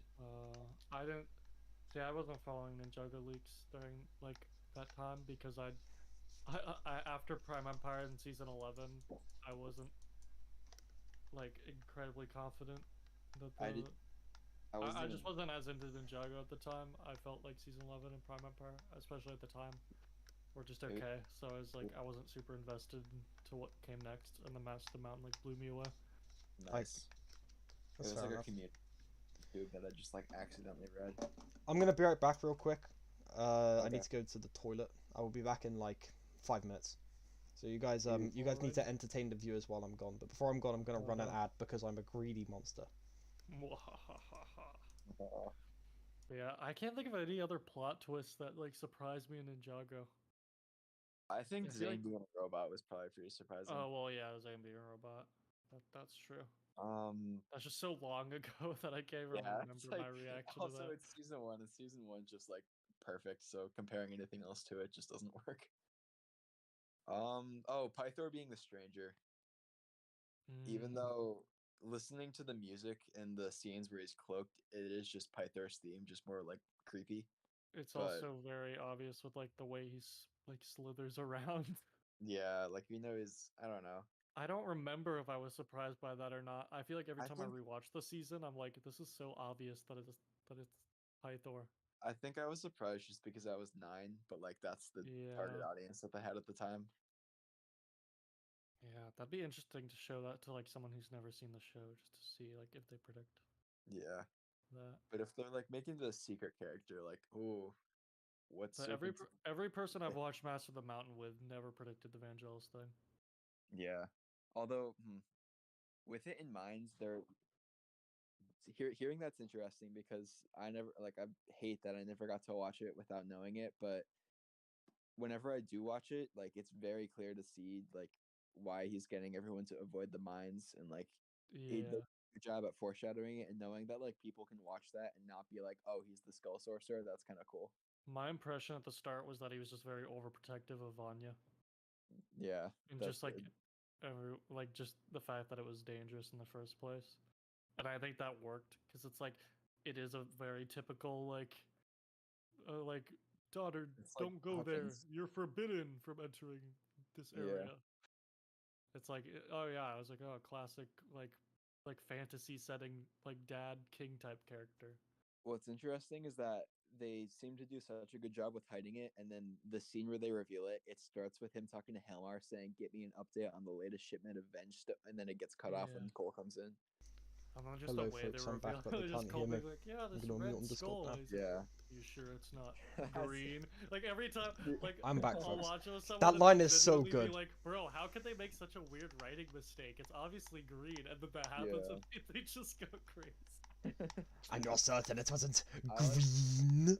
I like the idea And then that he pulls the thing out, and the theme just goes so hard. and the Amazing Yeah. scene. transition Amazing, sequence amazing is scene. so Actually, good. Yeah, genuinely glorious So stuff. good. I like the That's idea that this it means theme. Cole's colorblind. I think he just Like, has really like bad I humor. genuinely like that might mean that Cole's colorblind. That'd be funny. Imagine he sees Lloyd as the green ninja, and he's like, "Whoa, I guess Kai did get the green ninja." That scene is so good though. But that's like, Yeah. yeah. Other than the Zane robot thing, I don't think there's any other twists that I actually didn't see coming. I feel like Ninjago. I didn't see the quiet one twist coming. I totally should have. I gotta be honest. Look, I gotta be honest. I didn't see the Ice Emperor coming. You did not. I don't remember. I was if I saw it. absolutely convinced Zane would not be the Ice Emperor, right? I was. I thought, right, Zane has to be a red herring. There is no way they would do the incredibly ballsy move of making Zane the villain. And then he was. Love it. Lost my mind. I The think I Grand think I simply Palisade. just was like, I was like watching it and I was like, oh, ice stuff, Ice Emperor Zane just disappeared. Okay, yeah, that's Zane. Just Hmm. looking at the Like poster, something about that, I was just like, yeah, that's Zane. that one poster with the split down the middle, like looking at Zane's eyes glowing and then the Ice Emperor's eyes having the same exact eyes. It's cool, but like that made me be like, yeah, But it's I the same guy. I don't think that's an official poster. No, it is the poster with the split down the middle with like the I fire mean, check. there's- Send it. I don't think that's a. It's no. Oh, trust me, right, that's- right. The Ice actual Emperor. poster. It's the main poster for Right. the season. Oh, I thought you meant like a specific one with just Zane and the Ice Emperor. I was just thinking, No. smoking that Teacher of Ninjago pack. But yeah, what else? The Harumi twist I called somehow, even though Everyone should've did. called it. Everyone did. I It don't was think just- anybody. I don't was think al- they get. I don't think. Okay, I love Game of Masks, and I remember my initial Sons of Garmadon video. I was like, I wish they didn't reveal Harumi until the scene, and now I realize Yeah. that would have been stupid, because like, the whole scene revolves around the audience knowing, but Yeah, Lloyd like not. that's exactly the first like But portion the of that thing episode the is like reveal building that up they the did tension. Anyway, It's like building up the tension. Like we know that she's about Yeah. to completely backstab Lloyd, but Exactly. he's utterly clueless. and I love that. And now, that's why I it's such a realize tense that now, episode. But like, still, the reveal of Harumi being the quiet one is extremely weak in my opinion. It's literally just What? Nia. It's just Nia like seeing like Harumi with Lloyd, and them like being like about to be ambushed by the Sons of Garmadon, and then Nia's like, oh, Harumi is the quiet one. I had the most. And then tiny like brain. that scene is awesome. Like they've realized they're about to warn Lloyd, and then they just get absolutely mugged by the Sons of Garmadon. I thought that scene was sick, personally. I think Yeah. this scene was cool, I- but like I just think the way but- they could have revealed Harumi as the quiet one better. I don't The know first how. time- I don't know why But- I was like so small brained watching that scene for the first time, but I'm like embarrassed to say this. When I first watched that scene, and they're like, "Oh, the trace program originated from the ship," I was like, "What is Pixel the quiet one?" I think And, it's like- smart where they did it. I just think the execution. Yeah. I don't know. To me, it wasn't incredibly satisfying. I could definitely see like the good qualities of it, and I don't think it's terrible. I wish I wish it If- was better. if they found an excuse to make it so like when they say then that means and then it cuts to Harumi and we just like see her face like with her like Yeah, smugly grinning, that would be good. Mm. yeah. But yeah, in hindsight, I'm glad they revealed it where they did, because if they revealed it in that scene, you wouldn't also have the flashback. Yeah. It's like that one makes sense. So it's like Plus, then I don't know what I was smoking in that initial Sons of Garmadon video. and then the beginning of Game of Masks, where like Harumi's sabotaging the traps and stuff, that makes you Yeah. think like, how long has she been doing stuff like this without us realizing? And then you rewatch it, and it's like, And don't it's drop like, out of the storm. Oh, don't attack the thugs. Like she's always been also doing rats this. out Zane. Yeah. Yeah. So good. God, what a great season. What other plot Honestly. twists are there in Ninjago? Skylar is Chen's daughter, I guess. I Oh always yeah. Okay, I did not predict that. I had that Yeah, I had that me one too. revealed to me because I saw that she was Chen's daughter on the Ninjago wiki.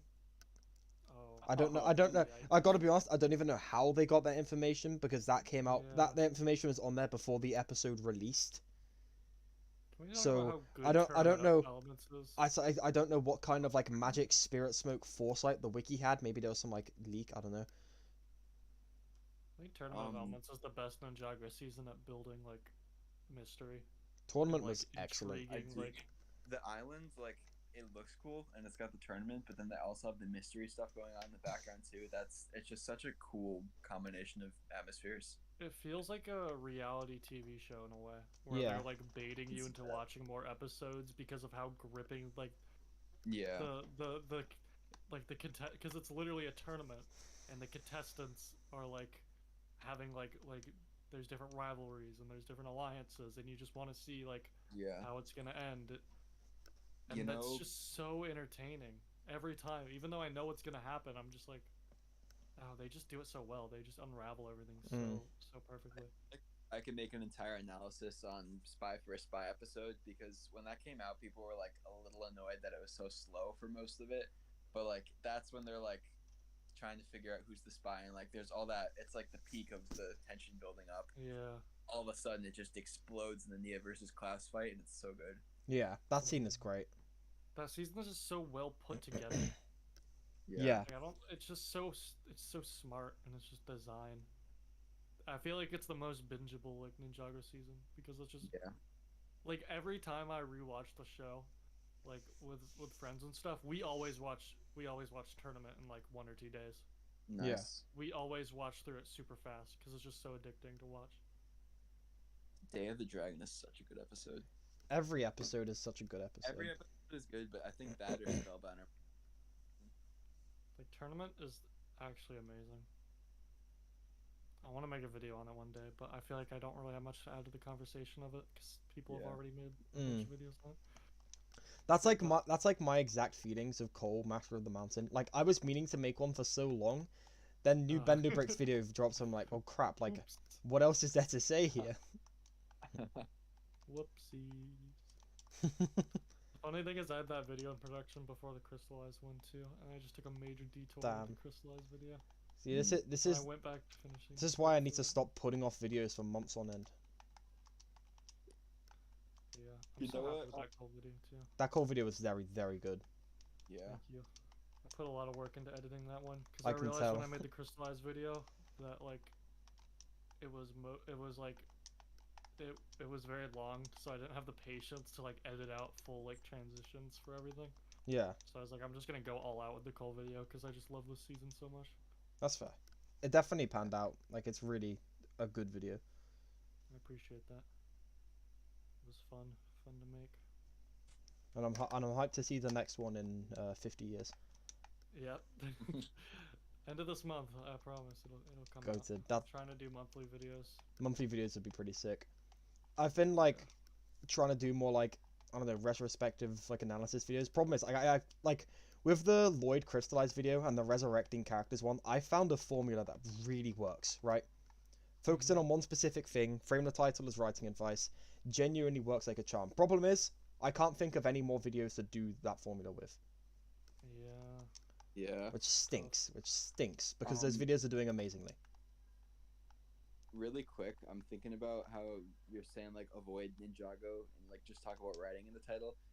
I was gonna call the Garmadon video "Writing the Perfect Villain," and then now I've changed it to "How Ninjago Wrote the Perfect Villain." Which one do you think is better?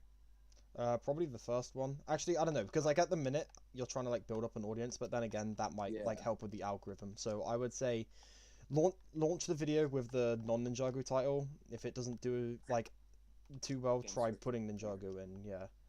Alright, I'll do that now then.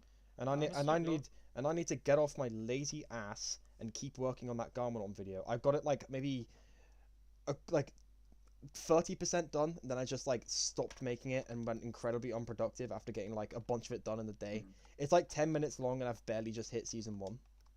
From start to finish, how long would it take you to make like a 10-minute video? I don't know, usually like a few hours. Because Okay. like the way I make my videos is very specific.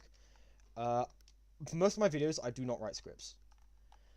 Right? Yeah. I wrote a script for the crystallized review. I wrote a script for like some videos, but like barely any, right? And what I mostly do is I mostly edit and record at the same time. So like I'll just start recording like about a minute, then I'll edit that minute, then I'll record the next minute, like edit that. If I need to, I'll like delete and just edit again. If like obviously I need to change something in like retrospect on like a certain Lego TV show, I will just take the hit and do that. Yeah. And it's like it definitely had like the method definitely has its flaws, but it get like I feel like it's like because I think about this stuff a lot, so I have like a good idea of what I want to say beforehand. Like I usually plan out the video in my head, and a lot of stuff I am able to just ad lib. So at like the end, I'm able to like get it out in about like edit like get like a 10-minute video like made in about like maybe 4 hours.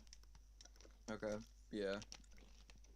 I think mine took me like I want to say around 6 maybe, but that's because it was the first time I'd done that in a long Yeah. time. So one, it was getting back into the groove, and two, I spent a long time on the script because I want to be talking kind of fast in my videos, and Yeah. I might be talking too fast in this one, but I'm like not always that well spoken, so I feel like I kind of had to write it down to really get it all flowing as well as I wanted it to. Yeah, that's fair. my videos take way too long. However, though, That's- the with the season reviews Ninjago take stuff- ages. The Ninjago stuff, I have such like a perfectionist mindset, Yeah. Yeah. which really hurts the upload schedule. And the crystallized video is probably the most painful editing process I've ever gone through. Same for mine. It's just like I remember because like I kind of crunched to get mine out. Mm-hmm. It's like I tried to get it out really quick. In hindsight, biggest detriment to the video. Wish I waited for the last spin, but whatever. I don't have the energy to rant about Crystallize for that long again, let alone edit it. So it will have to do, Yeah. you know, onwards and upwards and whatever the hell the phrase goes. But like on the night before, I literally stayed up until I think about 5 a.m. just like crunching to get that video done. Mistake. Probably should have just took the extra few days, but like whatever, the video did really well. I can't complain. You know, like I used to use that video to save up to get an iPhone. So sure, I had a horrible few days, but I won in the end. But Yeah. I would not make a video like that again. I wrote That was a out bad decision on my entire part. like the entire like all my videos are 100% scripted. So that hour and 20-minute crystallized video is 100%. God. I scripted out the entire Jeez. thing. Scripting Wow. video, when you script it, it takes so long. So Yeah. that must have The been a script nightmare. took the longest. Well, actually no, the editing took longer than scripting it. Like pretty I much just think- even just like constantly writing that crystallized video, it took me like a week to write it, which is where like the majority of the production time went. Once I actually got like the script for it, and I mostly just sped through the production. And then actually like recording the scripts like takes me so long because I mince my words a lot, Same. especially when reading. Okay, you know what the worst? You So- know what the worst shit in human history is? Like the worst thing that happens. You sit down, So- start recording, immediately need a drink, or like you have a frog in your throat or something. Yeah. Yes. Like, bro, just let me You gotta, fucking like, talk, Your man. voice has to be like in that mood to record, or else you like just feel like you sound weird. You're not well Yeah. spoken enough. Yeah. Oh, I But just like, realized in the my last in my time you anger eat- I said a swear word. That's not good. Oh. Whatever. People who care about that stuff will not be watching a 4 hour long live stream. Yeah. Yeah. So just for all of you still there, pretend I did not say the naughty word. Yeah. I want to You make a said video like you- the crystallized one again. That's just like really long and really Yeah. in depth on a season. Yeah. Oh my god, that was so much work for that My- single video. It was worth Going- it. My methodology is. Oh, by the way, Bendo. I've been meaning to ask you about this. What is your copyright claim situation looking like? I am not monetized, but pretty much Ah. every single one of my videos is claimed, Right. except my crystallized Huh. one. As As- funny as that is. Isn't it? It's very Like, if you surprising you're use not a- monetized. Are you planning on doing that at all or nah? I want to, but like every video gets claimed, and the way, like, I'm not too concerned about making money on this channel. That's fair. I put like a lot of work into it, but I think just seeing the comments and influencing discussion in the community is enough for me to be Yeah, satisfied. that And is just a pretty big getting to part of it. watch my finished products when I'm done just gives me enough enjoyment that I don't really need the monetary No, I gotta sense. say. And That's also, if that's I awesome. decide to monetize, That is very good. if I decide to monetize the way my videos work, We'll have to they all change. they all get claimed because I love doing these long edited segments with just soundtrack from the show playing and like Yeah. large parts of scenes, and I just would not Like, be able dude, to do that when anymore. I and that saw would just your make the videos worse. season 13 video and like you played like all like the music and stuff and had the long edit, I just thought there's no way in hell that's not claimed. Yeah, like it was claimed, but it's worth it because it just makes the video a lot better in my Yeah, opinion. that's fair. But it's funny the crystallized video didn't get claimed, probably because I didn't have any edited segments. There's something special about that, though, being able to just like put the soundtracks in the show without really caring about whether or not Yeah, gets claimed, because it just I- does, it does show like how much you care. Yeah. I prefer the videos being quality than making a small amount of money that I would make off Yeah. of them. That's I entirely like- fair. I like, well, so if you use a clip less than 5 seconds, and that's how you avoid it, right? Generally speaking, yeah. Like you can occasionally Okay. use like a 10-second or so long clips to like use as source for like what you're talking about, but you got to be careful with how you use them. Yeah. Watch the guide video. So I just cut it up into 5 second clips from each one, or like shorter. But Yeah. I did that, and then I made like a little Garmadon beat with just like, it wasn't just like full on like da da. Oh yeah. da, To be da. fair, you have the advantage of being able to just like recompose the Ninjago music. You can probably get away with doing that. Yeah, that's what I've done for this, and I'm That is hoping, very like, smart. yeah, I'd like to do it for the Harumi one as well. That would be really fun, but it kind of adds a new stuff, because like a lot of the analysis videos from other themes will have like that little beat in the background, and I don't have it throughout the entire thing, but it is like a reoccurring theme in it, and I think it's kind of cool because it's a unique stylistic choice. Yeah. That would honestly set your videos apart a lot from like other YouTubers. Yeah, hopefully. I can't name any other Ninjago YouTuber who uses piano recreations of the music in their videos. Yeah, it's fun that I get to, because like I keep like making songs, but I can't sing, so they kind of just like sit there, and now it's like finally an excuse to make something that I can share.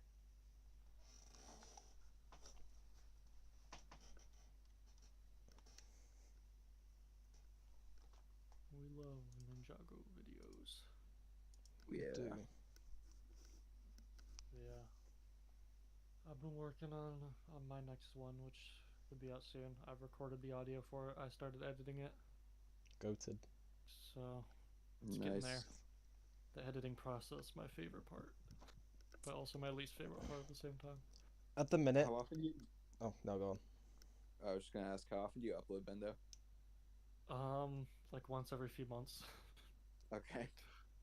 But I'm trying to go for a monthly schedule now, but we'll see Okay. what happens. What were you gonna say, Krusty? I think the position I'm in at the minute is just like I say, I just literally like need ideas to make like a third of those, like that format of videos. Yeah. So like genuinely, please, if anyone in the chat has something they want to see me talk about in depth, like a specific thing from a specific season or set of seasons, please, for the love of God, let me know. I'd happily talk about it if it's like character related. Because like I would really love to make another one of those videos because like I don't know, I just really enjoy making them. And also, would you make a video on like Klaus and like young Garmadon and that whole dynamic? I would, but the Garmadon video kind of touches on that. Oh, fair enough. Too much Garmadon. Mm. I was thinking, I don't know why I was thinking this, but when I was just like starting to think, yeah, I'm gonna get back into this, I was like, how about every Friday I do an analysis video, every Wednesday I do a Lego video, and after making that Garmadon one, I'm not gonna be able to do it every week, so I'm thinking that I'll try to upload Fridays, and then I'll alternate between like a analysis vid that'll take me like 5-6 hours to make, and the Lego vid that'll hopefully take me like 2-3 hours to make. Okay, my advice is just like screw schedules. Well, Yeah. you should just produce videos to when like it will be up when it's ready, you know, because otherwise you're just gonna stretch That's- yourself thin. Yeah, although it did work out pretty well. I'm on break. I'm on spring break right now, which is the only reason why I could even get that done. And thinking about working on that during school is just a nightmare. Like I feel like you're gonna get to a point where you hit a creative roadblock and you're just not gonna be able to keep up with the schedule. So Yeah. I kind of just like to not have a defined schedule. The only thing is, like, at least if I like skipped on the analysis, I have a list of some analysis stuff that I've wanted to talk about for a while, and then obviously, like, I have 3 years worth of mocks that I've done since I've been on YouTube last. So like, I have a big Yeah. list of stuff that I could cover in a video, but once I run out of that, it's Yeah, like, exactly. It's like a limited amount of stuff. yeah. But I could still, like, I did the math, and with all the like, oh well, if on the original schedule it would have been 7 weeks of content, so I guess that would be 14 weeks. Mm.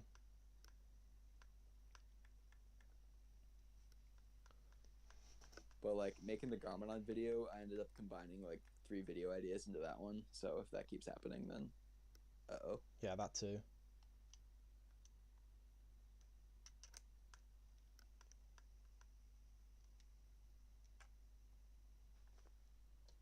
Good thing with Ninjago is there's a lot like to cover.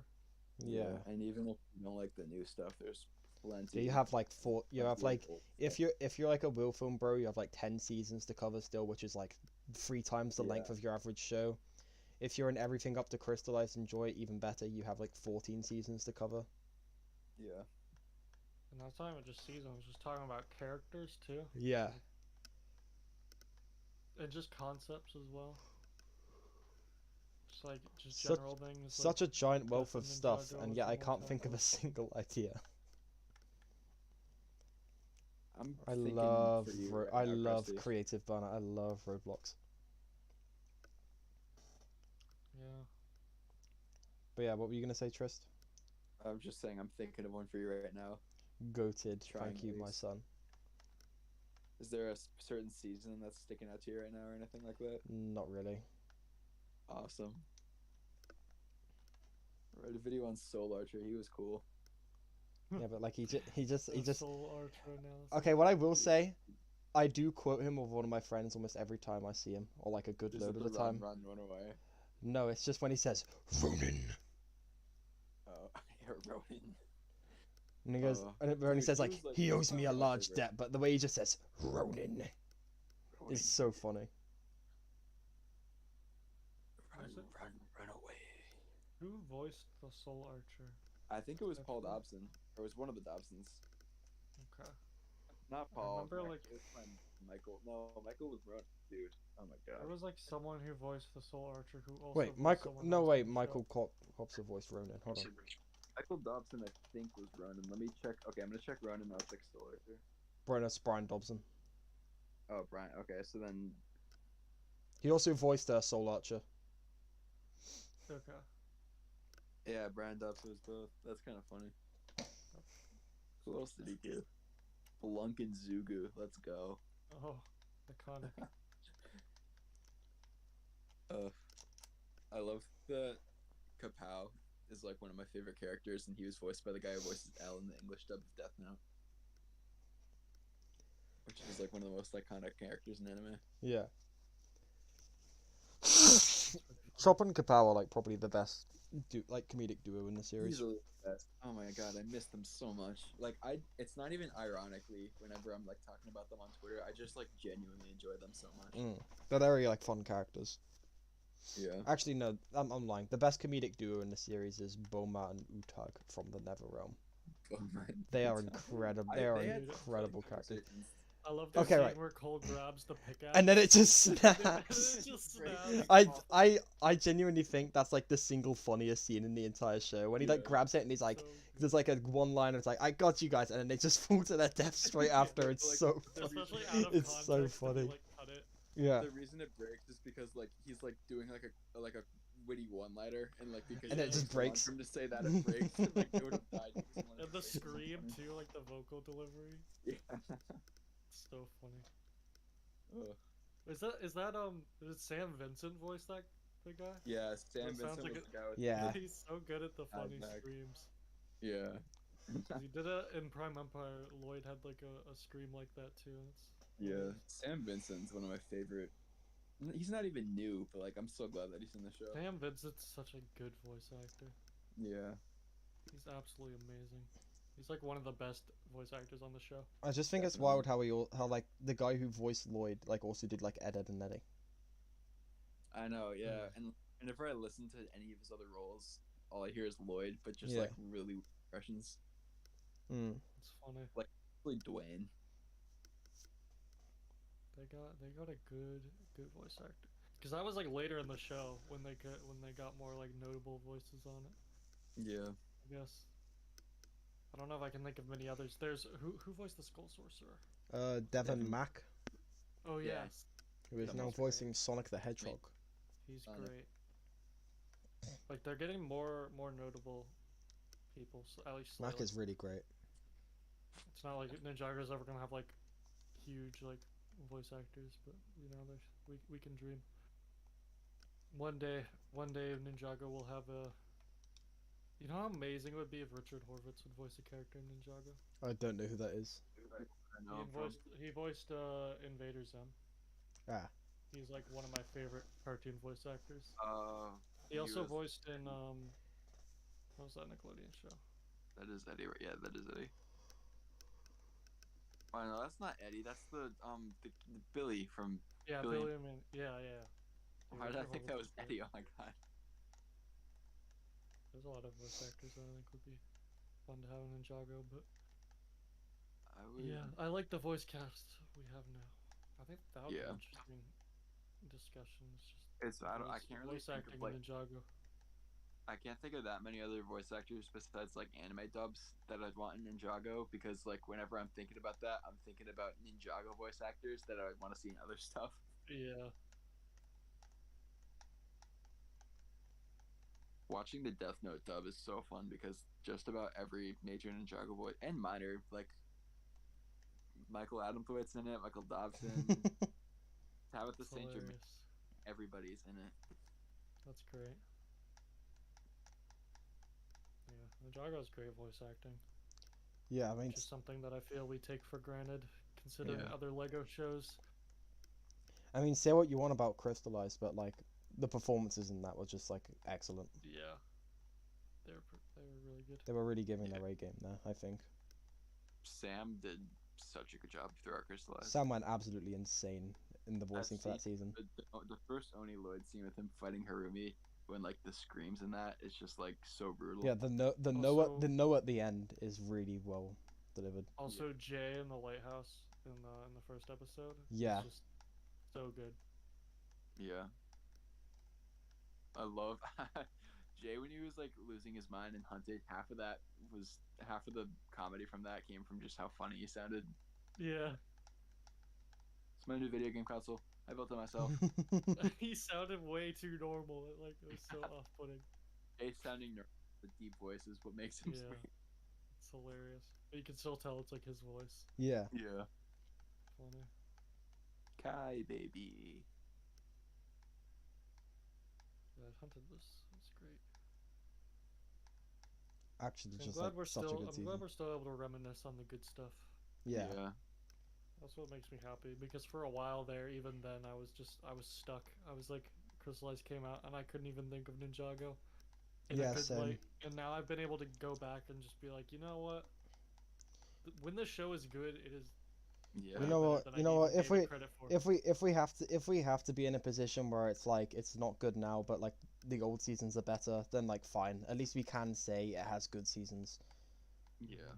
Like I'm really I was kind of in a similar spot. Like look at how much Ninjago stuff I posted in 2022, and then look at how much stuff I posted in December of that year. I went from about maybe 30 videos a month to 2. Yeah. For a while, I didn't even know if I wanted to keep making Ninjago videos outright. Like I seriously just considered like dropping the channel altogether, and I almost did. But I decided against it in the end. I decided I'll stick with the franchise, even if just because I love the old seasons and I think about them way too much and not to have an outlet to shoot those thoughts into. I So always here knew we I are. wanted to like keep doing stuff, but it just took me a long time to get that motivation back, especially to make the Cole video. Like- It took me a while to get around to even continuing production on it. I did. There was a time in December where I seriously considered just getting the season 11 video out and then being done with the channel. But obviously that didn't end up happening. Yeah, I'm glad after time has passed, I feel like we've been able to just kind of look back and remember why we love the show so much. Yeah. And appreciate the stuff that was good even more. I wasn't always able to look back on Seabound without having it ruined, but now I can like totally separate it, and it's so nice just like being able to take that, because Seabound is such a beautiful season. Yeah. Like finally Seabound's look at amazing. that separate from Crystallized, and it's so nice. Yeah. I love I really Seabound wanted so to- much. It was my favorite season for a while.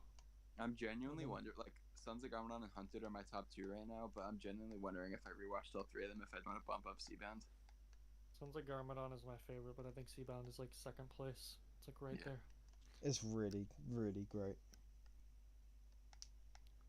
And it's so amazing that like in the past 2 years we've had Ninjago's given us a season that like I'd put in my top 3, you'd put in your top 2.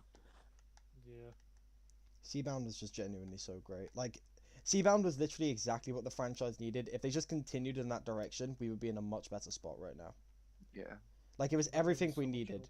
Like, like a personal, intimate, like character story, consequences. You know, like more dramatic tone. If they just carried on with that, doubled down on Nia's absence, used it as a springboard to introduce new characters and recontextualize old ones, make that the start of the new era of Ninjago rather than like reverting everything and then introducing new characters anyway for some reason, I think we'd be in a much better spot. Seabound was literally the perfect opportunity to change the team's dynamic, and they just didn't. And now they're doing it for some reason with the new ninja The shock Okay. value. or the new When- ninja, because we've already had the new ninja. The shock value when like Kalmar just like out of nowhere just blast his dad. Then like for so long people were like, "Oh, Ninjago hasn't done a death in so long," and then they just like brutally kill his character on screen. Like Genuinely great that scene. was the Kalmar is moment in so Seabound where I was good. like, "They're not gonna hold back with the season. It's gonna be really good." The moment where I realized, okay, this season is really something special, is like the talk Nia and Maya have in episode 4. When I That's watched really that for good, the too. first time, I was like, oh my god. 4 is so good, and then we get Kalmar's introduction, which is one of my favorite villain introductions. I think. Yeah, like that Kalmar's scene. introduction blew me away. The way he was Mm. animated, it felt like Yeah. it felt like I like hopped into like a DreamWorks movie. Yeah, the It way he was like almost kind of animated and uncanny with the way he was the animated and characters. voiced, I was like, there's like a considerable bump up in the production value here. Giles Kalmar's did like an such a amazing good job. DreamWorks villain. Yeah, Yeah, he's like Lord Shen. Yeah, he's like a Kung Fu Panda villain. I love him so much. Yeah. And Oh, he's that just whole scene animated is so good. so well. all right, real Seabound is quick, special. I'm gonna run an ad, so don't talk for like 5 seconds, so people don't get Okay. cut off. All right, we're good to go. Alright, sick. Yeah, Seabound was special. I Yeah, miss that. I miss definitely. that time.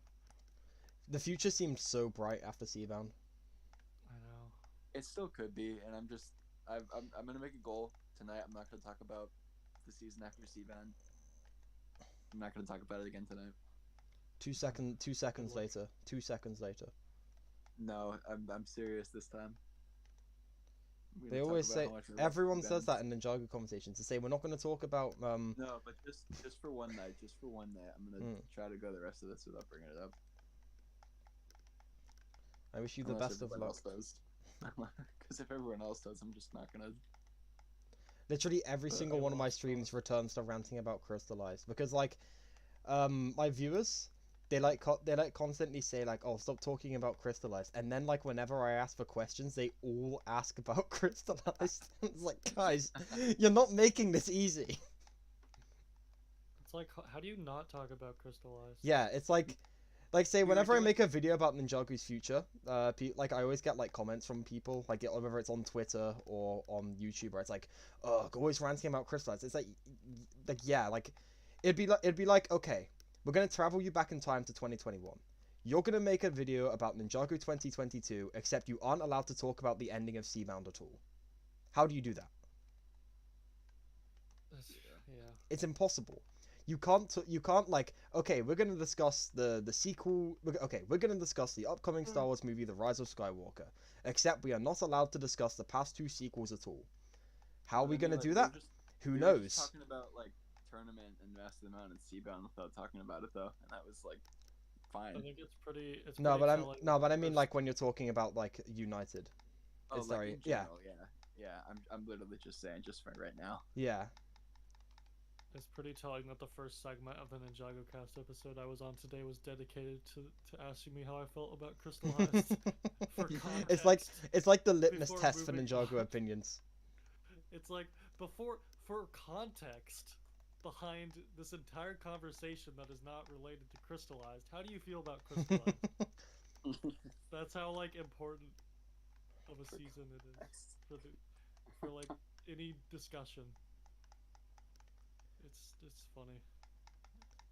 It's Lit- not funny actually. literally It's the very litmus sad, test. but it's funny now. Yeah. This is my Joker arc.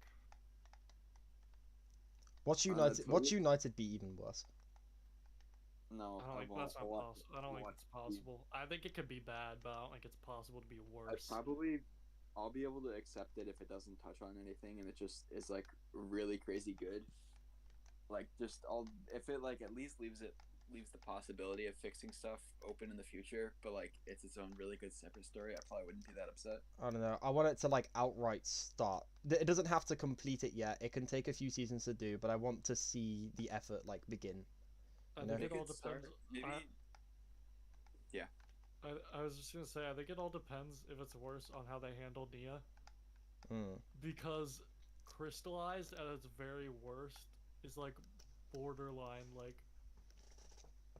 misogynistic against Nia, Mm. yeah. and I don't think you can get worse than that. I Absolutely. I genuinely don't think there's a worse thing you could ever do in the entire show than what they did with Nia and crystallized. Mr. Mechanic. Oh, mechanic.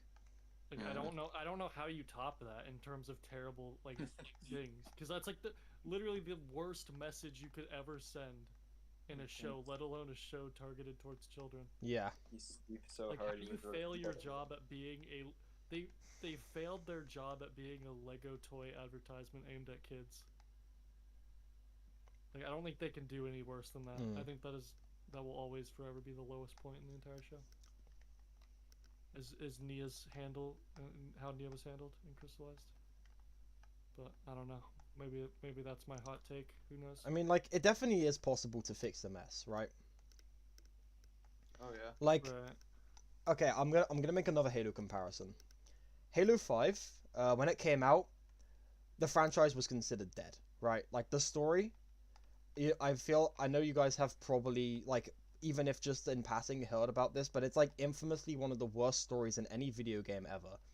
It misunderstands the Halo series almost completely. It like brings back characters who had like incredibly emotional death sequences and just immediately derails them. Every other character is made completely static and has no significant development.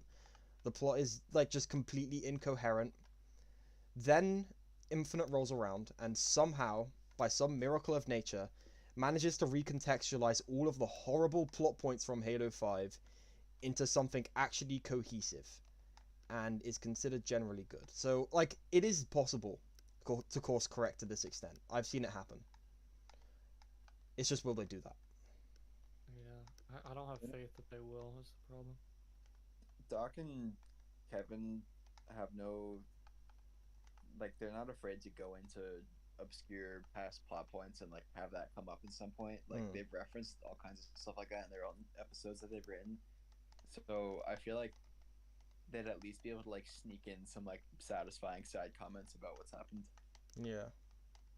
I want to ask them on Twitter at some point, like, I know like the season was controversial, so like for people who want like who felt alienated by the season, like what do you think? How do you think they will feel about United? Do you feel like they'll be more optimistic by the time it's over or not, etc.?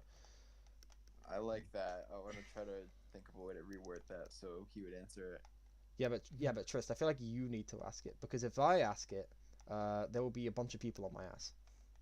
You're not, So well, I need to dump my dirty work on you. you could just make it so I could ask it, yeah, because I've already talked to him a few times, but Yeah, you could, I would say, just make it so only people you follow or mention can reply. yeah, that's actually a pretty good idea. I'll probably just do that. Yeah.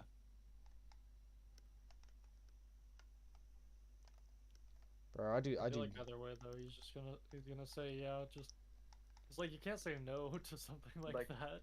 Yeah, that's the I'll other thing.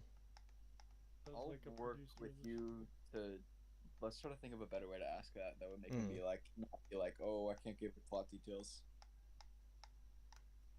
Yeah, you'd have to. You could ask just it say like very- before asking like if people will be like happy. You can just say like without giving specific details. A comment. Yeah. Without specific details. We're gonna have to workshop this tweet. We're gonna have to brainstorm it. Yeah, this is a very important tweet. Yeah. Yeah.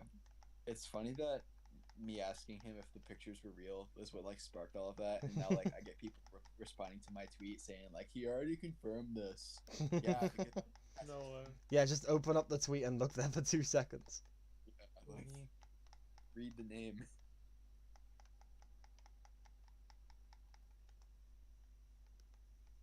Yeah, I'm glad those were confirmed, like real, because that would have been very annoying to like have that Yeah. those images and just not know. Yeah, like what literally one day of real or fake discussion drove me nuts. So I'm so happy that he confirmed them as real. Yeah. Just so we didn't have to put up with like 2 months of is it real? Is it fake? Discussion. And it was very clear that they weren't meant to be uploaded there. Like he said that Mm. they leaked. Still answered it anyway, just to avoid the Yeah, confusion. respect that a ton. Tommy would Yeah. like Tommy, love the man. He would have never done something like that. Yeah, he would have been like no comment. He wouldn't have responded to Yeah. it.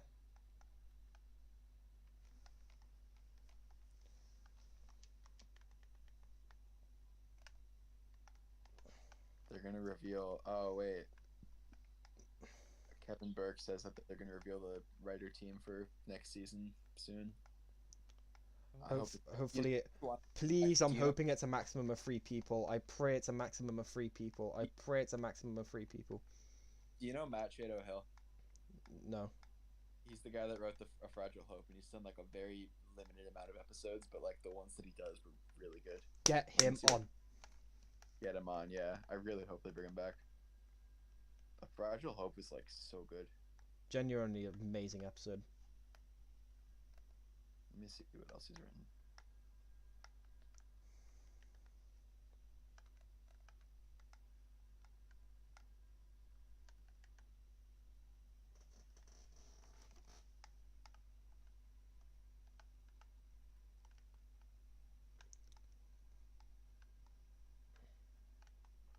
Secret of the Wolf. Secret of the decent. Wolf, great episode.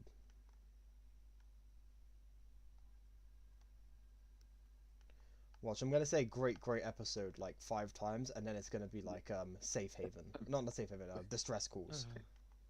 The worst rescue ever. Another good episode. I remember there was this thing where like the director of like what was Game of Masks. People are like, "Oh my god, this director is amazing," and then I think it was on Ninjago Cast. They looked at the other credits, and it was like, The Attack was like the other episode, and they were like, "Oh, I'm pretty sure that happened. I might be." That going is crazy, very but that I'm is pretty sure very that's what funny. happened. Okay, that's all he's done, but like that's 3 very decent episodes. Yeah, that's a good portfolio. I'd bring him on. I'd see if you can get Trivong to write. Dude, I feel so bad that Trivong's contribution was limited to a single like limited comic book series because it was so He's good. amazing. And He's amazing. He needs to come on the show. He barely knew the series beforehand. He did his research and then he nailed the character perfectly. Yeah. Get Like, him on. that is- He very clearly cares. I've been carrying around. I'm holding it right now. I've been carrying around my Garmadon comic book this entire day, just like flipping through it and looking at the art and reading the good scenes. 'Cause it's so good. And he just they should just hire me to write for Ninjago. They should hire I'll me solve it. preferably, but Yeah, They should we just can- I hire suppose three they of could all- hire you. just Yeah. three yeah, of the us. three of us can just I brainstorm will a three of season us. on how to do Mm. better.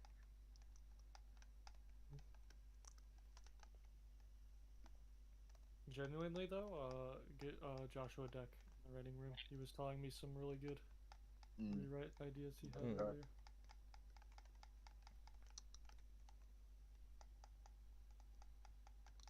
Doesn't matter if we don't have any actual professional writing experience. Yeah. You don't need to be trained. You don't need to like understand script writing. You just need to have that the. wouldn't cause any You issues. just need to have like cool Oni Lloyd, and we'll let the other guys sort it out. We'll just dump our ideas on them Just give them ideas and tell them to write it. because that went so well when they did it with Crystallized. Yes, I This see. is I how see the- nothing that this can is go my wrong with fan our fiction. plan. Make it a season. Man.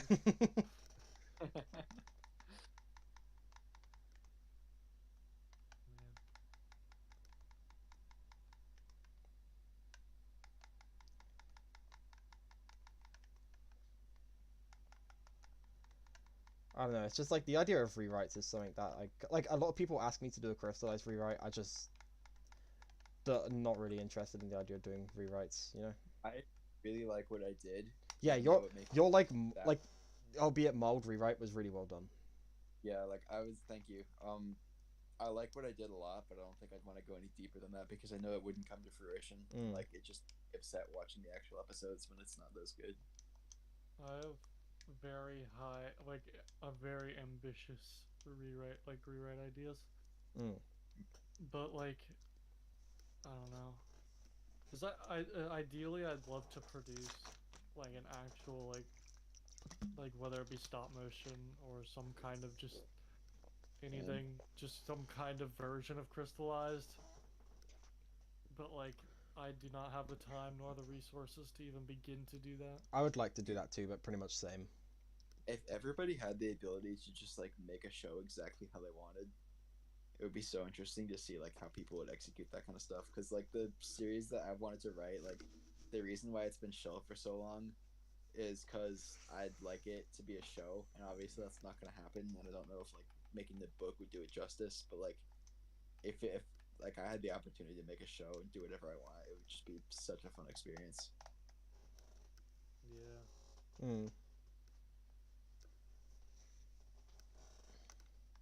I would love to do that.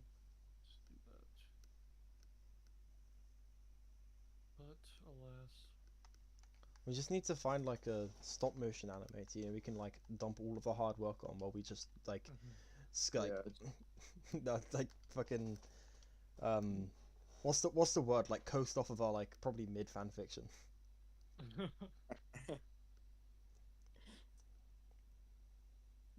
No, I wanted you to make him do a triple backflip, not a double. Also, Do it we again. also we should get like a bunch of other people on like the writing team and make sure should make sure we like none of us know what we want. We should make sure we disagree on every Exactly. major plot point. We should But- overcome the writing room and make sure everything's up for interpretation. Yeah. I wonder how hard it would be to write a season worse than Crystallized. Like rewrite Crystallized but make it worse. That would be kind of That'd funny, be a actually. that'd be a pretty tough challenge. If we did a season that was just like trying to make it as laughably bad as possible, that would actually be kind of funny. Like the problem is, whatever I think of, they've already done it. Like, oh, I'd bring back Harumi, and she'd get a redemption arc, and she'd fall in love with Lloyd, and it's like literally, not even a year ago, what happened in Crystallized was viewed as okay. This would be the point when Ninjago jumps the shark. This would be the worst case scenario. Yeah, and then it happened, but worse than anyone could have thought. Ooh. It's hilarious. It really is. I don't know. They could make Scales Jr. the main villain. That would make it worse. Mm. What's your beef with Scales Jr.? No, Scales Jr. would be a better villain. What are you talking about? Scales Jr. would be a better villain than Crystallized Harumi. I'm the only one that like actually hates his guts. I do. I've never thought about Scales Jr. for more than like 2 seconds. It is. That's probably it. Nobody cares about him. Like I don't think anybody cares enough to hate him. I think he's annoying and like. I consistently forget he exists. I wish that was me. I think he's annoying like the 2 scenes that he's in, and to me that's like funny enough to just base my personality around hating him as much as I like. Okay, but he died in a jet ski accident, so it's fine. Yeah, and I headcanon that. That's Harumi why. was That's good. why. That's why he isn't in Crystallized. Yeah. That's why he didn't pop out of the sewers with the Exactly. three of them, right? All we've 3 seen of them. Scales Calibrain, but he's never with his son because he died. What happened to Scales' wife? Oh, yeah, Selma. Great Devourer. No, what? How does that make Great, sense? Great Devourer. It just does. Just don't question it. Okay. You expect- I mean, You're expecting Ninjago nowadays to make sense. uh, Your expectations are too high, and you're nitpicking. yeah. You got Watch. him. I gotta go watch a better show, like Better Call Saul. Go watch a better show like Lego Chima. Oh, there you go. Mixels. Let me just change the mix. Oh, Stop Do you remember when- Stop expecting it to be good. It's a kid show. it'll never be as good as the biggest and most epic Mixels minisode ever. Mm. Stop expecting it to be good. It's not Chima. It's no Nexu Knights. Chima's peak writing. The skunk character has the greatest arc in the entire show. The peak of Lego as a brand, really. I genuinely like the uncle so much. He was like the Ronin of Chima. Dude, Chima shows how bad, like Chima shows how Ninjago, like, how people who don't watch Ninjago think Ninjago is. Yeah. And It's Chima like- was successful too doing that, which I mean for a time it was, but it's just funny. It's so laughably bad, and it's hilarious. I'm so happy it exists. It's insane to me how people sat down and wrote that, and we're like, okay. It's We so did good. obvious that they just did not care. They were just, we're gonna meet our target demographic of like literal 7-year-olds, There's a and scene where, they'll love it. but you know there's like the ice guys in the second season, right? Yeah. Yeah. There's a scene like the first one where the main villain like gets locked in a cave, and then like Laval gives him a chi just to like be caring, and like here you can have this, and then the main villain's like screw this, and he chucks it down a pit because he doesn't want to use it, and then it lands at the bottom of the pit, and it like lands in like this ice cave where all the guys are frozen, and then the last scene is like the main guy waking up and his eye just like turns, and we get an up close shot of his eye looking at the chi, and then it ends. That was good. I don't know why I'm talking about it, but it was really cool. That was I'll pretty have cool. to experience that one day.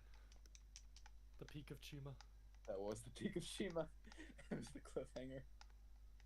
I feel like Chima had potential too. Like it genuinely had like an interesting idea for like a world. Yeah, idea made like that- like magic anthropomorphic sci-fi animals. Honestly, pretty sick idea. And like different tribes, and they like Yeah. have wars with each other, but they based their entire plot around like chi, because like just a single plot device for the entire show. Yeah. It's true. And then they had like the legend beasts, which were just like plot convenient. Like oh, Chima Chima's in should. trouble, and it's the finale. The more I think about it, Chima really should have been huge. It had all the Could've it been had all the really good if makings it of had being competent huge. writing. Yeah. It was just made to sell toys and nothing else, which is what Ninjago like realistically should have been. Yeah. But it wasn't, because the people who worked on Ninjago cared enough to. Like, I feel like Tommy and Jason like wanted to flesh out the world of Chima. They just didn't have a strong enough like team of writers or something. I don't exactly know. Have you ever seen the last shot of Shima? I've Where like not. it zooms out and like it's the most confusing scene in the entire thing. So like they're all on top of the floating mountain, and then it like zooms out and you see that Shima has a floating mountain, and it's on top of another floating mountain that's on top of another floating mountain that's surrounded by other floating mountains. Bro, what? You're like, what? Why would you reveal this in the last episode? So wait, did they It's just so wait, did they just like never look upwards for the entire show? no, no, no. Like they're on the. They have. There's Chima, and then there's the Kavora or whatever. It's Oh called, right, floating yeah. up. So then when And they're then on that, Chima's they can floating see on that top in of, its like, reach. a thing. Yeah, like Chima's on top of like a million other giant, bigger islands, and just like nobody's looked off the edge and like been like, oh, look what's down there. They had to have been on crack while they were writing that. Chima's Honestly. crazy. That is, I like that's almost like really cool, but like I don't know, it just Yeah. like when you just described it there, it's like they see a floating mountain on top of a floating mountain on top of another floating mountain. It's like that has to have been drug induced. I wish I could have been making that up, and it sounds like I am. That's literally how it went. It's so stupid. Oh, That's so love stupid. I Chima almost for- like it. If only Chima could have been cool like Ninjago. Well, at know least why. well, at least Chima got to end on its own terms. Yeah. Yeah, I bet Chima's season 3 finale is probably better than Crystallized. That's not really a high bar. No, I don't remember what happens other than that scene. I think they I just don't like melt all the ice guys, and then they all turn good. Mm. They had a better redemption than. Part of me is tempted to watch all of Chima Yeah, just out of yeah, morbid I think curiosity. The Fire and Ice thing, like the main villain was like the saber-toothed tiger guy, and he was like really evil and just like horrible, and he's just like this frozen ice guy. They literally melt the ice on him, and he's like, "Oh, I love you guys," and that's it. Sounds like Chima. So good. That sounds like Chima. Chima moment, if I've They ever literally seen one. just melt the ice on.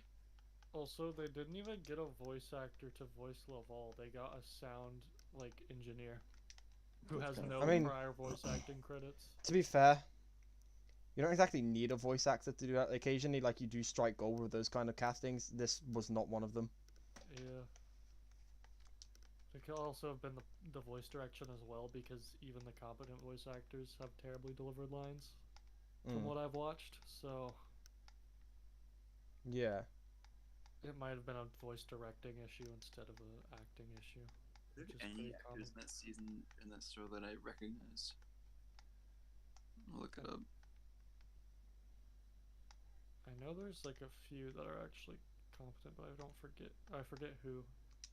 The guy, the king guy, the Lion King, the lion. Yo, He sounds like, I swear to God, that's the guy who does like the Lego ad commercial like things. that's He's kind of like- funny. My cooked 5 a.m. no sleep brain took like a solid 10 seconds to process why the Lion King was funny. Were you the one that laughed at it? No, like Bendo said that and just started like hysterically laughing. I was like, "What was Oh, I that thought funny?" it And was then laughing. and then it just had like a do do do do do do do do moment in my head. It's like, oh right. I thought you were saying that you laughed at it, and then after you laughed, you had to process why it was funny.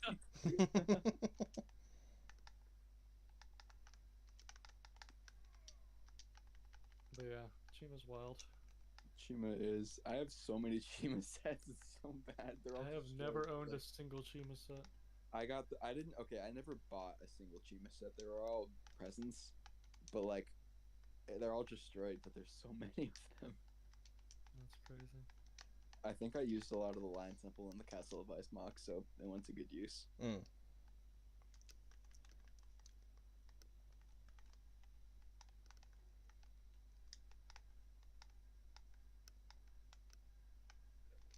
You ever want to get into mock building and don't want to buy specific pieces? Literally, just get any Minecraft set, and then you're set. True. Minecraft Wave goes hard. Okay. Minecraft Lego is genuinely great. It's like incredible value for money. Yeah, I really wish Yeah. I stayed collecting it because it would be so cool to like. If I can't have a, I like having an Ninjago city, but like if I had to swap it out with anything, I'd swap it out with the Minecraft world. Yeah.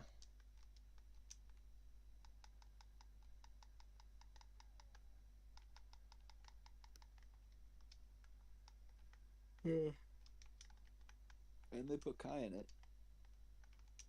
So it's still a Ninjago city, really.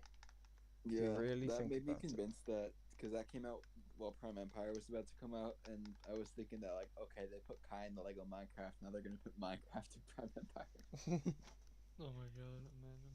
and they put Fortnite in it, but not Minecraft. No, see, but I'm glad they did that because like that was when like Reddit was like really angry at Fortnite for like existing. So when like because like the Daily Warlord server, Discord server was like literally just full of Redditors for the most part. So when that Yeah. clip of Jay doing the Fortnite dance dropped, there was so much anger in that server, and it was so funny.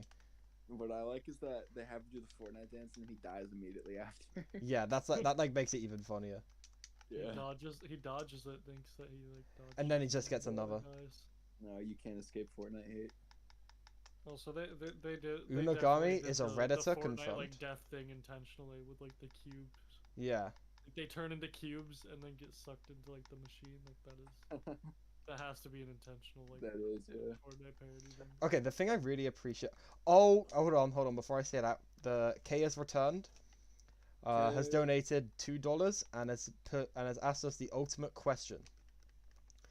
This is a very intense political debate, and will probably end in us all going our separate ways, because of how polarizing and controversial it is. It's such an even 50-50 split in opinions that we definitely won't pretty much immediately agree. Infinity War or Endgame? Infinity War. Infinity War. Infinity War. So easy. It's like the most How much- no-brainer pick, right? Yeah. Alright, guys, Endgame sucks. I don't say it sucks. Suck, but It's like okay, Endgame is like all right. It's pretty good. Like I rewatched it like in 2021. Very enjoyable movie. There's a lot like of good in terms of like closing up character arcs. I do have my issues with some of it, but all in all, I think they stuck the landing. But Infinity War is just like uncontested. It's like one of the best comic So book movies good. of all time. Infinity War is like too good to be true. Endgame gets done what it has to get done, and it does it decently well. But Infinity War is just like, whoa. I don't think It Marvel just goes all Marvel out. for me rarely releases a movie that like completely blows me away and just makes me fall in love with it. Infinity At War least is from one the of those MCU, movies. but Infinity War is definitely an exception. Same here. Yeah. Like I wasn't even like I was just getting into Marvel when I saw Infinity War, so I wasn't. Infinity like, War that was my much familiar. first Marvel movie. That was the first one that I saw in theaters, but beforehand, I think I'd seen the first Guardians, maybe the first two, I don't know, and I'd seen like Ant-Man and like Civil War, and that was it. Dude, literally, I remember. I might have seen Black Panther too. I was watching it in the cinema with one of my friends who had been keeping up with the MCU. Tony pulls out his phone and it says Steve Rogers. I just like point to him. I just like I don't know. I like tap him like who's that? Dude, that was like when I was watching No Way Home when Tobey Maguire came on screen. My friend turns to me and he's like, "Is that Spider-Man?" Oh, that was such a bad experience. Yeah. I was watching No Way Home and holy words. I went with my whole friend group and I got stuck next to the kid that had never seen a Spider-Man movie before. He just knew that Uncle Ben died, and that was the one thing about the character that he knew. So like when Aunt May when that happened, he was like, "No, Uncle Ben Part 2." I do actually think though, in terms of like my actual take on a game, like I don't think it actually completely sucks, but I do. What is your I'm beef not a with it? huge fan. I'm not a huge fan of the movie, but I will commend them that they did a. Given how Marvel has been since then, Should have just and ended even there. before then with some movies, like they've not been great, but they did Endgame pretty well. Since Endgame, they've been There's producing truly I dog just- water content. There's certain things that I just don't love about Endgame. I feel like the final fight sequence is cool the first time, but looking back on it, like it does feel very fan servicey, and I think there's definitely good to that.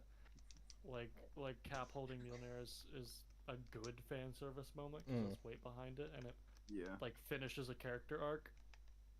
Yeah. But the things with like I really don't like what they did with Thor, especially after Infinity War. I think Thor was like the best character in Infinity War, and then I they think just did a Thor was done complete pretty well 180. in Endgame. My beef, right? The Hulk. What were they thinking? Oh, Hulk as well. I think Hulk- Thor is done pretty well. I Thor- actually really like how they never have a moment where he gets all buff again, and they just kind of stick with the design. I'm Yeah. fine with that. I love just I love don't like how that they in treat him particular. like I a love. joke. Yeah, I think it's a bit like ham-fisted at first, but like as the movie I gets think on, like the character gets more serious in terms of his I tone. think the Thor bit's backed up enough with like it's the trauma Actual, from yeah, failing the actual first time. emotional like moments to where it's I like like pretty the well done. idea of it. I just wish it was executed. Tony That's kinda like Stark's my arc is holding done of the movie. excellently, though. I think we can all agree on that. Yeah, Tony was done pretty much perfectly, like throughout the Yeah. entire MCU, which is He's still like Tony is for me. Tony is the Nia of the MCU. It's Yeah. like commendable how Dude, the how fact Yeah. like consistent dude, his arc is. the throughout fact that the he had multiple so many installments. different writers and directors and he was that consistent throughout the MCU, unbelievably impressive. Yeah, did the MCU like the original first three phases? I don't think get enough credit. I think they get a Genuinely. bit too much. Like I don't know. My opinion is like sure the MCU was pretty good. It did take a big hit after Endgame, but like it wasn't that good. Like everyone was like, oh, this is like the next Star Wars or whatever. It's like I don't know if I'd say that. I think the MCU was very impressive for what it did with the Yeah. first three phases. Oh yeah, There were incredibly definitely ambitious. There were definitely not great movies in there, Mm. but I did a full rewatch like a long time ago. Like I haven't Before- I haven't seen the before full Phase 4 MCU. even I would never started. watch the full MCU because I know there's like so many mid movies in there. But I know like the broad I know like the broad strokes. Back when I was younger and I had more time on my hands. Yeah. I From watched the all of them first- for Endgame, and there were a lot of boring movies, but the good movies and the payoff for watching them all in order is like it's a pretty good payoff to watch them all. I would say Definitely. it's worth it. Yeah.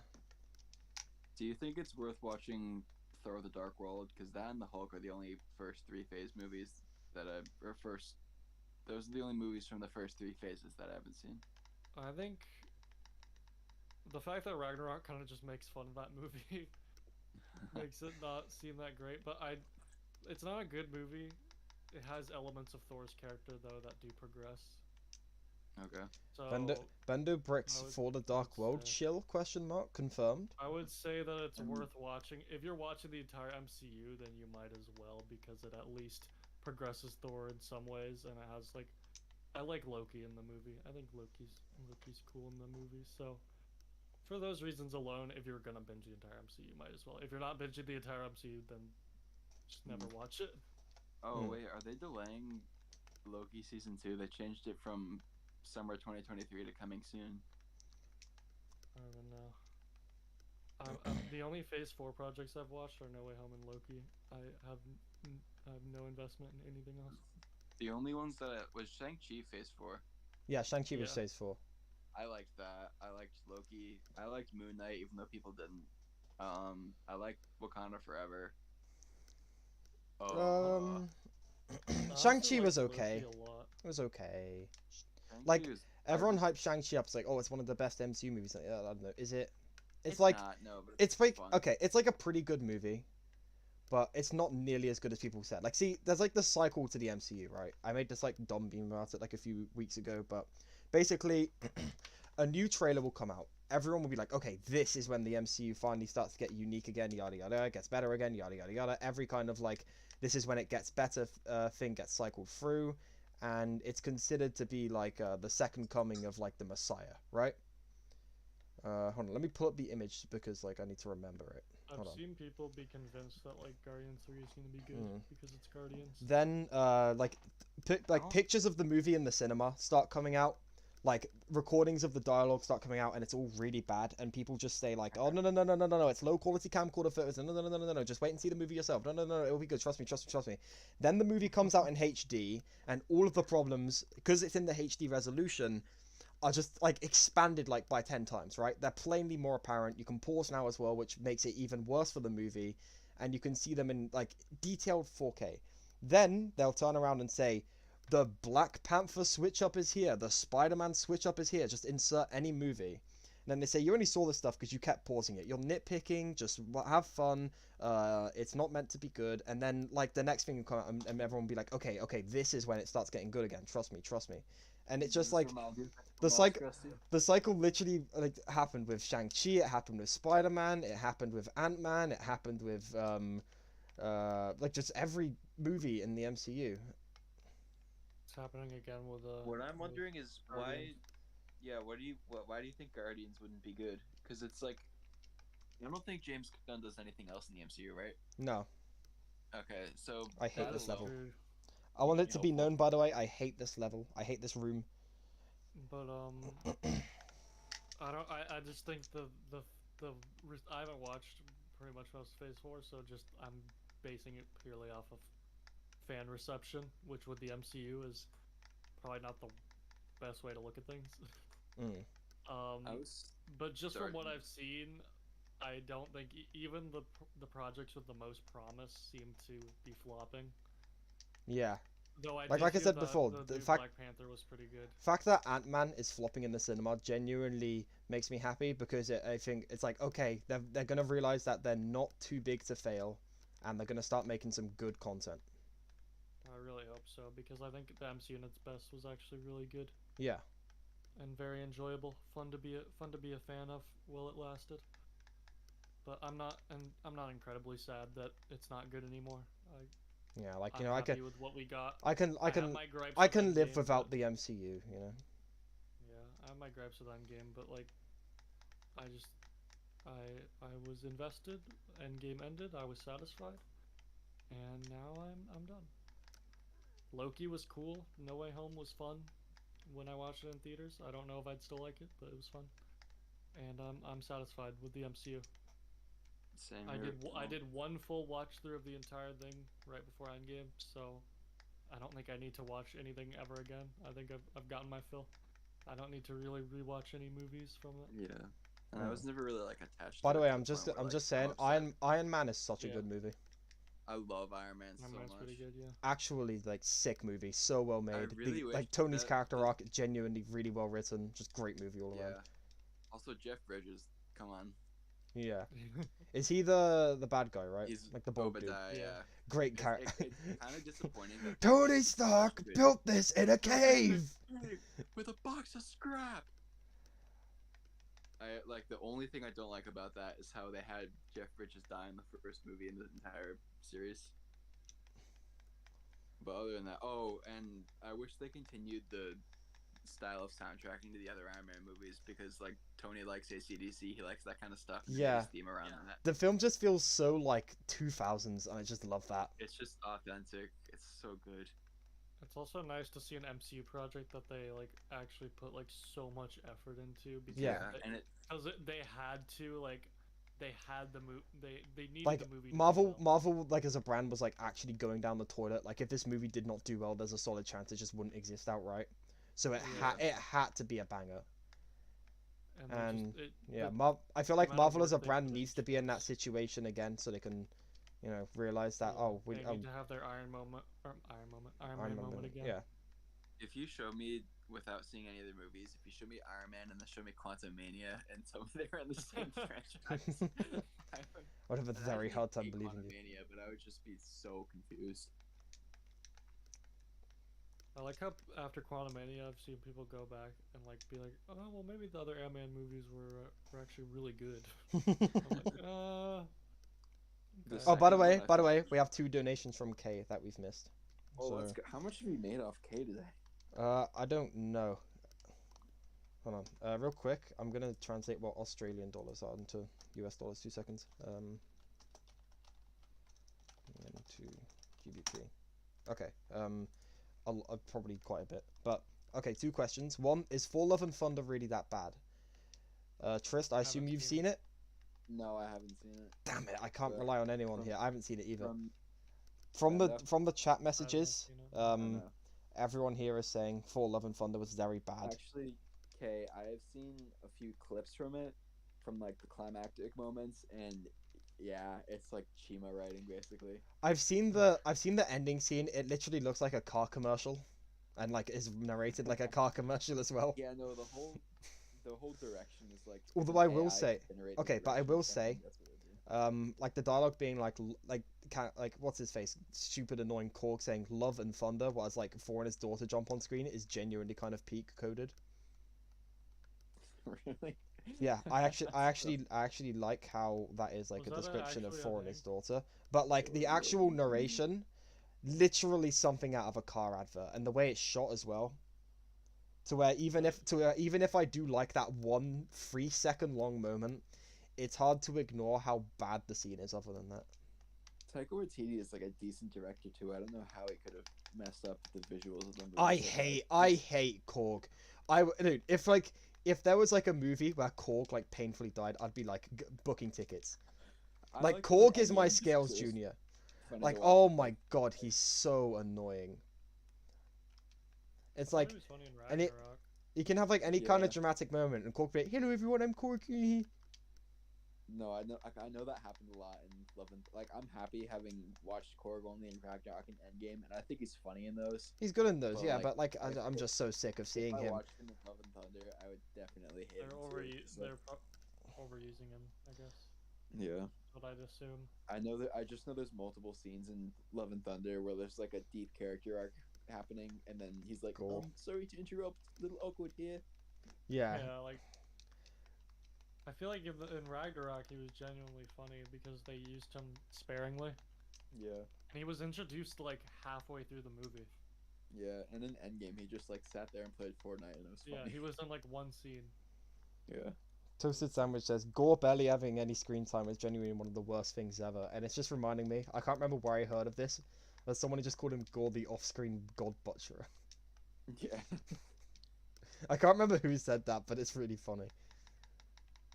Also, Kay also said Lego Marvel is questionable, which I agree. Lego Marvel is pretty rough. Every time when I was somewhat into Marvel, whenever I'd see a movie, I'd be like, I gotta get the sets for it. And then you look at the sets and it's like, oh, Shang-Chi is white. Yeah. Oh yeah, but like also like a week later, then I'd be like, I'm so glad I didn't get the sets because now I don't care. Yeah. Jesus Christ, I don't know what That's they're the thing cooking about with Marvel Lego movies Marvel. is that there's so many, even like during MCU's peak, you can't really get attached to a specific movie Yeah. Yeah. before the next one comes out. It's like, oh, I love Guardians of the Galaxy. Oh, now I gotta watch whatever the next thing is and get invested in that. Yeah. It's like you can't take a single MCU movie and just like be like, I absolutely adore this movie and this is like this movie is I my feel entire like- personality. Yeah. Guardians, you kind of do that because there's like, I mean, yeah. Guardians is at least kind of a franchise in itself. Like, Yeah. I think with certain characters you can do that. Like for me, Yeah. when I was really into the MCU, like I was like a huge fan of Doctor Strange, Mm. Yeah. mostly because of his portrayal in Infinity War. For me, So, it's like- Spider-Man. But like, I never was like. When it I comes to love film Doctor content, I Strange, eat the up anything movie. Spider-Man. Yeah, I love Spider-Man. too. Specifically, like like some good Spider-Man Spider-Man. in the MCU, I really love how he's characterized. I think he's great. I do. I like all three Spider-Man. Far From Home, characterizations. great movie. I don't care what people Yeah. say. That movie is I sick. like Far From Home. I don't know. why Far people From Home hate is great, dude. Mysterio is like top tier Absolutely Marvel villain. excellent villain. it. Mysterio is like the perfect villain for that kind of Peter. Yeah, very big comfort movie for me. I love Also, that. Jake I love that movie. Gyllenhaal is like peak. Great actor. Yeah, I love him. I think Tom Holland is definitely the best Spider-Man. But yeah. Yeah. But like That's as I say, like I love Doctor Strange, but I was never like, oh yeah, I love the movie. I love the Doctor Strange movie. This is one of my favorite movies of all time. Like Yeah, it's just the character stands out. Infinity War is the only movie from the MCU that I can like say like this is one of my favorite movies of all time. Yeah. Yeah. So funny that Spider-Man being in the MCU was only leaked because of the Lego set coming out. I remember when the quantum suits leaked in Lego. Yeah. Did that happen? Yeah, Oh my our God, first look at the quantum suits was the Lego minifigures. that's crazy. I'm pretty sure like Yeah. Falcon Fan or something like that was genuinely like responsible for the time travel suits leaking, which is really funny. That's really hilarious. funny, actually.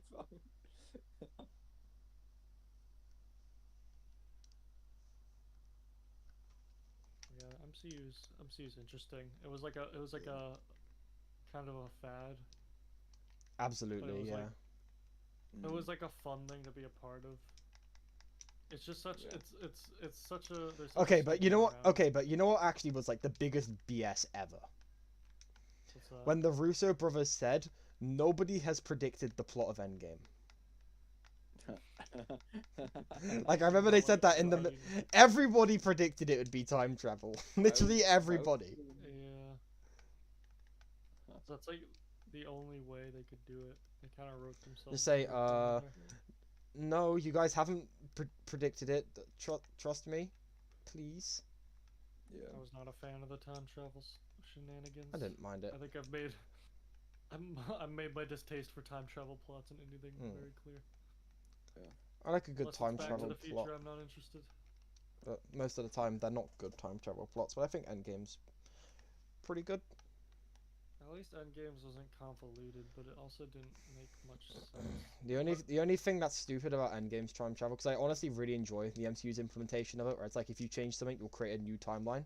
I think that's actually really cool and manages to keep up consequences of stuff. You can't just like say after they develop time travel, you can't just be like, okay, we can just use this to erase every single problem we have. It's like, sure, you will erase it in a branch timeline, but the current one will still be facing that problem, which I think is really cool. Problem is, when Captain America comes back and goes all Joe Biden, it doesn't really make much sense. Yeah, and then also, it's not Endgame's fault, but like Loki happens too. Where they confirm that everything was like one timeline. So like, I guess they had like the people like breach the other timelines that they created. But like, how does that work? Like, that's interesting. But that's not really Endgame's fault. That's Loki's whole thing. That's the whole issue with the whole multiverse saga. I'm so confused as to how timelines are different from other worlds. I have no clue. Also, I just don't really care.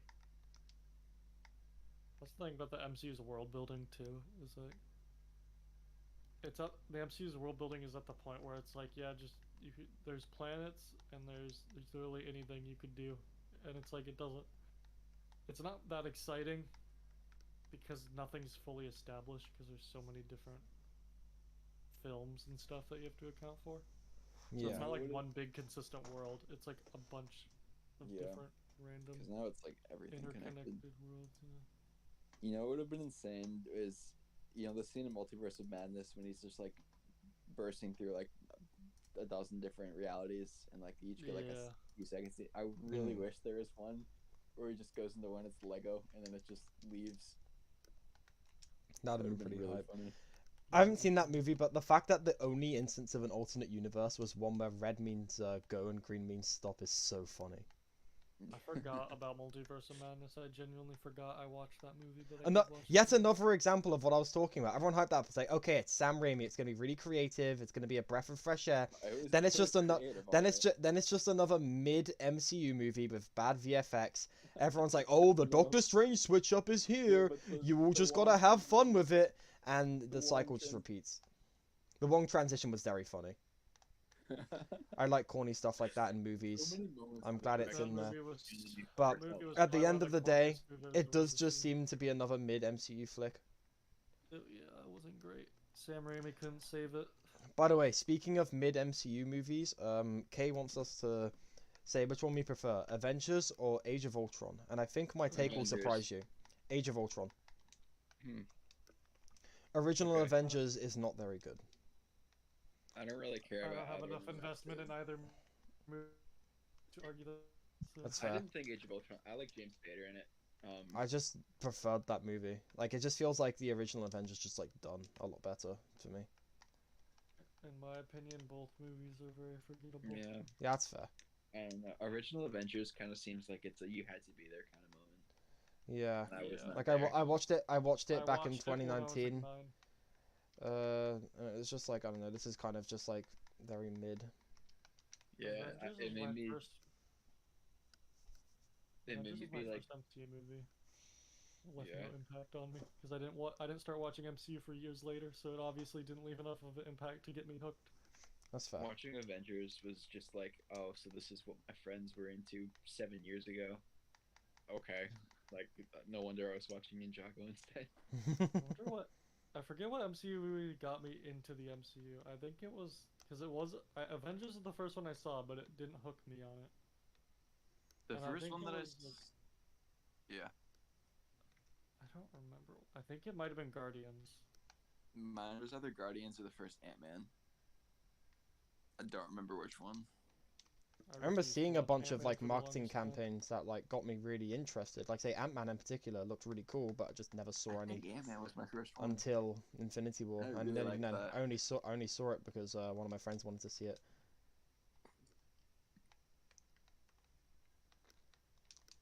Yeah, I think I watched Guardians first. It took me a while to go back and rewatch all the classics. That's why I did that rewatch. So I felt so out of the loop. I was like, okay, I like certain Ah. movies.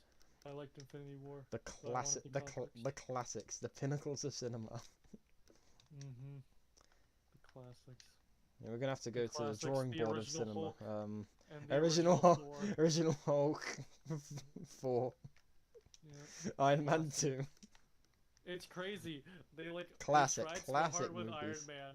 They went I feel like they went pretty I've hard with never Captain seen America. Iron Man 2. Didn't they just like half-ass it? No, Iron 2 Man is decent. 2 was decent. Okay, Iron Man 3 is underrated.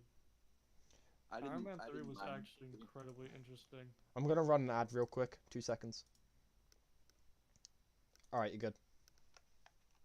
Because Iron Man 3 followed Tony after the Avengers, Yeah. and he was just so paranoid.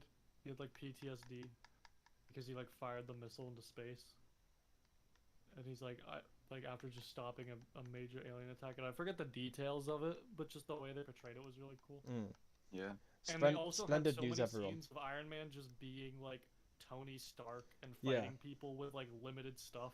The mansion, that the scene mansion was raid so scene is creative. really cool. There was a fight scene where he's literally handcuffed, and he Yeah. has to fight this lady with lava breath or something. Or no, that was a different guy. It was some she had some weird firepower. Okay, guys. Kay has asked us to discuss something else now, and I think you will like what Oh, we have been asked to discuss Puss in Boots 2: The Last Wish. Okay, I love you because I love that movie. peak DreamWorks. That movie. Okay, right. That movie is unironically in my top 3 favorite movies of all time. I thought it was That's awesome. I thought it was absolutely incredible. I'll put There it in is my top so 5 maybe little then. in that movie that I thought was poorly done. I want to rewatch it. I really want to rewatch it before it leaves cinemas. I need to do that at some point. How I'm many probably- times have you seen it?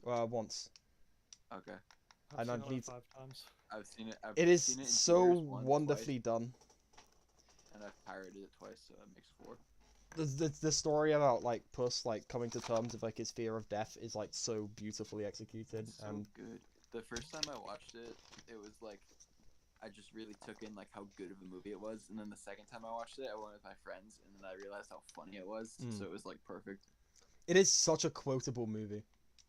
Yeah, dude, Big Jack Horner. People say he's the weakest of the villains in there, but he is easily the funniest character in the whole movie. Yeah. So funny. The entire movie is just so funny, but also so it just portrays the character of Puss in Boots so well. Yeah, it Yeah. takes that I never it thought takes I'd it see. it takes this one note joke character from a 10-year-old DreamWorks movie from a long irrelevant franchise and turns him into one of the most endearing protagonists we've seen in Yeah. It makes a you big movie for a think, while. It makes you think this guy's been around since 2005 or something, and it makes you wonder why hasn't he gone on a character arc like this before? And then if you look at the first Puss in Boots, you can still be okay, it makes sense why he'd start here and then wait this long to do it. It's such a not basic, but a introductory character arc for a character to undergo in that Yeah. movie. But it still makes sense why he would have waited so long to do it, and it works out so well. How good of a villain is Death? Which is a K Death question. is cool. I Very wouldn't even good. call Death a villain. He's just annoyed and Absolutely Eventually excellent is- villain. Dude, me and the fights. my IRLs literally constantly say sorry to interrupt the party with your past lives, or past deaths, as I like to call them. My friend, whenever someone stutters or anything, we just lock eyes and we do the scene where Jack Warner's "Oh, what took you so long, idiot?" Death is goated. Dude, I love Death. Okay, the introduction scene of Death was Love it. one of the coolest theater going experiences for an animated movie. Dude, I've ever when Death experienced. actually draws blood, I like I was I was like, oh I thought my. it was a jam bag. Like I thought it was gonna be like he had a thing of ketchup on top of his head, but I no, was it like, was actually I was blood. thinking, dude, Yeah. there is no way the And then the use big it- cartoon wolf just sliced Puss in Boots' head open. There is no way that actually just happened. I was like, dude, legit in the theaters watching it. I was like, for a second, I was just like, wait, was this movie was like marketed towards children, right? Like this isn't like one of those like Samurai Jack like Adult Swim situations where they turned a child like a kid's cartoon into like for a second I like it was a brief moment, but I legitimately thought Well, that's that. like kind of the appeal of the Shrek franchise. It's like adult oriented Oh my kids God. movies. Shrek Yeah. has so many. Like it's Then you it's look the at it one and you're like- franchise where you look at Yeah. people who say like, oh, it's like made for like more for like a teens or adults than like kids itself, but it is appropriate for kids. Literally every And be other like, quote is yeah, Shrek no, has that's adult that's content. not even cope. That's actually right. Yeah, but it's not even a thing where it's like I wish it was made for adults because I'm glad that kids get to experience a movie like this. Yeah. Like I'm glad it's a kids movie, and I'm glad that because of it, like they're able to. It has so go like through the film has and so stuff many like like that. genuinely wonderful messages as well, and it's so well executed. Yeah. Yeah. Like the overarching theme of like you already have what you wish for and you don't need magic to like I don't know make yourself a better person. I think is like really endearing. Yeah. I do really like how Jack Horner's just thrown in there. It's just like they already have like enough people with like complex motivations and like Yeah, just able get a to pure evil demonstrate dude. that arc. Yeah, he's just thrown in there. Dude, and what's really insane to me? Right, the film has like 7 primary characters. Right? Not a It's not single rushed, it's one not crowded. feels half baked. And what's mad? So after watching the movie, I figured it'd be like maybe 2 hours 30, 3 hours long, right? Because of like how much stuff they juggle. The film is 1 hour and 37 minutes. Wait, no, hold on. That's the first one. 2 is 1 hour 40 minutes. Not even So- not even 2 hours, and they juggle 7 different characters, and none feel underdeveloped. It's so good. God, that was the first time in a long time that I've been like really impressed by a new movie. Yeah. Yeah. It's been a while. And the fact And that then, it was like, Puss in Boots of all things. It really reminded me like that I actually liked DreamWorks. Yeah. Because for a while I was like, DreamWorks is just kind of a mid studio. They made Boss Baby. Boss Yeah. Baby was a And then, good like, Boss Baby was a good movie. they made Boss Baby and Trolls. I was like, okay. And then like, but like I've always like loved like the Shrek movies, except the third one. Yeah. But like I- I love Shrek. I think Shrek 1's really good. I think Shrek 2 is like genuinely a fantastic movie. And I gotta think rewatch Shrek 4 it. I think Shrek 4 like is actually pretty good for the Same. circumstances. Like I don't like how like it could have been a lot worse, and I think they did a good job with what they had. Agreed. And then just like How to Train Your Dragon franchise, I really like those movies. I love the Kung Fu Panda movies. Yeah. And now like I feel like I'm a kid again watching those for the first time when I watched like Puss in Boots. Like Yeah, it that is. took me back to being a kid and watching like peak DreamWorks when they were like in their peak Yeah. Yeah. back in the day. After I watched Puss in Boots and like I left the theater and I was like, wait, this is the same studio that made Kung Fu Panda 2, and I was just like, why isn't DreamWorks like bigger? And not only have they Dude. teased like a new Shrek, but they're also making another. I Kung was Fu like, Panda okay, movie. when Puss in Boots 2 is revealed, I was like, okay, wow, another nostalgic cash grab legacy sequel that didn't need to be made. I'm sure this is going to lead to Shrek, like, as an IP being, like, soullessly dragged out. I can now say, I am incredibly excited to see the revival of Shrek. Dude, Because Shrek they've 5 proven they it's can gotta make be amazing. amazing legacy sequels. So, I've always been excited for the memes, but now I'm like genuinely excited that they can like make something on the level of Shrek or Shrek 2. I gotta see dude, how Kung when- Fu Panda turns out. when first, like the because Shrek theme yeah. started playing at the end of the movie and they start sailing towards, like, Uh. far, far away, like, oh my god, I was So so good. happy. Amazing. I think like the Shrek main theme, like the fairy tale like music, is Uh, like genuinely think some of the best like original soundtrack in any like piece of fiction. It's so like just it's so like so good. beautifully made. I love it. It Just reminds me of whenever I hear it, it just makes me so all the happy. right stuff.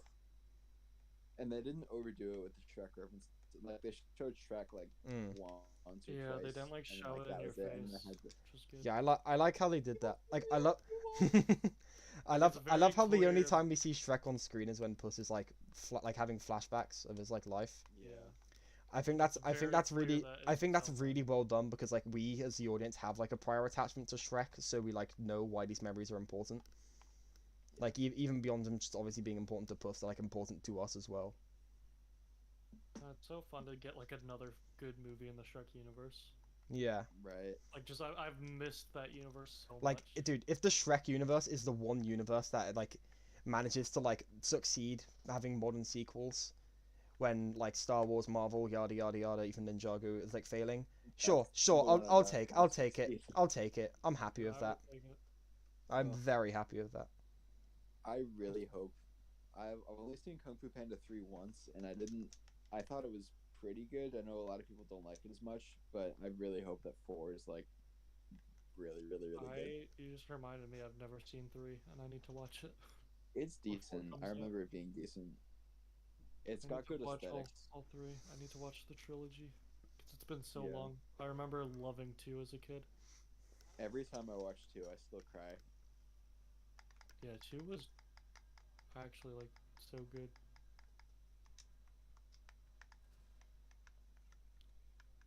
And like Yeah. the character archetype for Poe isn't even something that I'm like particularly a fan of.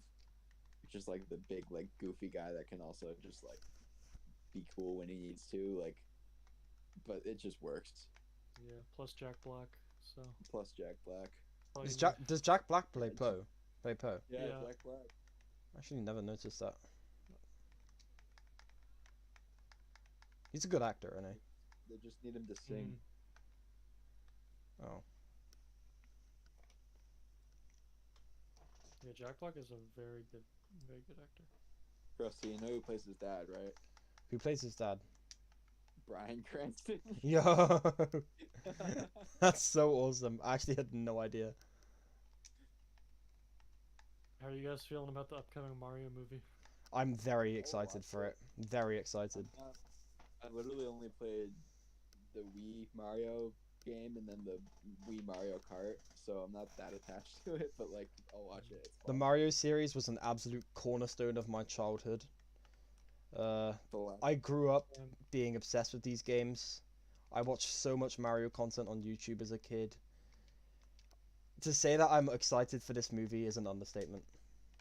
Sweet. Like I know, looking at like the McDonald's promotions, seeing like all the music in it and like the aesthetic of the movie, I know that kid me would have been absolutely over the moon at this. And that alone is enough to get me in the cinema. I'm really hoping it's just a fun movie. Like I feel like it's just gonna be a really fun, just Yeah. real good movie. And I'm not really expecting it to have like a really good I'm not plot. expecting it to be peak cinema. I'm expecting it to just make me happy. Yeah, I'm not expecting the story to be very good. I just want it to like portray the characters in a fun way, which it I looks just like hope it's that doing. the plot like somewhat not surprises me, but you know how people are complaining about how we've already seen like most of the movie in promotional media. I just hope that that's not the case. I haven't been keeping up with the promotions, and I don't think I need to at this point. It's like 20 days away. I feel like Yeah. there's so much to the movie that we probably Yeah. because I still don't like. Okay, my one issue with the Mario movie, right, Right. is how people are acting like it's already out. Like they're already talking about the film in Yeah. retrospect, saying, "Oh my god, this was so much better than the Sonic movies." Like, bro, Yeah, like, you have literally bro, seen so 3 minutes of it. I don't get the Sonic movie Mario movie comparison because like I guess maybe it's because I haven't seen the Sonic movies, but like they seem like they're trying to achieve completely different things, so I don't understand. Even then, the like, comparison. I don't know, because like the difference is Mario is like animated and takes place in the game world, whereas Sonic is like live action, Crossover. takes place. But even then, multiple Sonic games feature human cities with human characters as the focal point. Sonic Adventure 1, for example, literally just takes place in a city with like life-sized human, like proportioned humans. I think same for Sonic Adventure 2. Um, so I don't know why people are suddenly so weirded out at, oh my god, I just looked outside and it's light out.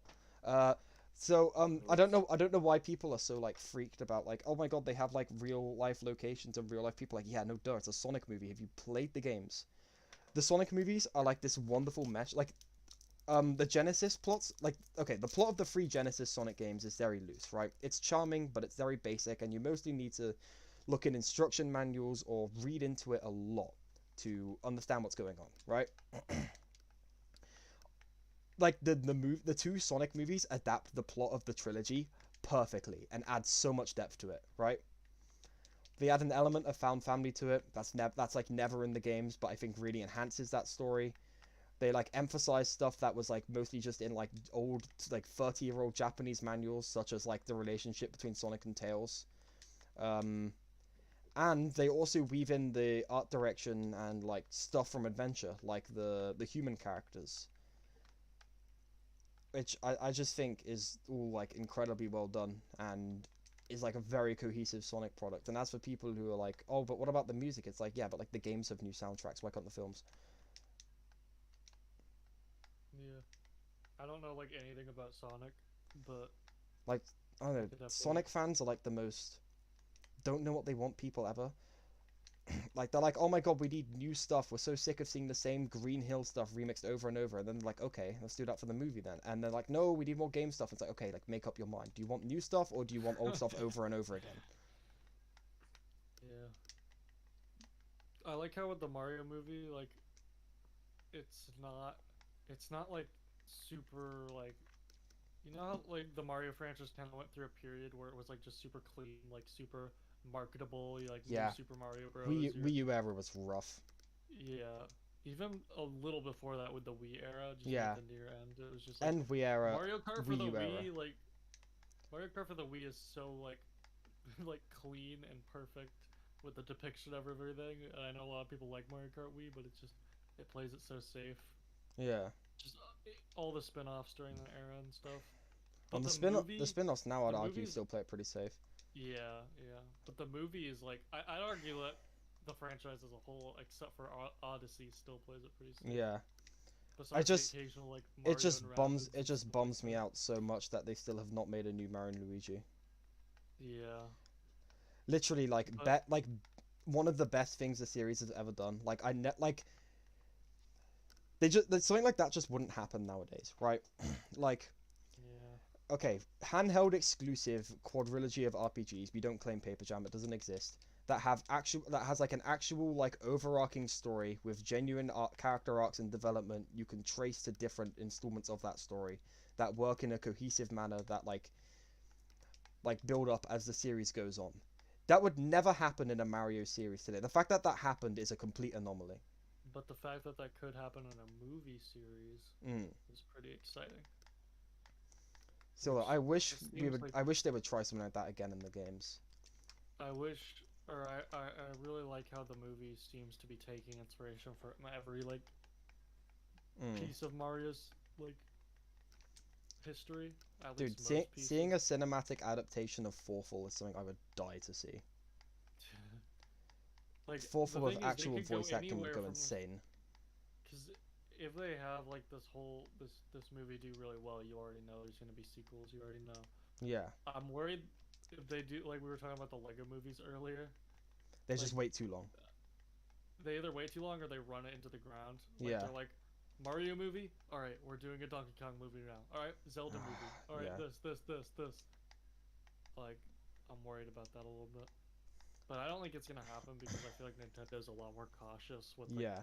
They've spent a lot of time on this one movie. So if they were ever gonna do like a Legend of Zelda movie, they would also like make sure that it was perfect. Have you played Bowser's Inside Story? I played it when I was like really young. I don't remember like anything from it. That's a shame. You should play it like now you're a lot older. Or just like Yeah. the four Mario and Luigi games in general, because like they genuinely hold up I've been so playing through well Superstar Saga very slowly since it came on out Switch Online. on Switch Online. Yeah, same. That game is genuinely I've so been- sick. I've been very much enjoying it. That like side villain Forfall ends up being the main villain of the third game. Oh, nice. I know I just spoiled that for you, but it's like a 12-year-old game. No, you're fine. I don't mind. Dude, seeing that character in a movie, I guarantee, right? If they adapt Forful, he's gonna be like a beloved film villain Yeah. because he's so charismatic and He's has a he's a genuinely fun character. fantastic arc across the games, where he goes from being like just some like nobody serving a bigger villain to then getting sent into like the because like in the second game he literally just is like underground selling beans growing an empire. And then in the third game he just blindsides everyone and becomes like the primary antagonist of the That's series. awesome. Seeing that adapted to film, I would it would go insane. It would be Put him really in the good. background of the movie, and then Yeah. just have him like in like the Mushroom Kingdom Square doing something, and Yeah. then just have have him be the villain of the next movie. But yeah. Also, I think it's interesting what the Sonic movie's doing with like they're obviously like each movie's hinting towards a sequel. They're definitely doing like they had the tail I'd be, and the first one. Like I never saw the movies, but I saw all the stuff on Twitter about you it. should. They're very So I'm good interested movies. to see if they're gonna do stuff with like the Mario movie. Like, are they gonna hint at like Wario and Waluigi or something? I would love And a new Mario story where Wario is the villain. He hasn't had like a villainous Yeah. like role since like I don't know, the Game Boy. I love Wario. I don't even like know what he does, but I just love Wario. He started out as a villain, but is more just like a greedy, obese man now. And the Mario characters are such like good like kind of blank archetypes to Yeah. play with and just mess around with and craft stories out of. That seems like the whole point of what they've been talking about with Mario in the movie. Okay, if I could make a Mario game, I would literally just like steal from Sonic and Knuckles. Just make a game called Mario and Wario about Mario and Wario. I think make a Mario and Waluigi Wario is a game. very funny title. I probably like Waluigi more.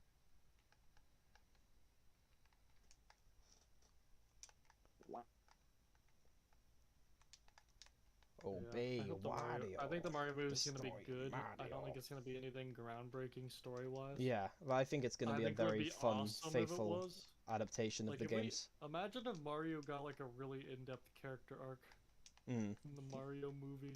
My It predictions sounds so for his stupid arc to is even just just gonna say be like that. a basic hero's journey story. Yeah. Puss in Boots set the bar pretty high. Mm. Yeah, I mean, I'm not And it- expecting anything like Puss in Boots. Yeah. Puss in Boots does set the bar very high for future animated movies, like that are actually taking themselves more seriously, though. Yeah. Like, if I'm gonna go out and watch like any other animated, even any other DreamWorks movie that remotely looks like it's taking itself seriously, I'm gonna expect it to be as good as that now. Yeah. If anything, I'm expecting this to be Puss in Boots to be like a gateway into whatever's next for Shrek. So like, Mm. realistically, no, I'm not gonna expect it to be better, but like technically, it should be better. Yeah. Should be at least as good. Kung Fu Panda at least should be as like as good as. Yeah. They should be able to craft a really good sequel with that. I have high hopes for it. I'm sure they will. Yeah, I don't expect Mario movie to be like a cinematic masterpiece. I just want it As to be long fun. as there's a post-credit Waluigi scene, I'll be okay with. I do hope if they made a sequel, it would be more in depth. Mm. Yeah. Because like I hope like if they were to make a Mario movie sequel, I feel like they would have to warrant it with an actually pretty good story to hook me, not just be like, oh, Daisy and Waluigi are in this one. It's Mario again. Like the Mario movie, like the first one can be fine because it's like you're journeying in this world. You're presenting us with like all this stuff, all this fun. I think the live All stream these went. fun I think the characters that live we stream love. went down. I think. Hold on. Uh-oh. That's still up for me. Let me refresh. No, Might that's be a- delayed. Oh, no, there it is. My phone was just freaking out, I guess. Okay, that's good. But yeah, Wapeach. I It's think just the open chat, it's all it's- Wapeach. It's fine with the first movie What being Peach? Is that an actual character? No, no. but it would be very funny if it was one. What Peach?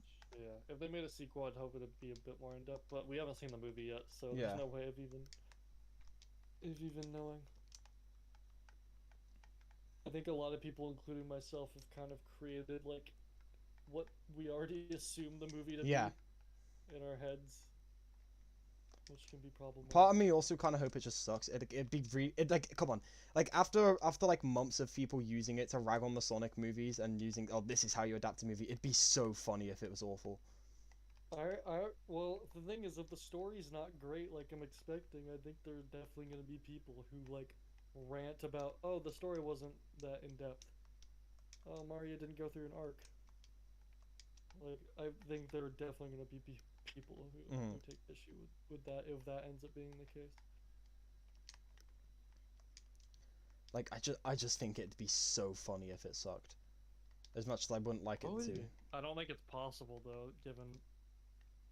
I don't think it's possible for it to be completely terrible given the trailers. Like, yeah, no, the trailers look great, and I doubt it will be. Yeah. it shows obvious quality. Also, Jack Black. Yeah. Yeah, And he will have song sequences. that is absolutely fantastic. I don't how did somebody get the idea to have Italian plumbers go through pipes and eat like mushrooms and turtles and like It's simple. What? It's the time old joke, but like they were on shrooms. yeah, but like they made a video game out of it. Yeah. Well, I mean, say the that's how it would be. plumber stuff only existed, I think, because the NES was not powerful enough to give Mario hair, so they had to give him a hat. It's also cool that they're implementing the plumber stuff in the actual plot of the movie. Yeah. It's like, Yeah. I think oh, yeah, implementing Mario the is a Super Mario plumber, Bros. that's a Super Show backstory where he gets sucked into a pipe and then taken to Yeah. the Mushroom Kingdom, very good stuff. And I think Chris Pratt's That's voice kinda works funny. very well for that. Like, unironically, I think Chris Pratt is a good Mario. yeah, I don't mind it. I just don't know wanted who to else sound could like would. he's trying on the role. A lot of the clips that I've seen, he doesn't seem very excited, and that could just be how they're characterizing Mario in part of the movie. But I'm Yeah. hoping that like he actually comes off The- as somebody who His acting I think in the Mario's supposed to be more Mushroom grounded. Kingdom clip, like where he's like introduced to the kingdom for the first time by Toad, the voice acting there genuinely great.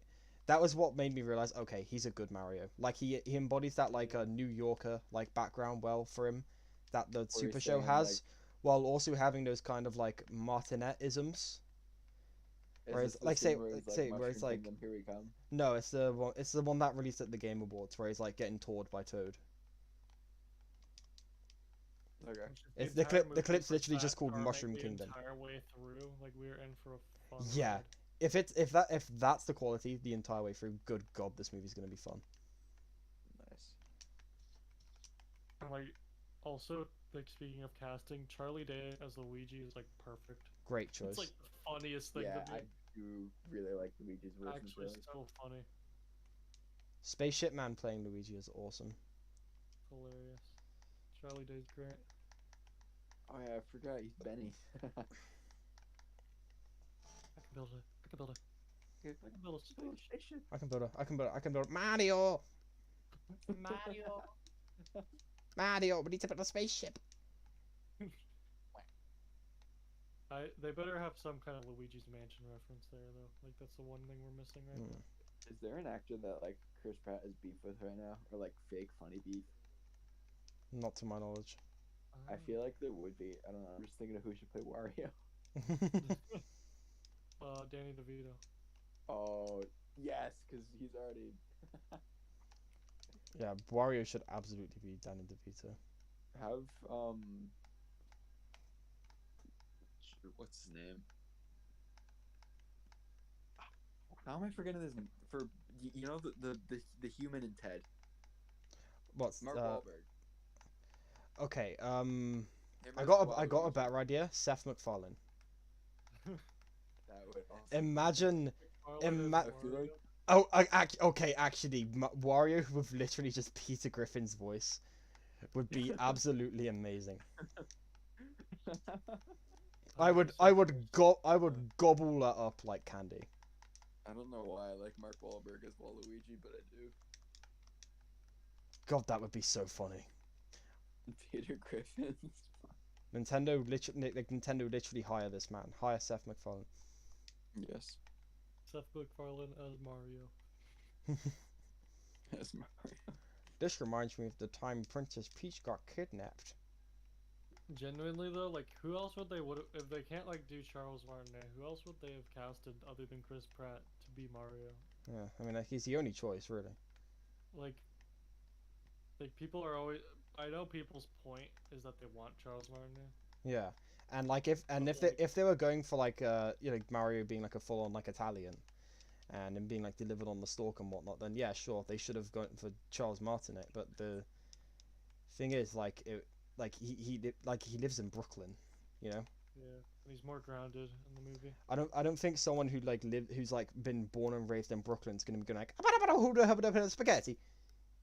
Yeah.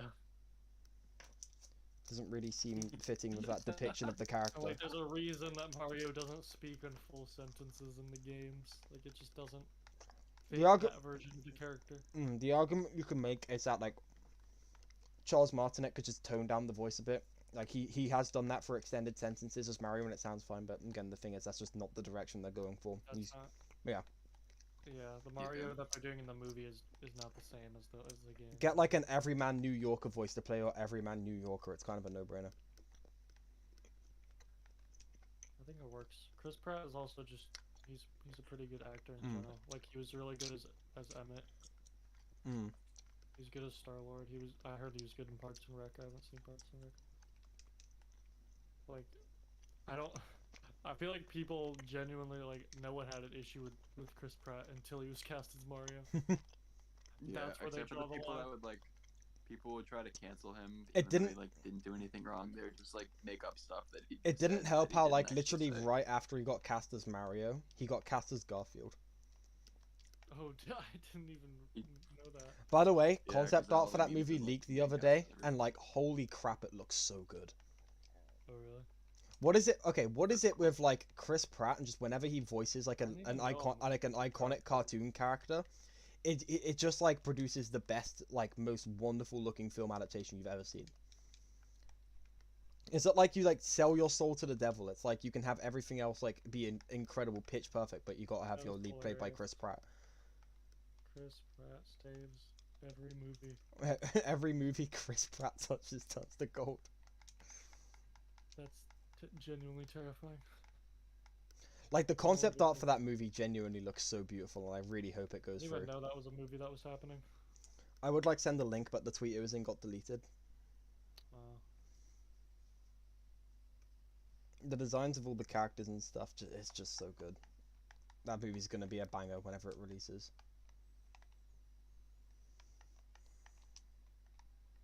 Yeah, Mario movie's looking good. Yeah, it looks very Surprisingly, good. I remember when that got announced, I was like, "This is gonna Yeah, be this is gonna suck. And then it got announced that Chris Pratt's Mario, and I was like, "Yep, this is gonna be a disaster piece." I'm so hyped. And now I was genuinely excited for it to be terrible. yeah, me too. I was like, dude, I'm so excited for this movie to come out and just suck absolute like donkey balls. And then like a year later, I'm like, oh, this actually looks like one of the best video game adaptations I've ever seen. Awkward. Whoa. I have to delete some tweets. Yep. I think I made a really poorly aged tweet on my Bendo Bricks Twitter account saying that the Mario movie was going to be like the Ninjago movie because it was just going to be like a poorly done adaptation that misunderstood the source material completely. And oh my goodness, did that tweet age poorly? I need to dig that up and troll you with it. Yeah, you should. That'll be funny. Well, that'd be really funny if I did that and then the movie came out and you were right. Came out and then Mario had a...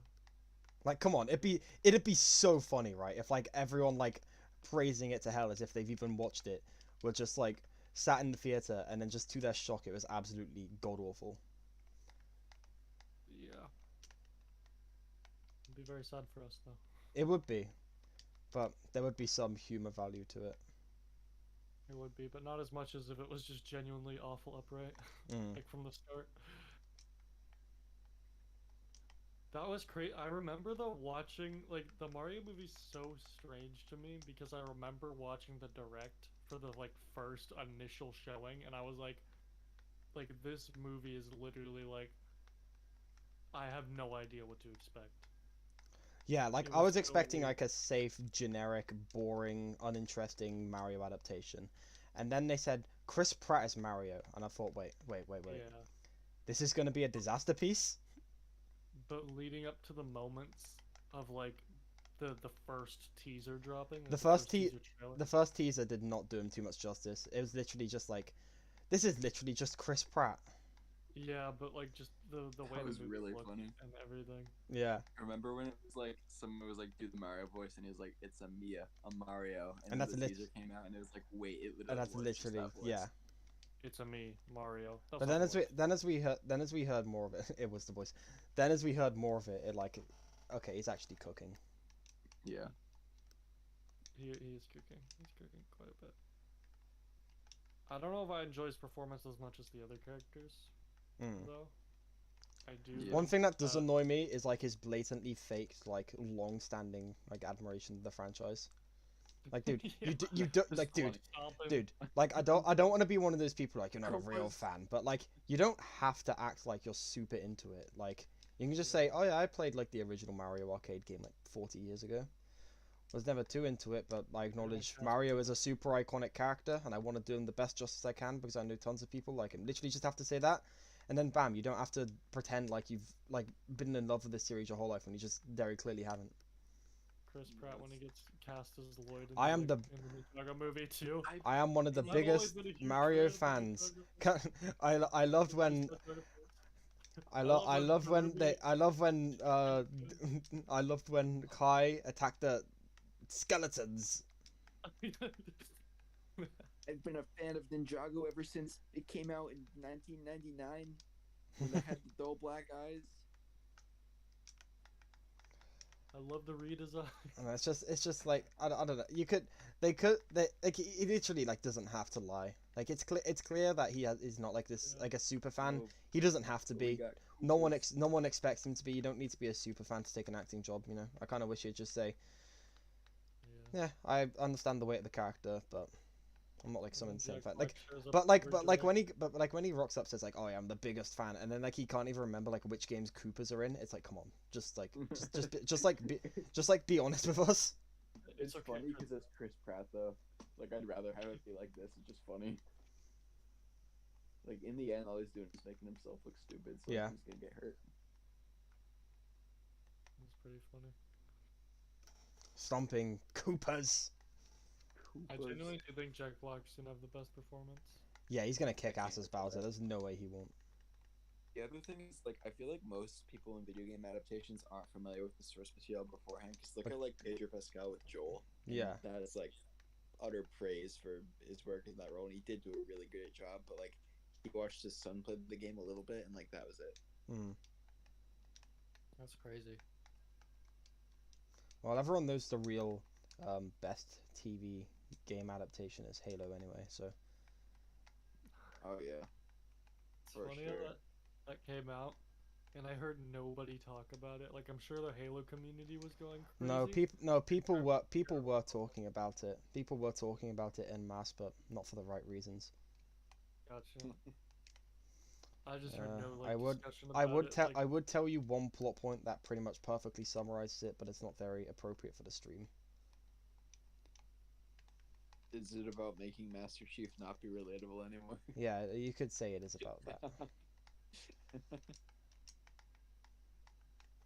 Oh, dude, did either of you watch Arcane? I did not, I but did but not. I hear it's really good. More people need to watch it. If I want to talk Got a about lot good of video things game I have to do. adaptations, even though I have no interest in getting into League of Legends, but Mm. I'm glad we're Interesting. actually seeing video game adaptations become like Yeah, it's Good. very refreshing to see a Yeah. bad video game adaptation curse be over. with animation, it's always been pretty decent. Like Castlevania, Sonic, everything else we've remember the talked Ratchet about. and Clank movie. I can't say I do. I was never really too into Sony's I like remember games. watching the Ratchet and Clank movie when it came out, and I remember like nothing from it. It was so bad. It wasn't even like terrible. It was just very forgettable. It's like nobody cared that it existed. So weird. It was so strange. But it actually kept a faithful art style to the games, Mm. so it was cool. But the actual story was not good.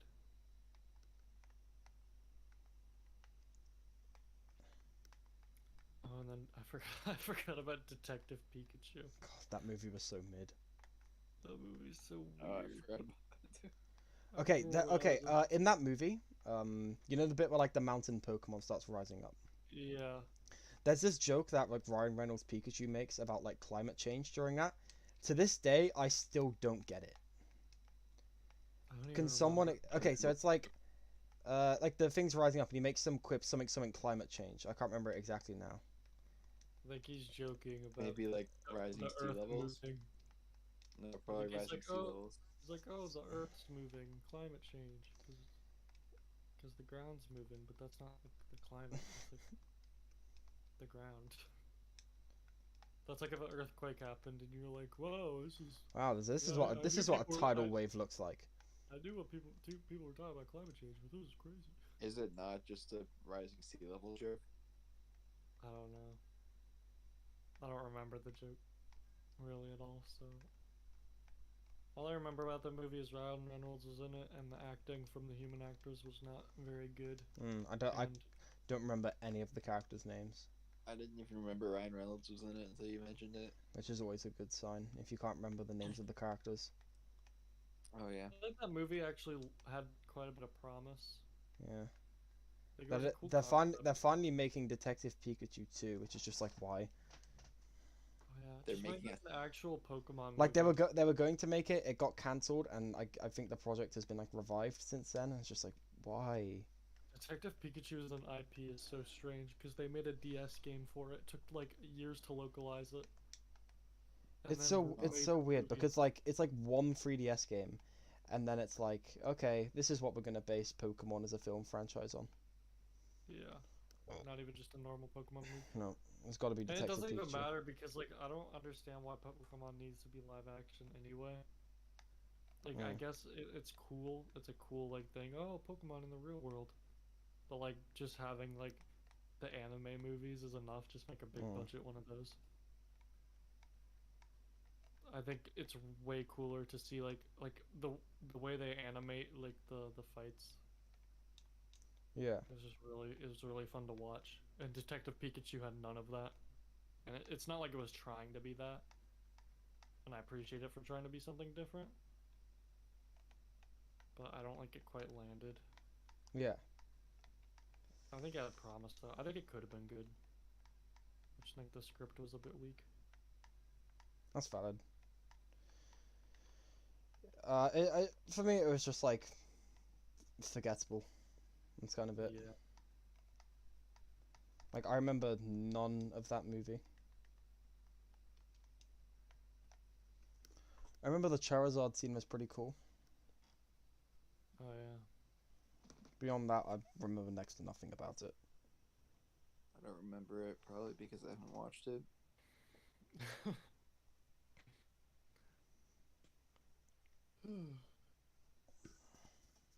I might head off. I think Yeah, I I was will gonna now say, too like, because I it's was- like I was okay. literally I thinking the started same thing. started this stream at I think 1 a.m. and it is now 6:34 a.m. Oh, you invested in starting a live stream at 1 a.m. Yeah, I do that like occasionally. I think yeah, I'll just stream for like an hour or Mm. two. 5 hours later. This has been such a weird night for me, Yeah. Mm. but I have had fun. So Yeah, that's all me that too. matters, right? the wildest moment of the stream, I think for me, I was just like looking at my computer screen, playing video games. I turn around, it's just light outside. Like Yeah, literally, last time I looked, it was like pitch black. I turn around, it's bright. I can see everything. Yeah. I'll be like locked in with like my headphones on doing music editing and I'll like turn to my right and I just see the window and it's like, oh. I Or, just, like, I'll I take my just, headphones I off just and know turn- today is gonna be the most painful, tired day. Like you know, after you pull an all-nighter, it's like, Yeah. oh god, now I have to face the consequences of Yeah. my actions. Well, like at first you're like really energetic and then like Oh yeah, and then, hour later. but Why like, did but you like, decide to stream at 1 a.m.? I don't know. I felt like it. I occasionally just feel like streaming like super late into the night, especially because like all my family are asleep at that point, so I know no one's gonna like disturb. Yeah, fair enough. Fair enough. And it's like with like staying up, it's like okay, once you're like in the day, you kind of have to stay up all day. If you fall asleep midday, your sleeping plan is like near Yeah. irreparably screwed. Mm. maybe get away with taking a nap from like now to like 11, but I'm not gonna count on it. So I think we'll probably end it there. Sounds good. Before we do though, I'm gonna be an absolutely greedy monster and run an ad. Splendid. Okay, so I'm gonna end it here. Thank you guys for coming on and talking to me about random stuff for 5 hours. Thank you, Kay, for the amount of donations. It is genuinely greatly appreciated. But like, be sure not to like break the bank or anything, because you did give like quite a bit of money. So remember, don't like feel pressured to donate or anything. But that being said, what you did give is greatly appreciated. Thank you everyone for watching all the way through. Thank you people for like tuning in and stuff. Yeah, I'm like really tired. I'm blanking out. Thanks for watching the stream. I'm gonna like, this is the 500th stream to end with me saying this. I want to stream more. I'm gonna commit to doing it more, but probably not gonna be doing any 5-hour long ones for a while after this. Do you guys have anything else to say? Nope. Good night. That's fair enough. Splendid. Have All right. fun. I'll end it here. Look at this pretty shot.